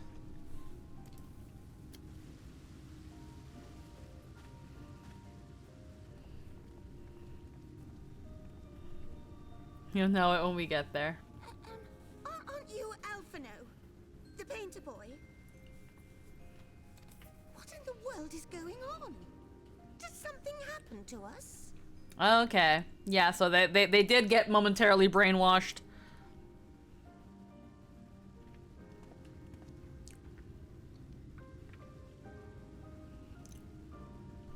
Let me handle this. Yeah, I'm the talker of the group. Yeah, you do that. You go do that, Alfie.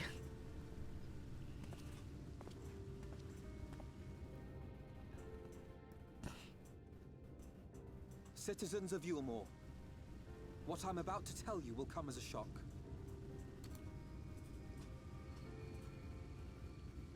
Indeed, you may be loath to believe it, but if you trust the evidence of your senses, it is my hope that you will listen and accept the truth, unpalatable though it may be. Vorthri is a sin eater. Everything he offered, everything he promised, was a lie. And then I will tell you and explain.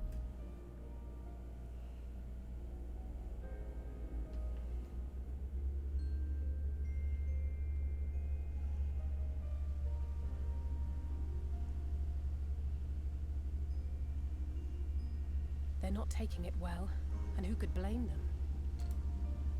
Are you saying we were Vorthri's puppets all this time? It's always weird to me how, like, the cat boys, they always have this, like, weird clenched look to their hands. They don't have, like, relaxed hands. When you attacked us, you were not yourselves. That much is true. But your conduct prior to that moment was your own. Vorthri's unnatural charisma does not absolve you of all responsibility. Of your own free will, you came to this city and gave yourselves over to its pleasures. And in the course of this, if you mistreated those less fortunate than you, then that too was of your own free will. It's probably been said before, but I love these cutaways. The game just saying, you've already seen this, not gonna make you sit through it again. Yes. It values my time. Not for me to judge you, but for your victims, for history, for your conscience. I think it's supposed to simulate claws. Yeah, maybe. Like, you see it with China's. Maybe. They always got their figurative claws. Yeah, I get it, but, like, again, it just feels unnatural. But now you are awake. You may And you can share this world of ours. Join with us and each other, that we might begin anew. You can still have all this lavishy stuff, because what the fuck are we gonna do with it, honestly? But, like, be nice. We've lost so many already. We dare not lose any more.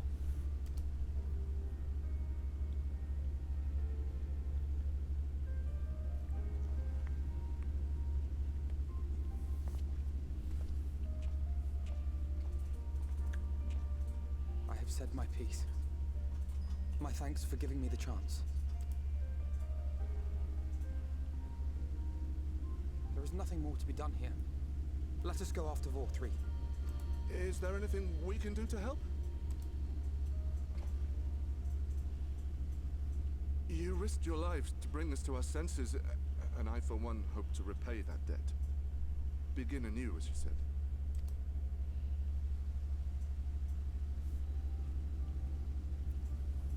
Vor 3 has fled to Mount Gulg, and we mean to pursue him. Do any of you know the way? The only way to Mount Gulg is over the Bright Cliff. Have you an airship? We will contemplate flight only as a last resort. Were we to come under attack whilst airborne, we would have little hope of defending ourselves. If at all Yeah, no, possible, a lot of sin eaters fucking fly, dude. Is there a way? Well, the ladder is the only way up and down the cliff, but it hasn't moved in a long time.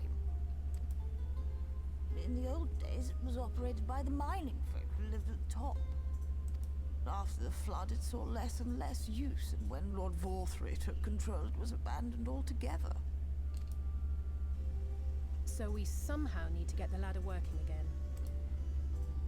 It moves by means of a talos, if that's any help. But good luck repairing that. Talos? Did someone say Talos? Yes. Yes, mommy. You know all about them, don't you, dearest? If anyone can get this lift moving, it's you. God, I love her. She's like, what? Did someone say, what? Baby! You know this! You do this all the time! You know all about them! You don't shut up about them! It's time for Dulia being the best wife mom ever. You know all about them. Perhaps. But see here. He's like, Oh, yes. If you want the golem restored, you may leave it to my husband. He can do it! And he will do it! Right, Spookums? For he happens to be the heir to Daedalus Stoneworks, foremost makers of Talos, whose contracts include the renowned mining venture of Armoreng. She's like, yes, my Bookums can do it! I'm going to brag about him because I love him so much. God. Hey guys, can y'all do me a solid? Can y'all convince Scylla to go back to playing 14? I want them to play 14 and eventually like get to this point, because I'm so sure that Scylla would love Dulia. Honestly, I'm of the, if you don't like Dulia, then like you're wrong. She is an amazing character. I love Dulia. I love that. Like, he happens to be the heir of Daedalus Stoneworks. And my Bookums knows everything about Talos. He won't stop fucking talking about them. He's so great. He's like, yeah, really? Yeah? It's been years and years since I had anything to do with it. I can't just pick up a hammer and set to work. You can't. What? What? No, that's not what I... Oh. It's just... He doesn't want to... I love how he also just doesn't want to disappoint his wife. He like 'em big. He like 'em thick. Feel like I'm thicker than a bowl of oatmeal. He's like, oh. Take a look at the Talos. But beyond that, I make no promises. I love how he just looks down like, fuck. Oh, fucking shit. Fuck, what do I do? I love them. And I love the juxtaposition, because in the trailer we see a ton of overweight Mikote and we think, oh, this place is gonna be the worst. And then we get here and the only overweight one is such a pure-hearted cinnamon bun. Pure-hearted darling who gushes over her husband and adopted son and is such a cinnamon roll. I think there are other... I think there's another, like, fat Mikote. But I can't remember. I feel like there was at least one more, but as of right now, Dulia's the only one, and it kills me. Those with strong backs, come with me. I'll need help dragging the damn thing out of the storehouse. And I also just love that she has Lalafell animations. There's one more, but we only talked to Dulia. There is just a fat cat lady, yeah.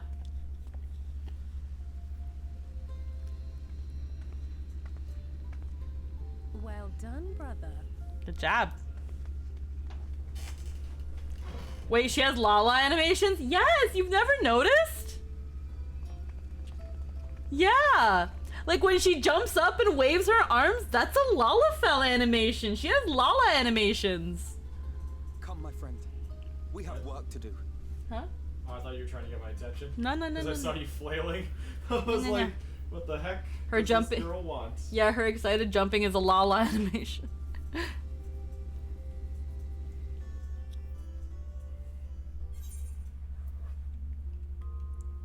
Alrighty, the view from above. Ahead of the coming trials, Oriange bids you take your ease while the others carry the work on the ladder.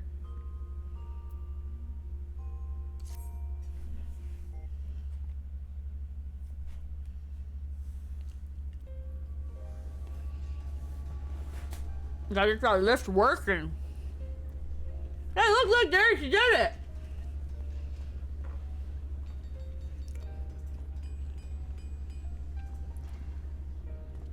Look, see, look! That's a Lala animation! Would you look at that? The citizens of Yulmore engaging in what can only be described as manual labor. Who would have thought it possible?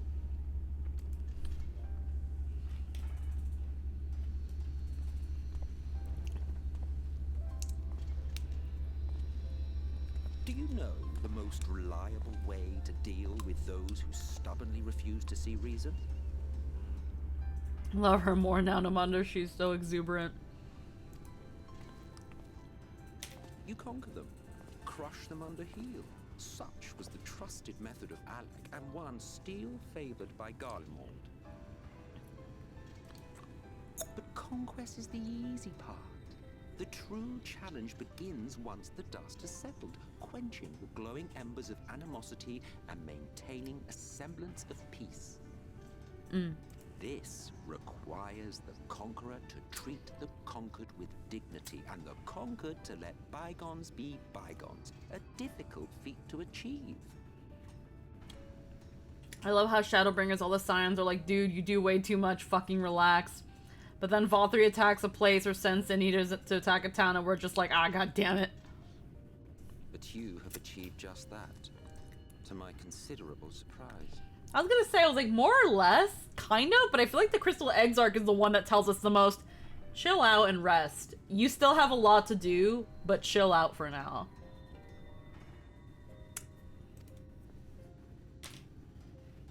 It's a compliment.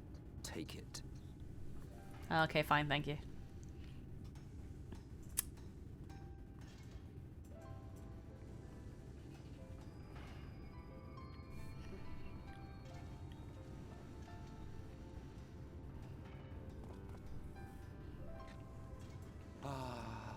The vibrant energy that fills the air when like-minded souls gather.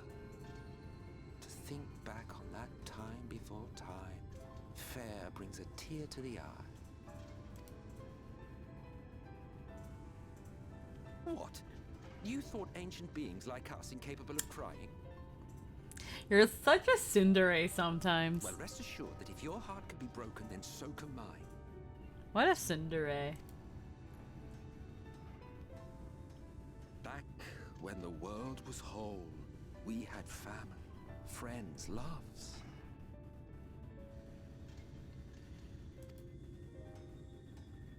Men knew peace and contentment, and with our adamant souls, we could live for an age.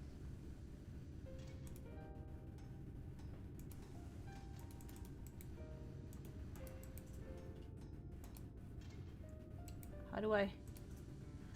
Ah. I don't want to bring attention to it. But it's a spoiler. Crazy Fox. Crazy Fox, I don't know how to remove spoilers.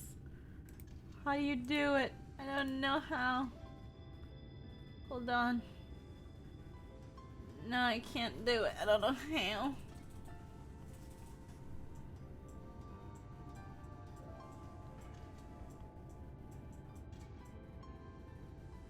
I don't know how to do it. No. I just do this. Hold on. I just do this. There we go. There we go. I don't want to time anyone out. There we go. There we go. There was no conflict born of want or disparity. Our differences paled into insignificance next to all we had in common. I don't know how to delete individual comments, and I wish I knew how. I gotta look that up later. I think Lynn figured it out. But if anything, yeah, I can always just clear chat and then... Yeah, not a big deal. And then there was Amarant. Never was a city more magnificent. From the humblest streets to the highest spires, she fairly gleamed. And New York City. Ah, man. I can remember the taste of the pizza. Not that you would remember any of this.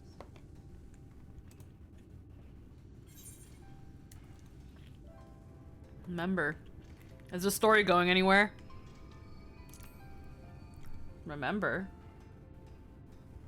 Never mind. The point is, the world of old was a far better place than what we have now. I believe you would like it, having witnessed the things you have. Again, this is where Emmett's just like an old geezer reminiscing about the old times. Back in my day.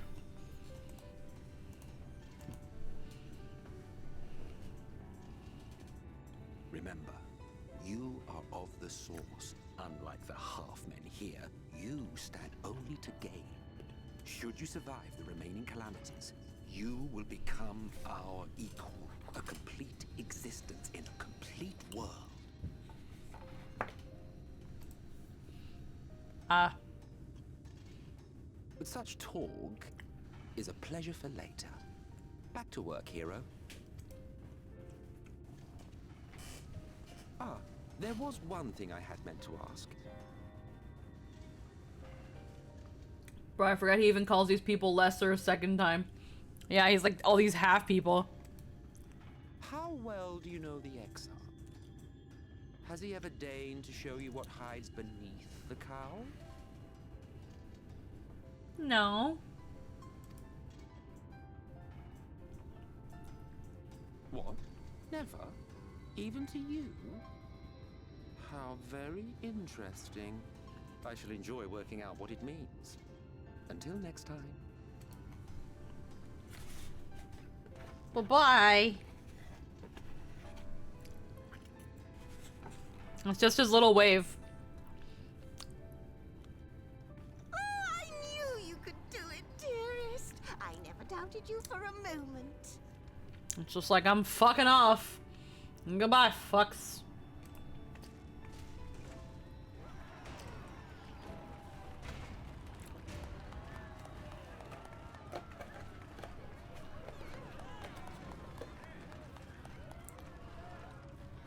Look at them. It's alive. Oh, hey, Bert. I don't You know got if out of my room remember, for once? When we first met in this world, I was all but spent. Yeah, you were sad. I never thought to wonder why until now. I think it all just got to be too much.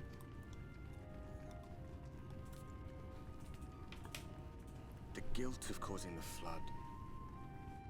Knowing everyone hated me. But the worst thing was the solitude. Time wears you down, Hi. Solitude eats away at you. Proven fact. It was this close to finishing me off. But as bad as it got, and as empty as I felt, I can't even begin to imagine what it must be like for Emmet Selk. All of which is a long way of saying, don't make a choice that leaves you alone. Nothing is worth that. Especially not eternity.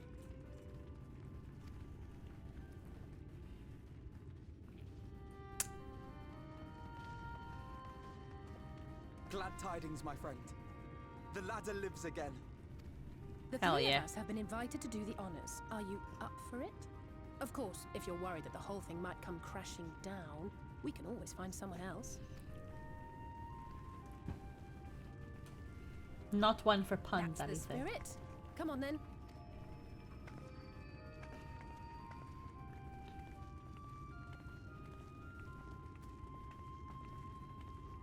We rode the ladder too, my comrades and I. Once upon a time. Watched the horizon grow, and the town shrink below us.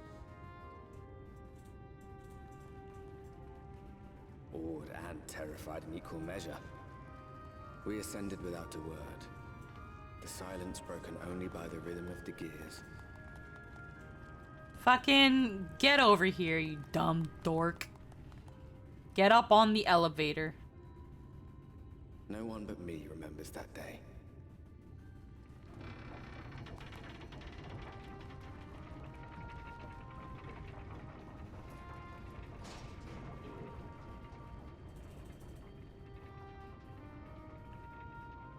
Like, you're dumb, Arbor, thinking you can't come.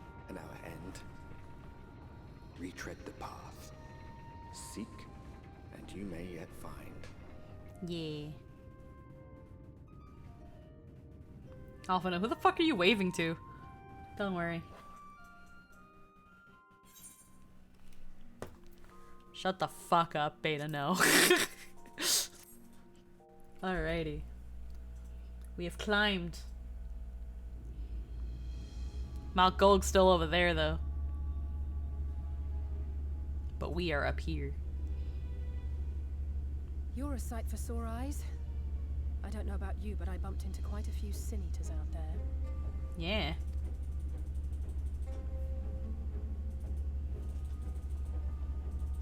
You too, then. It seems the closer we get to Mount Gulg, the more of them there are. Makes sense.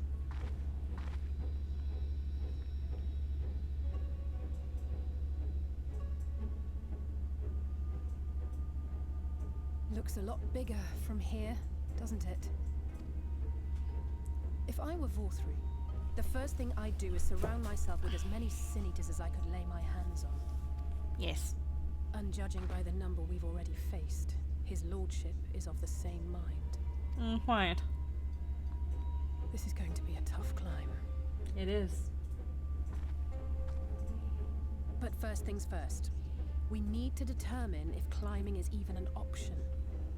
The more I look, the less likely it seems. I mean, look, Alize, look at it. Stella is right to be worried. But flying may be our only choice after all.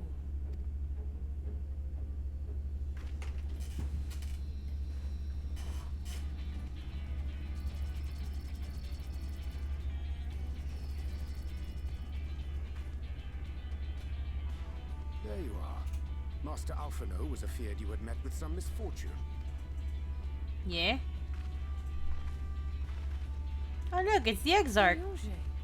And you too, Exarch. What brings you here?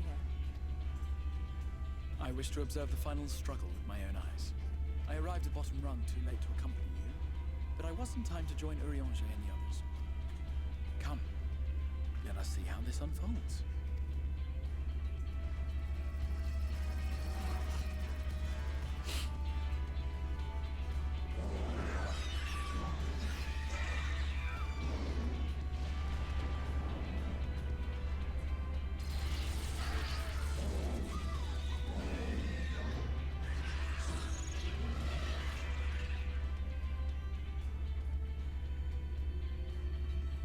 Well, it seems flying is off the table.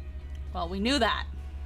If we have learned that much, then the Machina have served their purpose. Ah, so that's what they were for. Wasteful, but effective. It would seem our foe will not be reached by land or air. We must needs withdraw to consider another course. Master Alphino waiteth for us atop run. Thither should we make our way. Okay.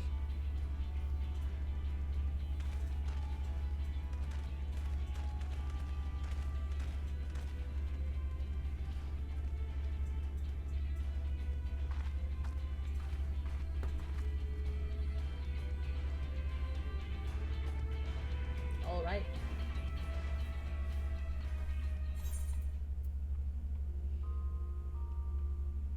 A giant undertaking. So in this case, we do run a couple errands. I think we also go into, let me see if they actually take us there. We go to, like, the dwarfy village. We also find a village. Hold on, I'm not sure if we go to it yet here, or if there was ever even a cutscene that was there.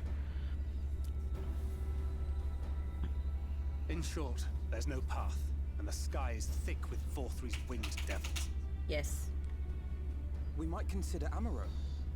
But without extensive training, we cannot hope to contend with the Eaters. Yulmor's airship fleet, meanwhile, consists solely of transport vessels ill-suited for battle. And without the expertise of one such as Cid, we are in no position to attempt a refit.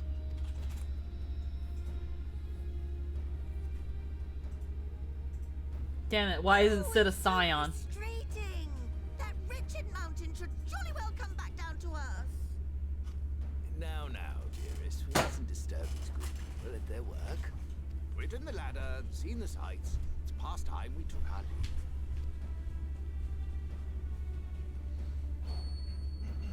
The lady may well have the right of it. Mount Gulg will not soon come down to Earth, nor can we compel it to do so. But if the mountain will not come to the land, mayhap the land may be made to come to the mountain. In the form of a Talos. A Talos large enough to reach out and take the volcano in its grasp. I love how Julia's just like, oh, if there was only just some way we can grab that stupid mountain and bring it back down! Naughty mountain! And then Stella's like, I just got a fucking idea. Yet the principle seemeth sound in itself. Boulder Dash! No one has ever made one even half that size. Leaving aside Not yet. the small matter of logistics, which, by the way, would be no small matter, the design would be unimaginably complex. Though I suppose, if its only function is to cling to the ruddy mountain, perhaps it needn't be. I mean, you just need a hand. Solid base, firmly rooted to the ground, sacrifice mobility to simplify the construction, reducing materials required. Oh fuck! You got me thinking about that. Still need a veritable army of people to do the work. It's like, wait a minute, you got me thinking about this. Absolutely not. Left to the crew that helped down below, it would take decades, if not a nice round century. So we need more hands. And what sort of things would these hands be required to do? You need hands for, okay, you need people. Let's see. First, we need people to procure the stone for the chassis. The rock found near the mountain would suit our purposes well enough. It'd be a simple task to quarry the stuff, but given the stupendous quantity required, we need all the help we can get.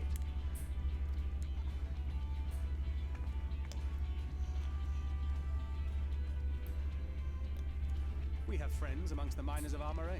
I will go and petition their aid. While you do that, I'll make for Mordsuk. I'm sure I'll be able to drum up some support. Then I shall return to Calusia. From fishers to carpenters, Yulmore is home to all manner of talented folk. I dare say their skills will avail us. Is there anything else you need? Should we go ask the Fae? No! No! Well, yes, actually. Magic. Lots of the stuff, as much as possible. To awaken a talus of this size would require an entire congregation of mages. Many among the Knights Blessed are gifted in the arcane arts. I will recruit them to our cause. But what about the Fae? Shh!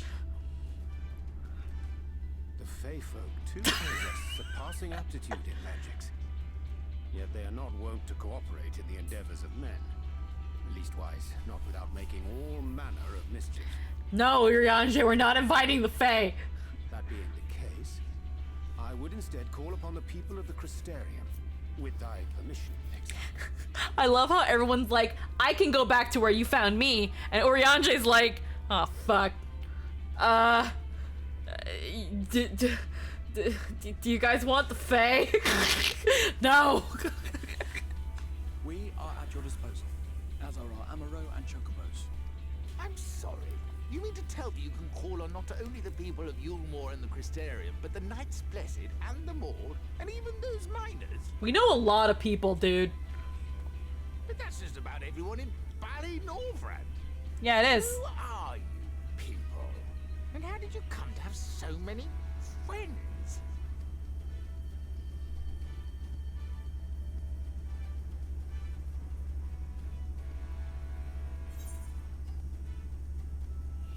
The artist Alphino and his assistants, adventurers of no import, the saviors of the world. Like, who the fuck are you guys?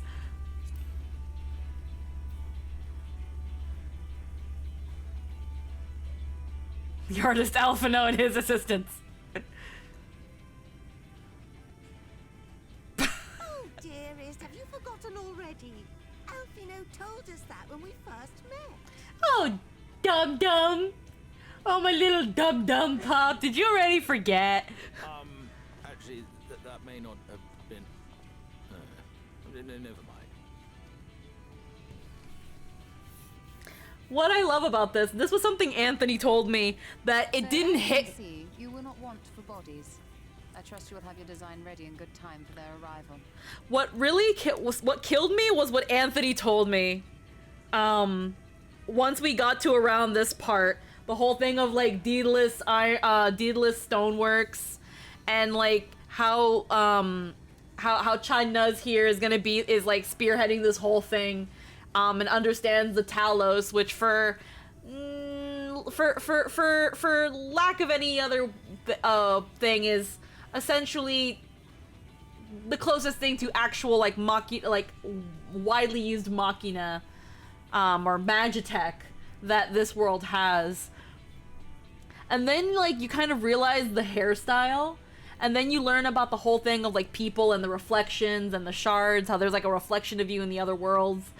And then he was like, so this is this world's Sid.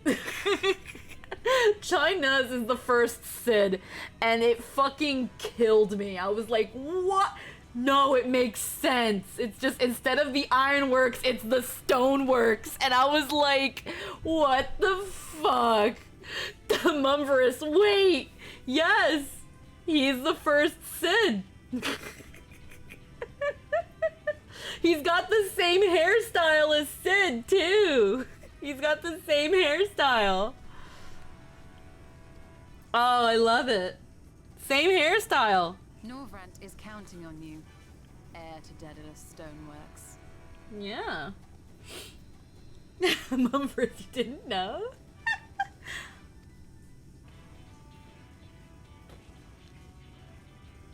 Sid's reflection is a cat boy with a fat cat wife. We'll be back as soon as we can, and we'll bring the whole world with us. Alrighty.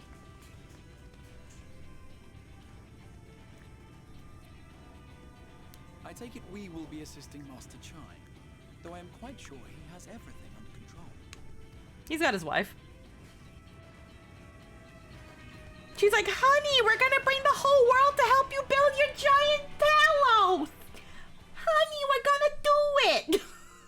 We're gonna do it, honey. I think this is where I think it is. I won't spoil it just in case. Patronia's reflection is one of the dwarves in the tribe quest. Really? The future is where my destiny awaits. So, okay, so I guess it was more of an in-gamey stuff than a cutscene. So, before we go into this one, we find a little village here of people that were kicked out of Yulemoor. That one painter we saw before that gave Alphinaud his paintbrush, we find him there. Yeah, we also find the dwarves. So we learn that there's like this village, and I think we also try to get them to help out, but they see the people of Yulemoor and they're like, fuck no, we're not helping you. You guys are assholes that kicked us out. Eventually things get fixed, but yeah, and then we meet the dwarves and they're fun, and it makes me sad because the dwarf village is a dwarf village. Unless you're a Lalafell, you can't go in their houses, and I wish I could. I loved going into and exploring things like that. But yeah, freaking Lally-ho. I have to do the quest to get the little thing, because I don't have the Lally-ho emote, but everybody does. What's up? How you doing? Forgive me, I was lost in a dream. Get fucked, tall person. I don't want to hear that from you. You're twice my fucking size, Anthony. I needed some fresh air and thought to rest for a moment. It would seem I am more fatigued than I realized. Yeah? Too much time away from the tower, I fear. It drains me. Leaves my body frail and weak. Says the max height aura. Though, in truth, it is debatable whether I can still call this my body. Yeah?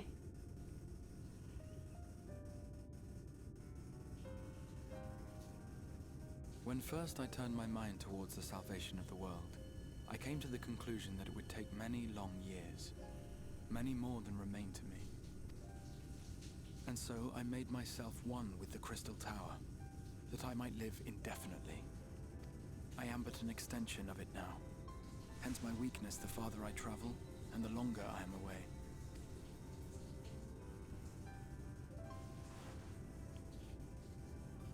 It has been quite a journey. But thanks to you, the end is in sight. My wish will finally be fulfilled. How goes the construction effort?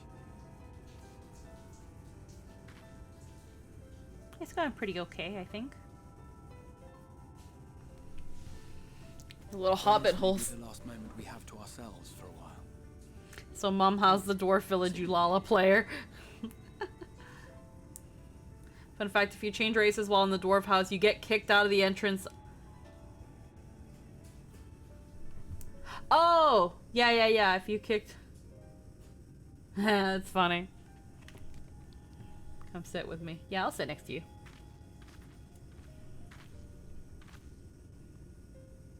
Tell me, when all of this is over, what will you do?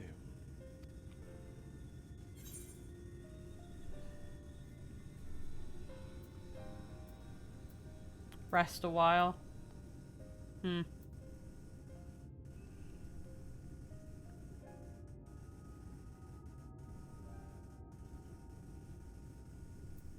What will you say? Well, we gotta settle matters with the Empire. Ah, yes. Even should we succeed in forestalling the 8th Umbral Calamity, the specter of war will remain. Although maybe I feel like it would have been silent, because if it was like Polo, she would have been like, I don't know. I've kind of just been told what to do. Like, I believe it's right and I should do it, but it's kind of that's a good question. What do I want to do? It'd be hilarious if the max height Lalafells are too big. But to declare your intent with such easy resolve, you truly are a hero's hero, my friend.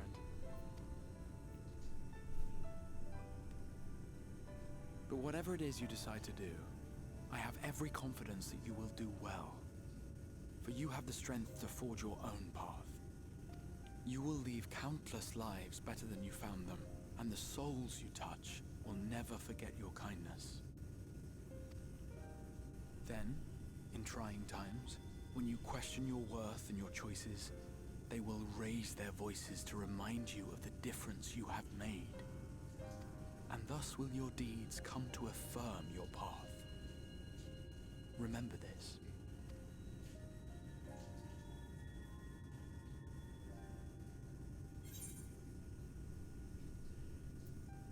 I would know more of you.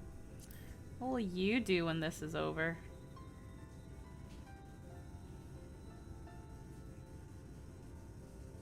When this is over, indeed. I once told you that there are things we can ill afford to lose. Things, I said. Though in truth, I spoke of a person. One who is unaware of the full extent of my plans. Though she deserves to know, I have good reason to keep my counsel. I have come to terms with this in my mind, yet my heart yearns to lay everything bare. For she is my inspiration, and I would give much and more for the chance to speak with her as friends, with no thought of concealment. I'm a be real with you. I didn't quite know who the Exarch was. And I knew that to some extent they probably mean you, because he really wanted you really badly, so he probably means you. But then there's that thing of like, if you're in your character's head, as someone who doesn't know maybe what's going on, it's like, you're always like, man, I wish he was talking about me. Should she indulge me with her tales, I would regale her with my own, about my efforts in Northrend, perhaps. Though, ultimately, that tale is more yours than it is mine. Then, I would ask her about her next adventure. And if I think she you should said wish me that, to be yeah. a part of it, oh, how happy it would make me.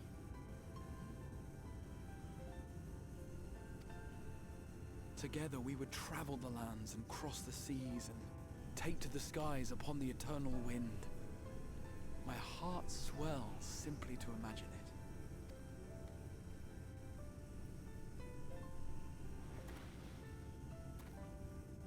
But all of this is contingent upon our victory in the coming battle.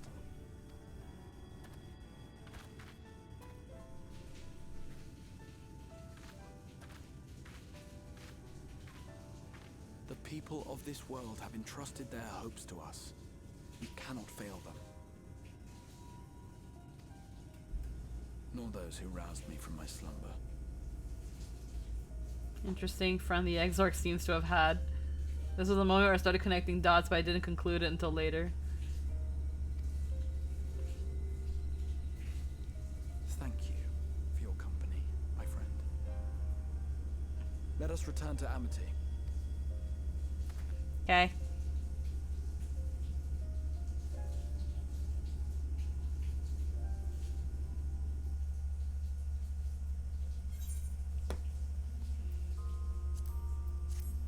Yeah, he was like, I'm gonna take a little walk. And then he ends up taking a whole snooze cruise. Anywho. Meanwhile, in the Imperial Palace in the Source. Yeah, in my case, I didn't know who the Exarch was. But it was obvious to me that he was definitely talking about us. And I was really confused about him being my stalker. Meanwhile. Oh, okay. I guess we didn't want to voice this cutscene. Yo, Radiance, I have taken the liberty of quashing the vile rumors that your heir is possessed by a devil. With the nation in the grip of war, we may rely on patriotic zeal to prevent them from resurfacing.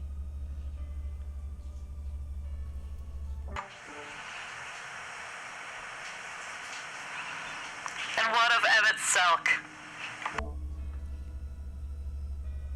He has taken himself to the first to usher that world to its end. Why make Elizabeth Southern? Or so I believe. He did not disclose the details of his mission, having ever preferred to work alone. Even to those who have known him since the beginning, his actions can prove unpredictable. I am no stranger to his ways. He joys in playing me for a fool. Full many times have I been convinced I was acting of my own volition, only to discover all was as he willed it. What do I sound like right now? Do I sound like the frickin'... This isn't the... Wait. This is on. There we go. That's what I wanted. My dear grandfather.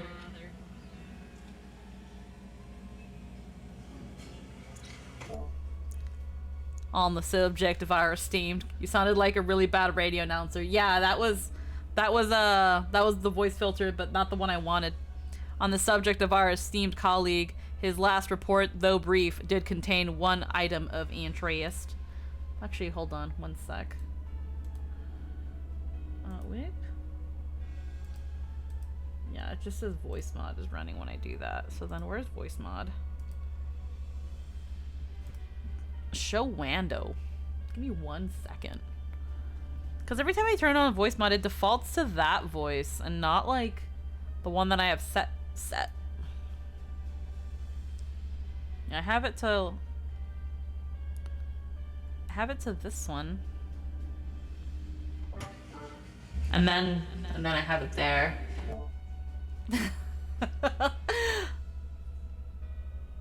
Yeah, alrighty.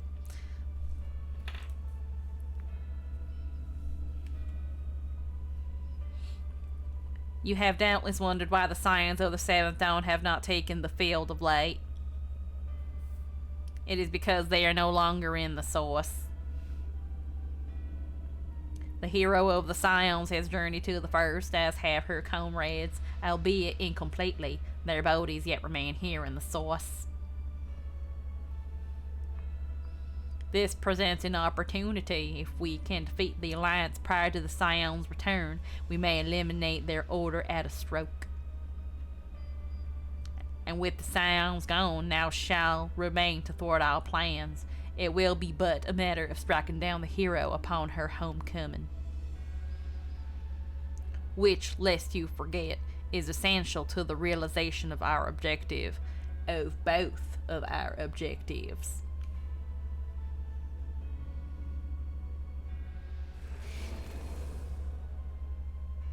Just to remind you, through Hydaelyn's meddling, her champions threaten to wrest the reins of fate from our grasp. The world is at risk of being dragged down the false path, one which we will never see man reclaim his true form. 'Tis unthinkable that he should supplant us, incomplete as he is. Such a devolution is abhorrent. Just drive the point home that this isn't Xenos, just in case you forgot, and must be stopped before it is too late.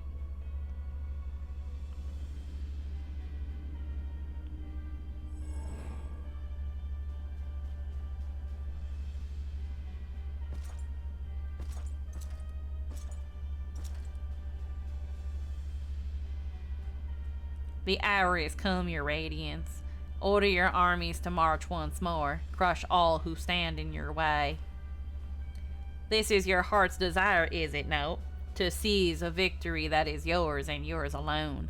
For the future of Garlemald.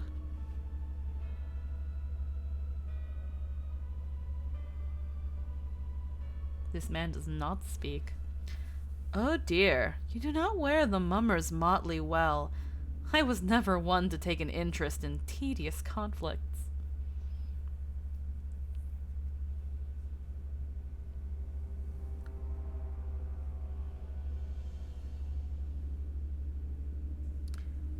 The whereabouts of my one true friend, however, they interest me greatly. I but hope the beasts of this first are proving her proper sport. I would know every detail, Lord Xenos.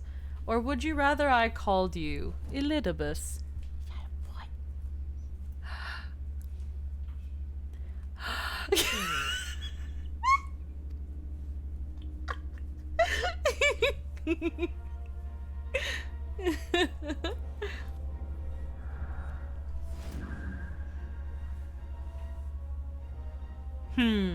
Unexpected. Most unexpected. Why are you giving him that voice? I don't know. That immortality should be within the reach of one with a borrowed echo. You have outdone yourself, Xenos, yea, Galvis.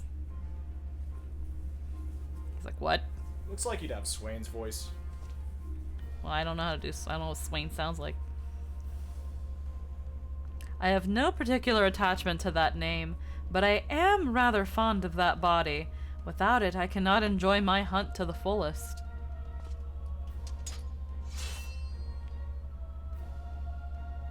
I will have it back now. Your secrets or my flesh, I care not which you give me first. The choice is yours.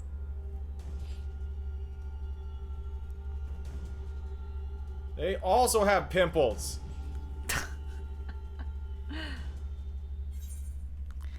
Oh man, that's not looking too good. Extinguishing the last light. Oh, this is a spicy series of events. I think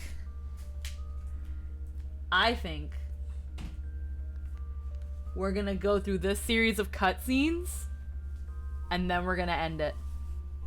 I think after this series right here, I think will be a good spot to end it.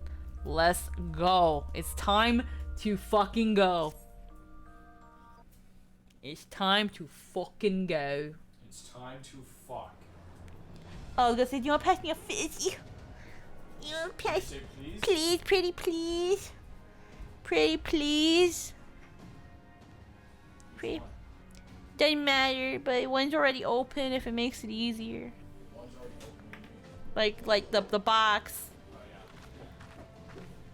Did you guys know that because I live with Jester, whenever he comes out of the shower, I get to see his butt? And vice versa. And vice versa.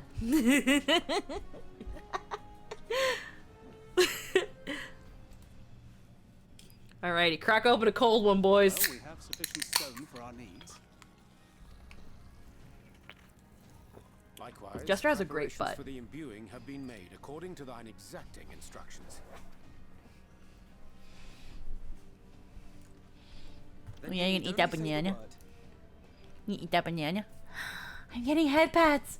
Yes, no, please. More. Oh. I have banana on my fingers. Okay, that's fair. Let us begin. See that everyone is in position. We shall catch Vor3, mountain and all. You look like a thirsty bitch.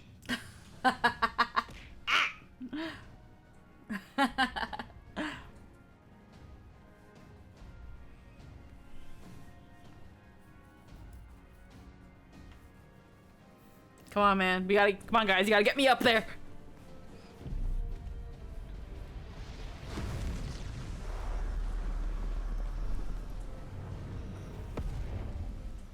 Here it comes.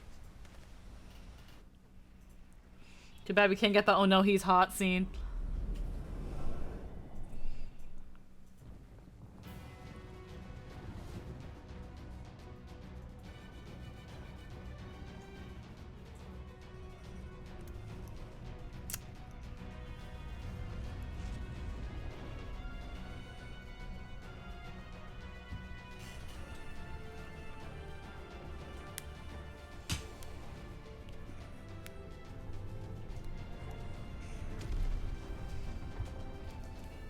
Let's go.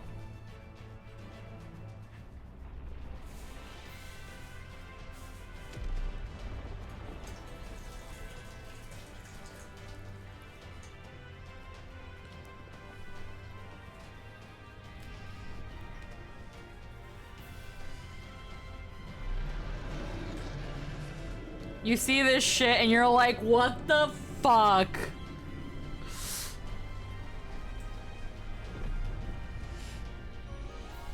You like bring the mountain to life, and I don't know how Arbert got here, but he's like, what the fuck?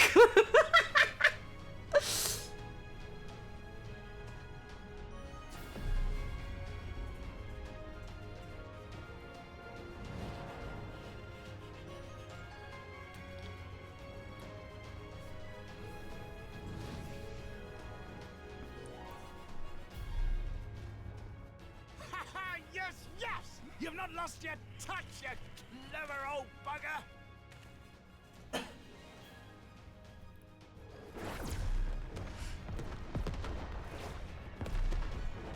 No, but they fire lasers!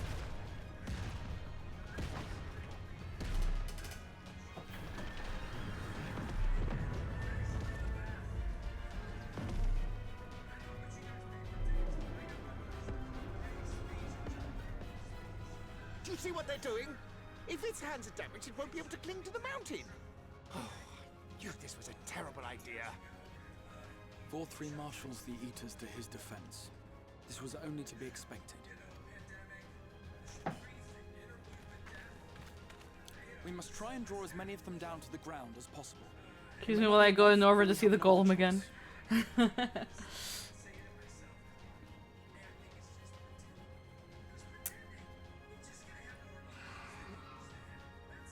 It's like, what?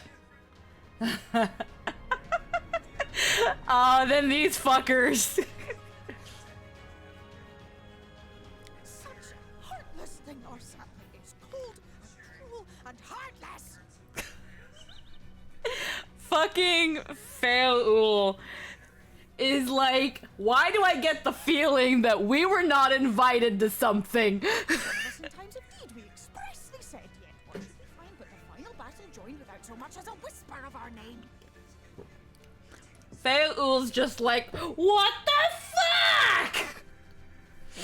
Cold and cruel and heartless! This is the kind of delivery. This is the kind... Feoul's delivery is something that I know that with time and the right circumstances, I can do with Trin.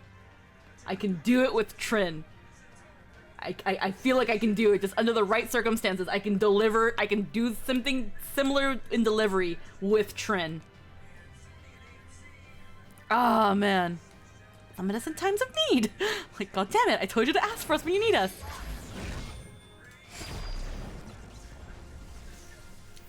I told them that we'd repay the debt. Just gotta fucking tell us one. Yes, we may also have said that we Fae folk have no interest in the struggles of men, but if our adorable sapling had come crying to us for help, we would of course have flown to her aid. Of course we would.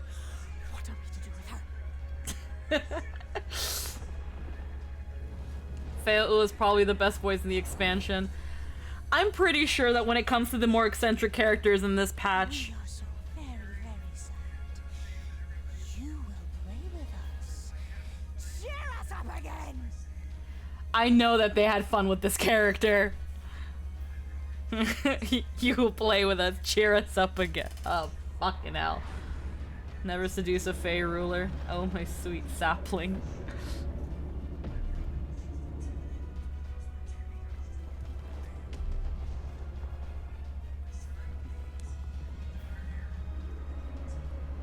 I fucking love the Fae.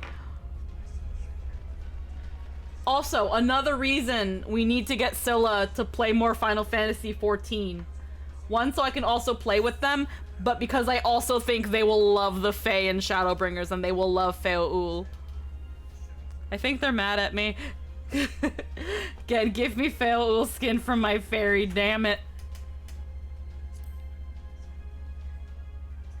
I think they're mad at me. Watch me, Mithril. But I will gladly accept their help. Feoul is my wife, even if they never actually acknowledge it, because they don't care about that. I will send word to Y'shtola and the others. Join them at the foot of Mount Gould and be ready to make the ascent. Let's go! Let's go! This part of the expansion was hype. Like, I was like, ah, fuck.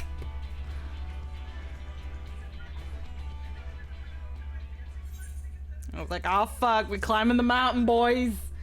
We going to the dungeon, boys. Feoul's a she-they king and we stan. Oh yeah, you see this shit, you're like, what the fuck? Kind of ivory palace. This place looks amazing. The end is near, my friends. We have found Vorthra's hiding place. Yeah, we have. Will you not be satisfied until you have brought disaster down upon your own heads? By your wickedness, you stand to gain naught but He made this shit in like 2 fucking hours. Yeah, he did. Had you only trusted to me, there would have been peace for all. You could have lived bliss in my eternal paradise, free from the burdens of conscience and purpose. Peace assumes many forms, and I do not doubt that you considered yours well worth the cost. I was even prepared to believe that the end might justify the means. Ignorant as I was, I had hoped that you might mend your ways and join hands with us. That we might strive together for the happiness of all. But no more. Your actions cannot be reconciled with your words. Peace for all, you say? Yet when you were threatened, your first act was to sacrifice your own people in order to save yourself. If your paradise can be rebuilt so long as you alone survive, it exists not for the people. It exists solely for your twisted pleasure. Hear me, Vorthri. The people won't submit to your will, for we each have our own. I made a promise to a noble soul, a woman who saw fit to entrust me with her legacy, and I mean to keep it. Everyone who stands with us has something precious, something that they cherish and would die to protect. They know their own hearts. They know what they want for this world. And by lending their strength to our cause, they have spoken. I will say, the fucking music is amazing. Like, holy fuck, this music. It's fucking hype. It feels really like End when like the chorus hits. But I'm a sucker for choruses. It's some bullshit. It takes me already out of house and Father can do it like that. No matter how hard you may try to bend the world to your will, we will never yield. Silence! Not another word! You presume to lecture me. Insolent worms. You will learn your place. Crazy Echo's not as bad now. True powers awakened, I will expunge you like the filth you are. Your demise will serve as a reminder to all that I am the zenith of mankind and Sinita both, chosen to rule over creation by right of transcendence. My very existence is virtuous. I am perfect, immaculate. He seems disinclined to grant us an audience. Find Vorthri. We will hold the Eaters here. Come! Let's finish this!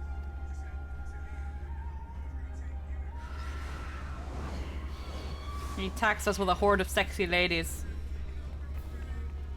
They'll be fine. They'll be fine. We move forward though.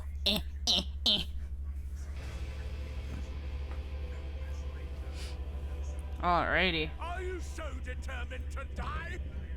One last chance, villains! Bow down and acknowledge your king! Your god!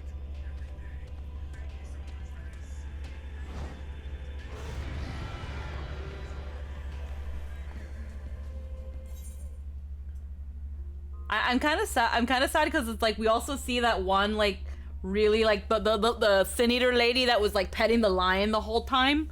Like we see that one, and that one's a pretty Sin Eater. I can't remember what it was called.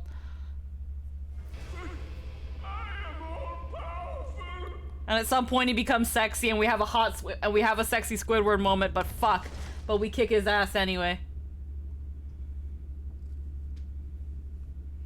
By ourselves.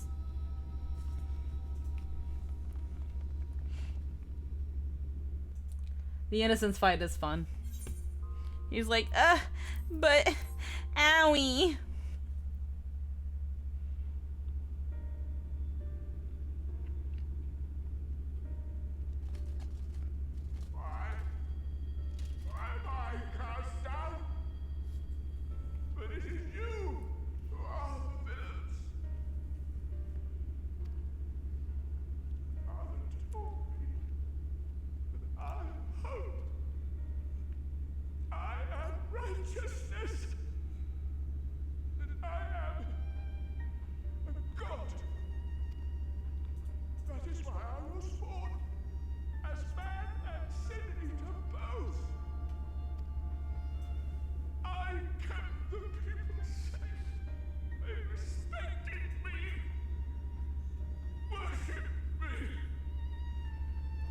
Gets freaking Amano-ified.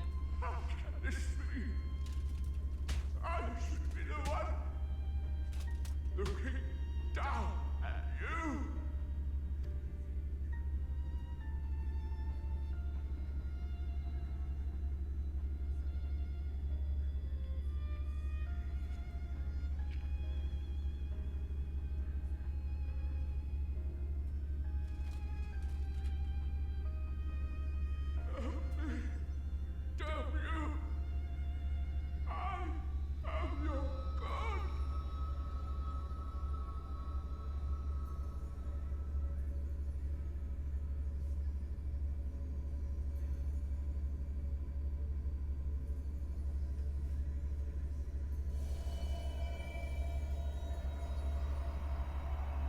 Rip Vothrian asked to the very end.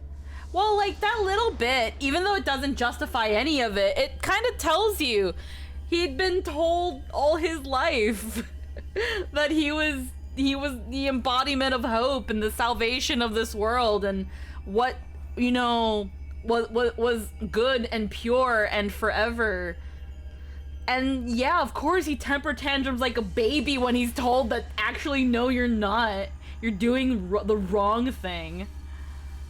Of course he temper tantrums like a kid. He has the mind of a dumb, spoiled brat. Because that's what he was. He was told that he was told. He was told that he could be.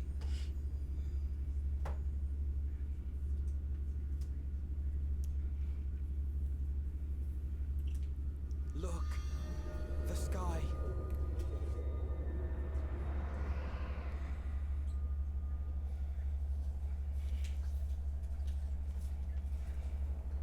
Oh yay, we've done it. Ow.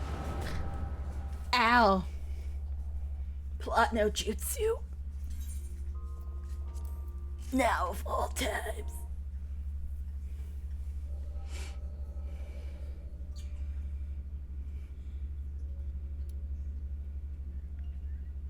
Fools! Were it not for my decisive action, the whole city would have been overrun, razed to the ground. Former mayor. Yet they dare to complain about casualties? Spare me. I'll wager they were put up to it by those wretches who seek to usurp me. They're stirring up the citizenry. But if they think I will yield to the likes of them, they are gravely mistaken. To be subjected to such deplorable treatment, such ingratitude. You have my sympathy, sir. You do so much good for this city, and you could do so much more were you not surrounded by fools.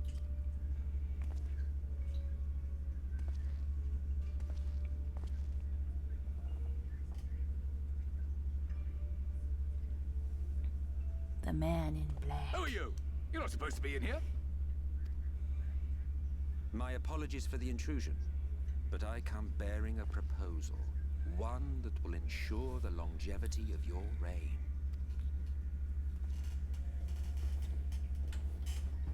But give me the word, sir, and I will bring hither a light warden. By giving its power to the babe within your lady wife's womb, we shall create a transcendent being. A king to rule over all. And as sire to the king, your authority will never again be in question.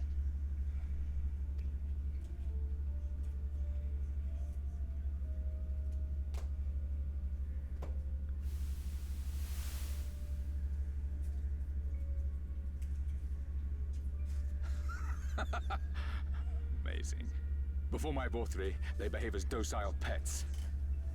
Oh, yes, let's listen to the mysterious man in black robes who snuck into my chambers and says that he can make my wife's womb weird.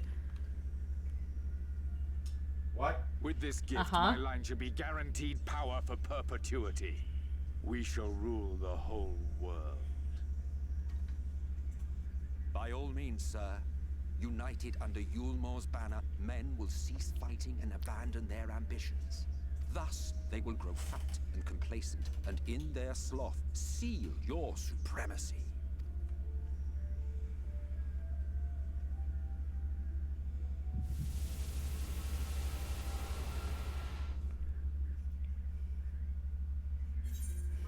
It comes back down to, like, people sucking.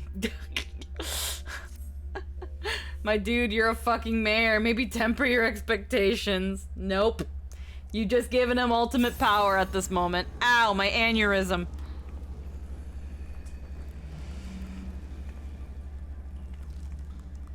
Are you alright? Say something.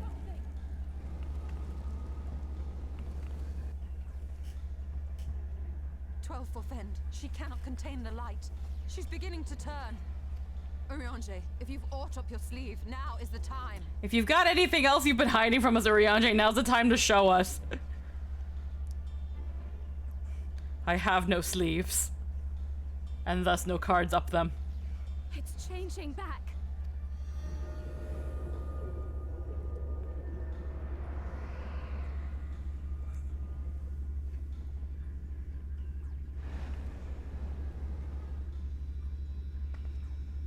The combined power of every Light Warden is too terrible a burden for any one soul to bear. And so I shall relieve you of it.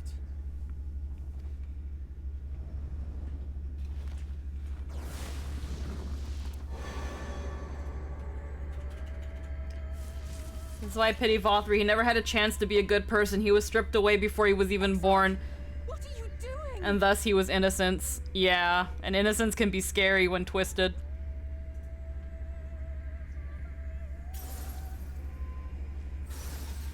I will channel this profusion of power to the Crystal Tower and use it to travel to other worlds. As I have dreamed of doing ever since I first learned of their existence. Who would choose to remain here in this dying realm when they might go elsewhere and begin anew? Not I. And thus did I use you. Fun fact, if you put this cutscene on autoplay, the music sync with the dramatic moments perfectly. We can do that. Let's do that. This is a voice cutscene anyway. Let's toggle auto advance.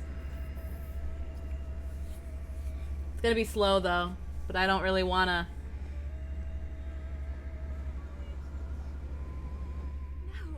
No, I don't believe you. It doesn't make sense. No, it doesn't. Damn you! We won't let you do with her as you please. Do not interfere! Please, I beseech you all, let him go.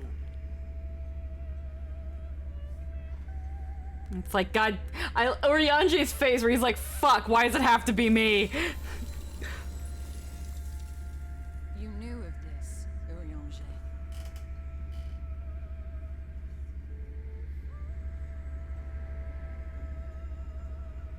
Tis all a fiction. Such vaguely defined acts of teleportation stand no chance of success.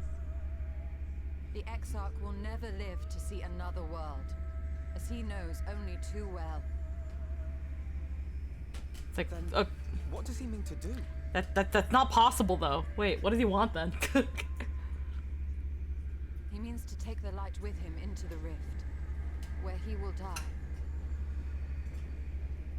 From the beginning, he intended to sacrifice himself to save our friend and Norvrend.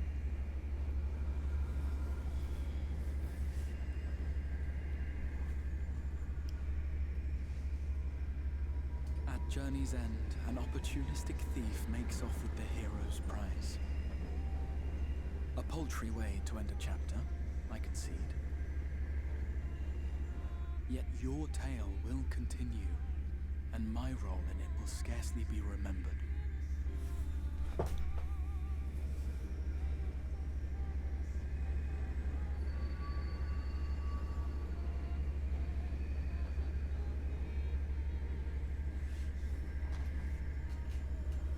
The fact that the Exarch decided to be the hero, but make himself look like a villain so your character doesn't feel bad for his death. Safe in the knowledge that I have played my part.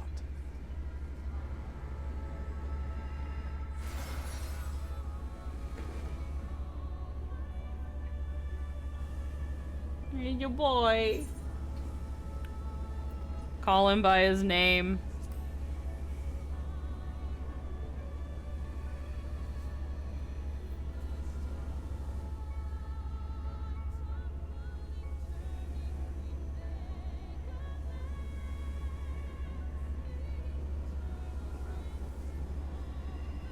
Thank you for fighting for this world, for believing. Fare you well, my friend, my inspiration.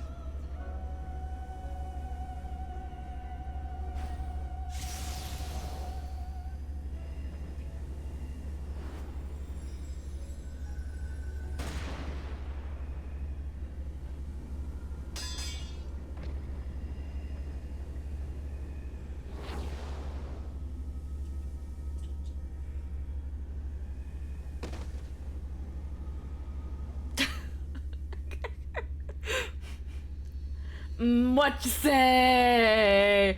That you only meant well, because you did. Those who possess the royal eye of the Allagan Imperial line are capable of controlling the Crystal Tower. Such individuals do not exist in the First. Okay, we can disable auto advance now. Only though, yep. He's like, wait. I love how Emmett Selk's like, wait a minute. The Allagans don't exist in this world.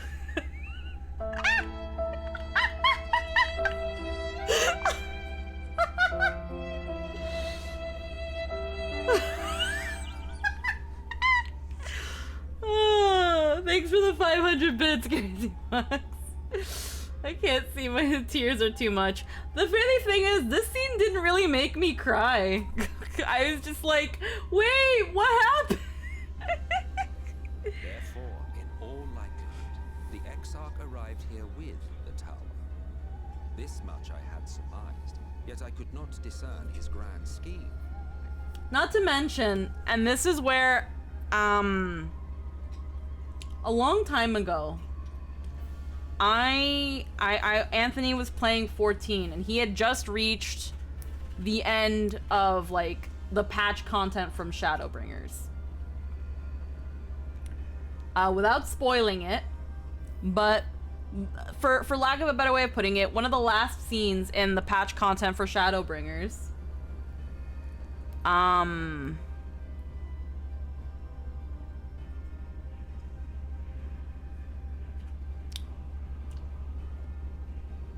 I knew about Graha before I even played the Crystal Tower, is what I'm trying to say. I love Raha so much. I love doing the Crystal Tower and seeing my boy for the first time. So yeah, while I didn't know that Graha was the Crystal Exarch, I knew that this cat boy existed. Was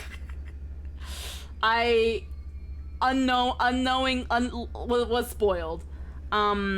At that point, I wasn't sure that I would ever play Final Fantasy XIV again. But yeah, I learned about Graha well before. So when I saw this part, I was like, oh, it's him. Oh, okay, well, I know what, this is okay, he'll be fine. He'll be fine. And no, it's not for you to apologize, Anthony. I didn't know that I would eventually play 14 again to this extent. And I chose to see what you were doing at the time. It's fine. But to that extent, I was spoiled. I was spoiled of Graha's existence.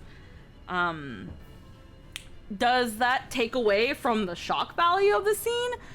No, I don't think it did. This scene didn't make me, I didn't cry at it. The next one, the other scene, which you all hopefully know, did make me cry. So who knows what'll happen, but I just shouted, "You motherfucker," when Emmett shot Graha the first time. I was not expecting it. I was not expecting him to get shot. For the sake of a single hero. It's almost admirable in its absurdity. Alas, it is not your grand scheme that will succeed, but ours. You bastard! Stay put. Your friend is still alive, but whether he remains so depends on you. That is a bullet that is in his back now.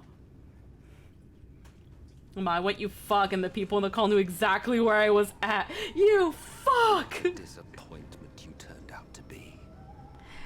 It was that thing of like, up until this dungeon, you were kind of like, maybe Emmett Selk is different from the other Asians. He's an asshole, but maybe he's a little bit different. Maybe there's something here you can work with. Maybe he'll be like the Vegeta to your Goku, but then he fucking shoots your cat.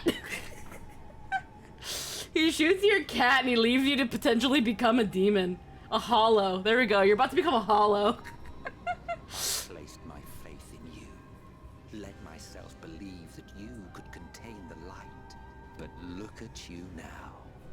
Halfway to becoming a monster.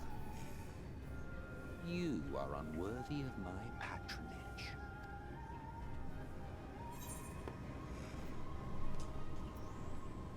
It was you who created Vothri, wasn't it? And then you see the vision and you're like, oh no. I am an Asian. My heart's sole desire is to usher in the great rejoining. Yeah, I love how you said that. This is his excuse. You created Vothri. Did you guys like forget that I'm a fucking Asian? Guys, I'm a fucking Asian. What the fuck? Why are you surprised? Fangirls, I can fix him. He then immediately shoots their cat. No, again, you all got blinded by y'all thirst. I never thirsted for this man. I never fully trusted this man. I was like, oh, you fuck. But at the same time, it was never because, oh, I trusted you. It's because, oh, I knew it. 100 years ago, I entrusted my comrade Logriff with the task of increasing light's sway over this world. This we sought to do by manipulating heroes. When that failed to achieve the desired result, I created Vothri. I will say the best experience I ever had with Shadowbringers was soloing the final boss of the last dungeon as a tank and winning. Wow. Holy fuck. Rode that high for weeks. Oh no, he's a psychotic madman. I just think he's hot. Let me guess. War? Lol. Nascent was too good. Look, Emmett is my problematic fave paladin. Thanks to your meddling, that too has ended in failure. Unfortunately for you guys. What was your true purpose in approaching us? Yeah.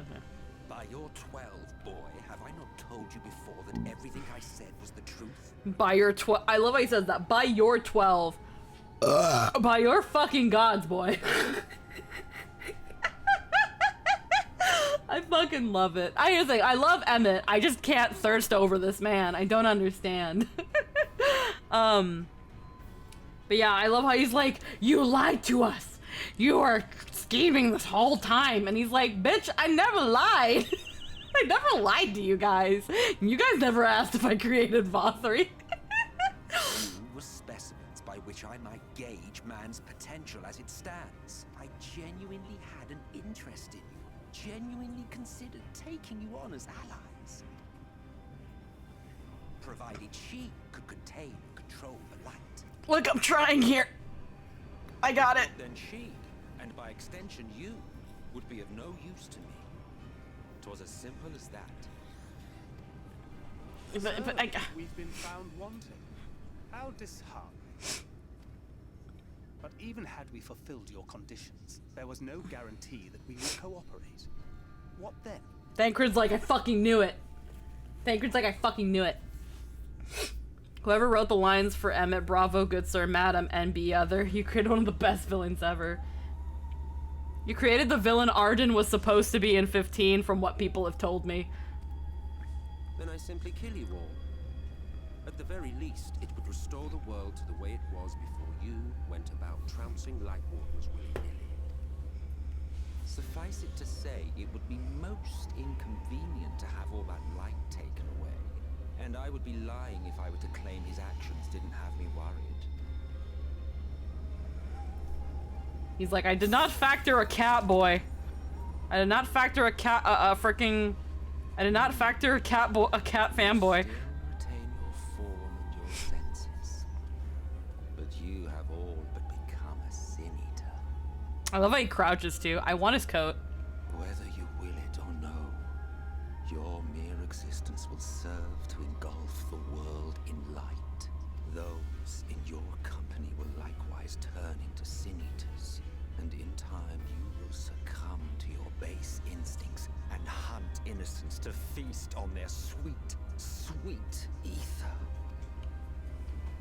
Those few with the will left to fight may rise up against you, but before your absolute might, they will quickly know despair. There is no hope. We are finished. Mankind is finished. Ah, the irony. What 4-3 achieved through bliss, you achieved through despair. But I have overstayed my welcome. I shall look forward to seeing you bring the world to its knees, hero. Yeah, you got that little light puke.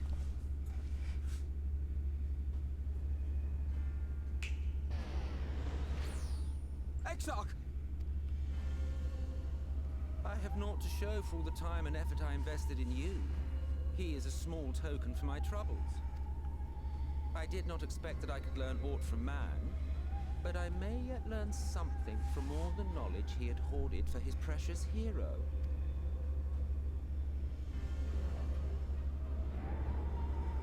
I'm done walking, he says. I'm gonna float now. I pity you, I do.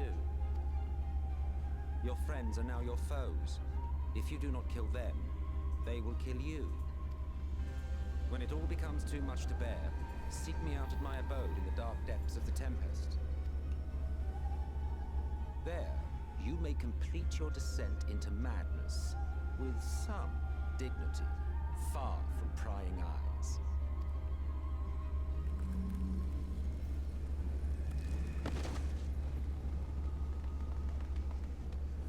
Mm-hmm. Till then, I bid you farewell, Eater. I love how the Athenians are what happens if the only survivors of the apocalypse are theater goths. Yep. Alrighty. Fun fact, since the moment he shot Raha, he is no longer slouching. He is no longer fucking around. He means business now. Oh yeah, no, he stopped slouching. Anyway, but we're awake. What? How?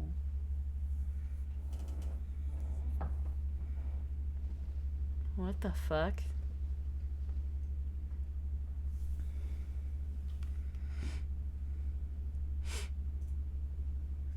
Oh, hey, Ardbert. Can always count on you to be here at least. Finally.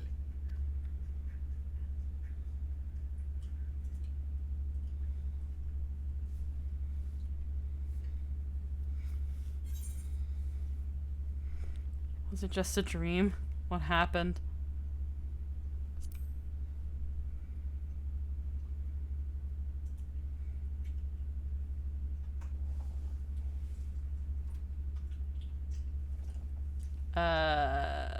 After you collapsed, Emmett's self vanished. Then Reen did what she could to stay the raging of the light within your body. Thanks to her, you're still you. But she's only delayed the inevitable. RDM it catnap my boyfriend. Man, what a weird fucked up oh.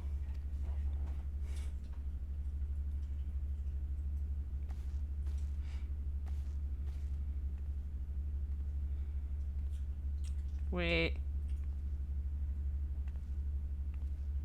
What you're saying is true. You're not going to like what you see, but you still need to see it.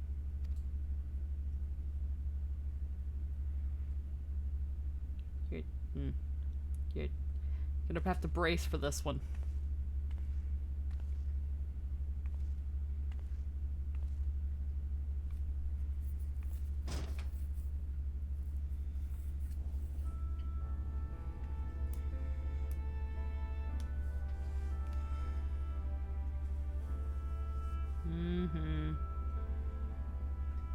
It's like this all over.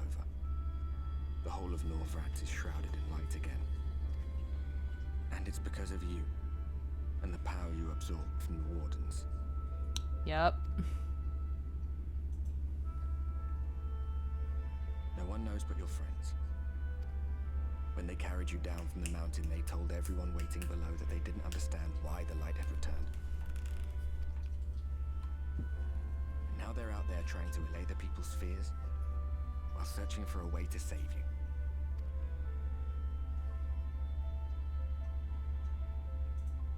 I love the look of despair on like your character's face when they realize that they're the reason why everything's back the way it was.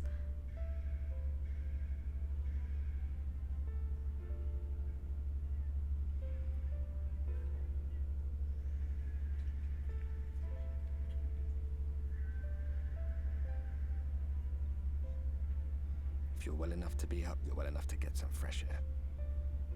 Better that than stewing in here. Go on. Go.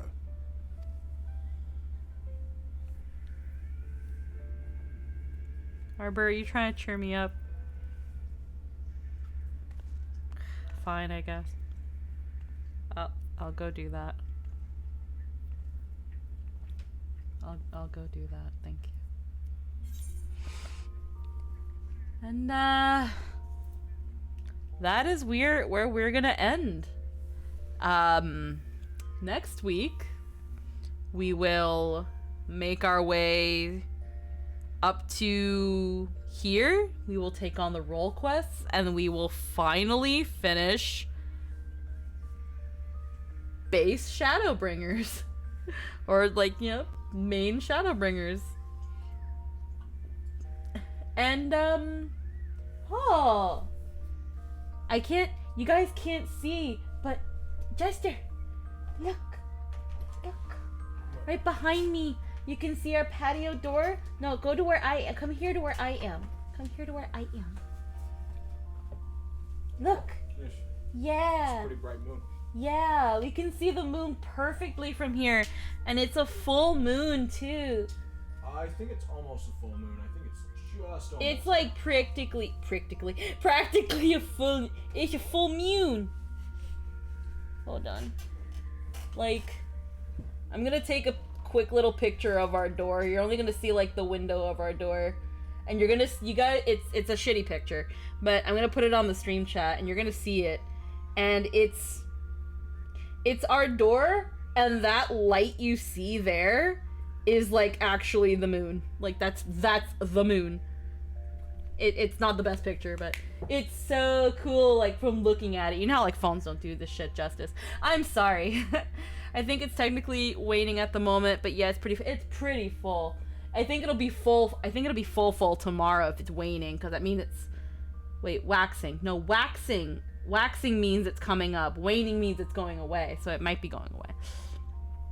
Yep, I can definitely see the moon. Okay, I'm sorry. I got really distracted by that because I saw it in the corner of my eye. It was really pretty. I love the moon. But yeah. Oh man, though. Before we get into a little wrap up thing, first off, I when this happened, when they opened the window, I was genuinely like, ah, fuck, because it was just like, god damn it, you worked this hard and toiled, and then it's like now you're becoming a sin eater, and like you're just you're fucked. But what also I thought was really, really cool was that some like people, some artists who play 14, they played with the scenario of like, what if though? Like, because first they took the idea of like Tesseline, of someone becoming a Sin Eater, and it like, you know, showing them they've turned, and now they're a monster. And it's like, what if that did happen to your Warrior of Light though? What if they did become a Light Warden? What would that look like?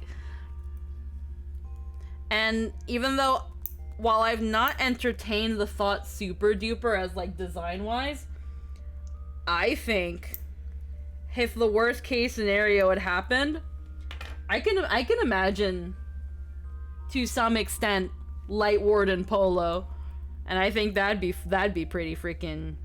It'd obviously be more. It'd be definitely sheep demony, while still being clearly a lady. I'm not sure to what extent though, but like I've seen some do like some very bestial kind of iterations. One of my favorite ones, I can't remember the name of the artist, but they have like a lot of artwork of their OC called Telios, and they made this like Light Warden version of them, and it was so freaking wicked. If I have to look for it, if I find it, maybe I'll share it in the Final Fantasy chat or in something. But man, I loved the idea that some people were making like Light Warden versions of their Warriors of Light. It's so cool. But Full was 2 days ago, yeah. Though won't be noticeably smaller for a bit more. So there are many Sin Eater walls from early on in Shadowbringers, and to this day you purely see them appear on the Surf Cage made a really cool Edric like Light Warden design. I think that's the artist. I don't know. I can't remember. My favorite is Warrior Light Sin Eater is basically biblically accurate angel. Yeah, I can't. I think is the artist Surf Cage T-Tam? I can't remember, but I know that their Warrior of Light is Telios, and it's Orion Aura, male Aura, and they're mostly a white mage, and I love it because it's like an upper torso, and then there's like a lily motif because they're a white mage, and they're a mute Warrior of Light, but yeah, not the one you're thinking of. That's fine. And I know like the bottom of their mouth like opens like a lily, but also because like they were mute, so their mouth is like a feature. Really, really cool. I'm gonna look for it sometime after stream and I'll share it. But it's time to wrap things up. We have been going for about 6 hours, which is a little bit longer than I thought we would. Just to freaking get us back on track, and it'll put us back on our nice little glam. Freaking we're gonna do a little dance as we wrap up today's stream. We're having a fucking grand old time. We're doing a great job. Blood for the Blood Lily, yes. I hope you guys all had a wonderful time here. I enjoyed it. I really needed today. Thank you guys so much. You have so many glams that show off your belly. Well, look at her belly. She's got an adorable belly. But I hope you guys all have a wonderful night. Tomorrow we will come back we'll probably do a different game. I'm not sure. If not, I do have Stray. I was gifted Stray, so maybe we'll play a little bit of Stray, or maybe we'll figure something else out. If not, we've still got some freaking hangout vibey times that we can do on 14. I enjoy this game, so we'll see what happens. But I will see you guys tomorrow. Not to mention Final Fantasy is tomorrow. I hope you guys are looking forward to that. We'll see what we got going on. Okay. I hope you guys all have a wonderful night. Anything you want to say before we leave, Jester? I gotta go to work in 8 hours. Y'all have a wonderful night, everybody. Bye-bye.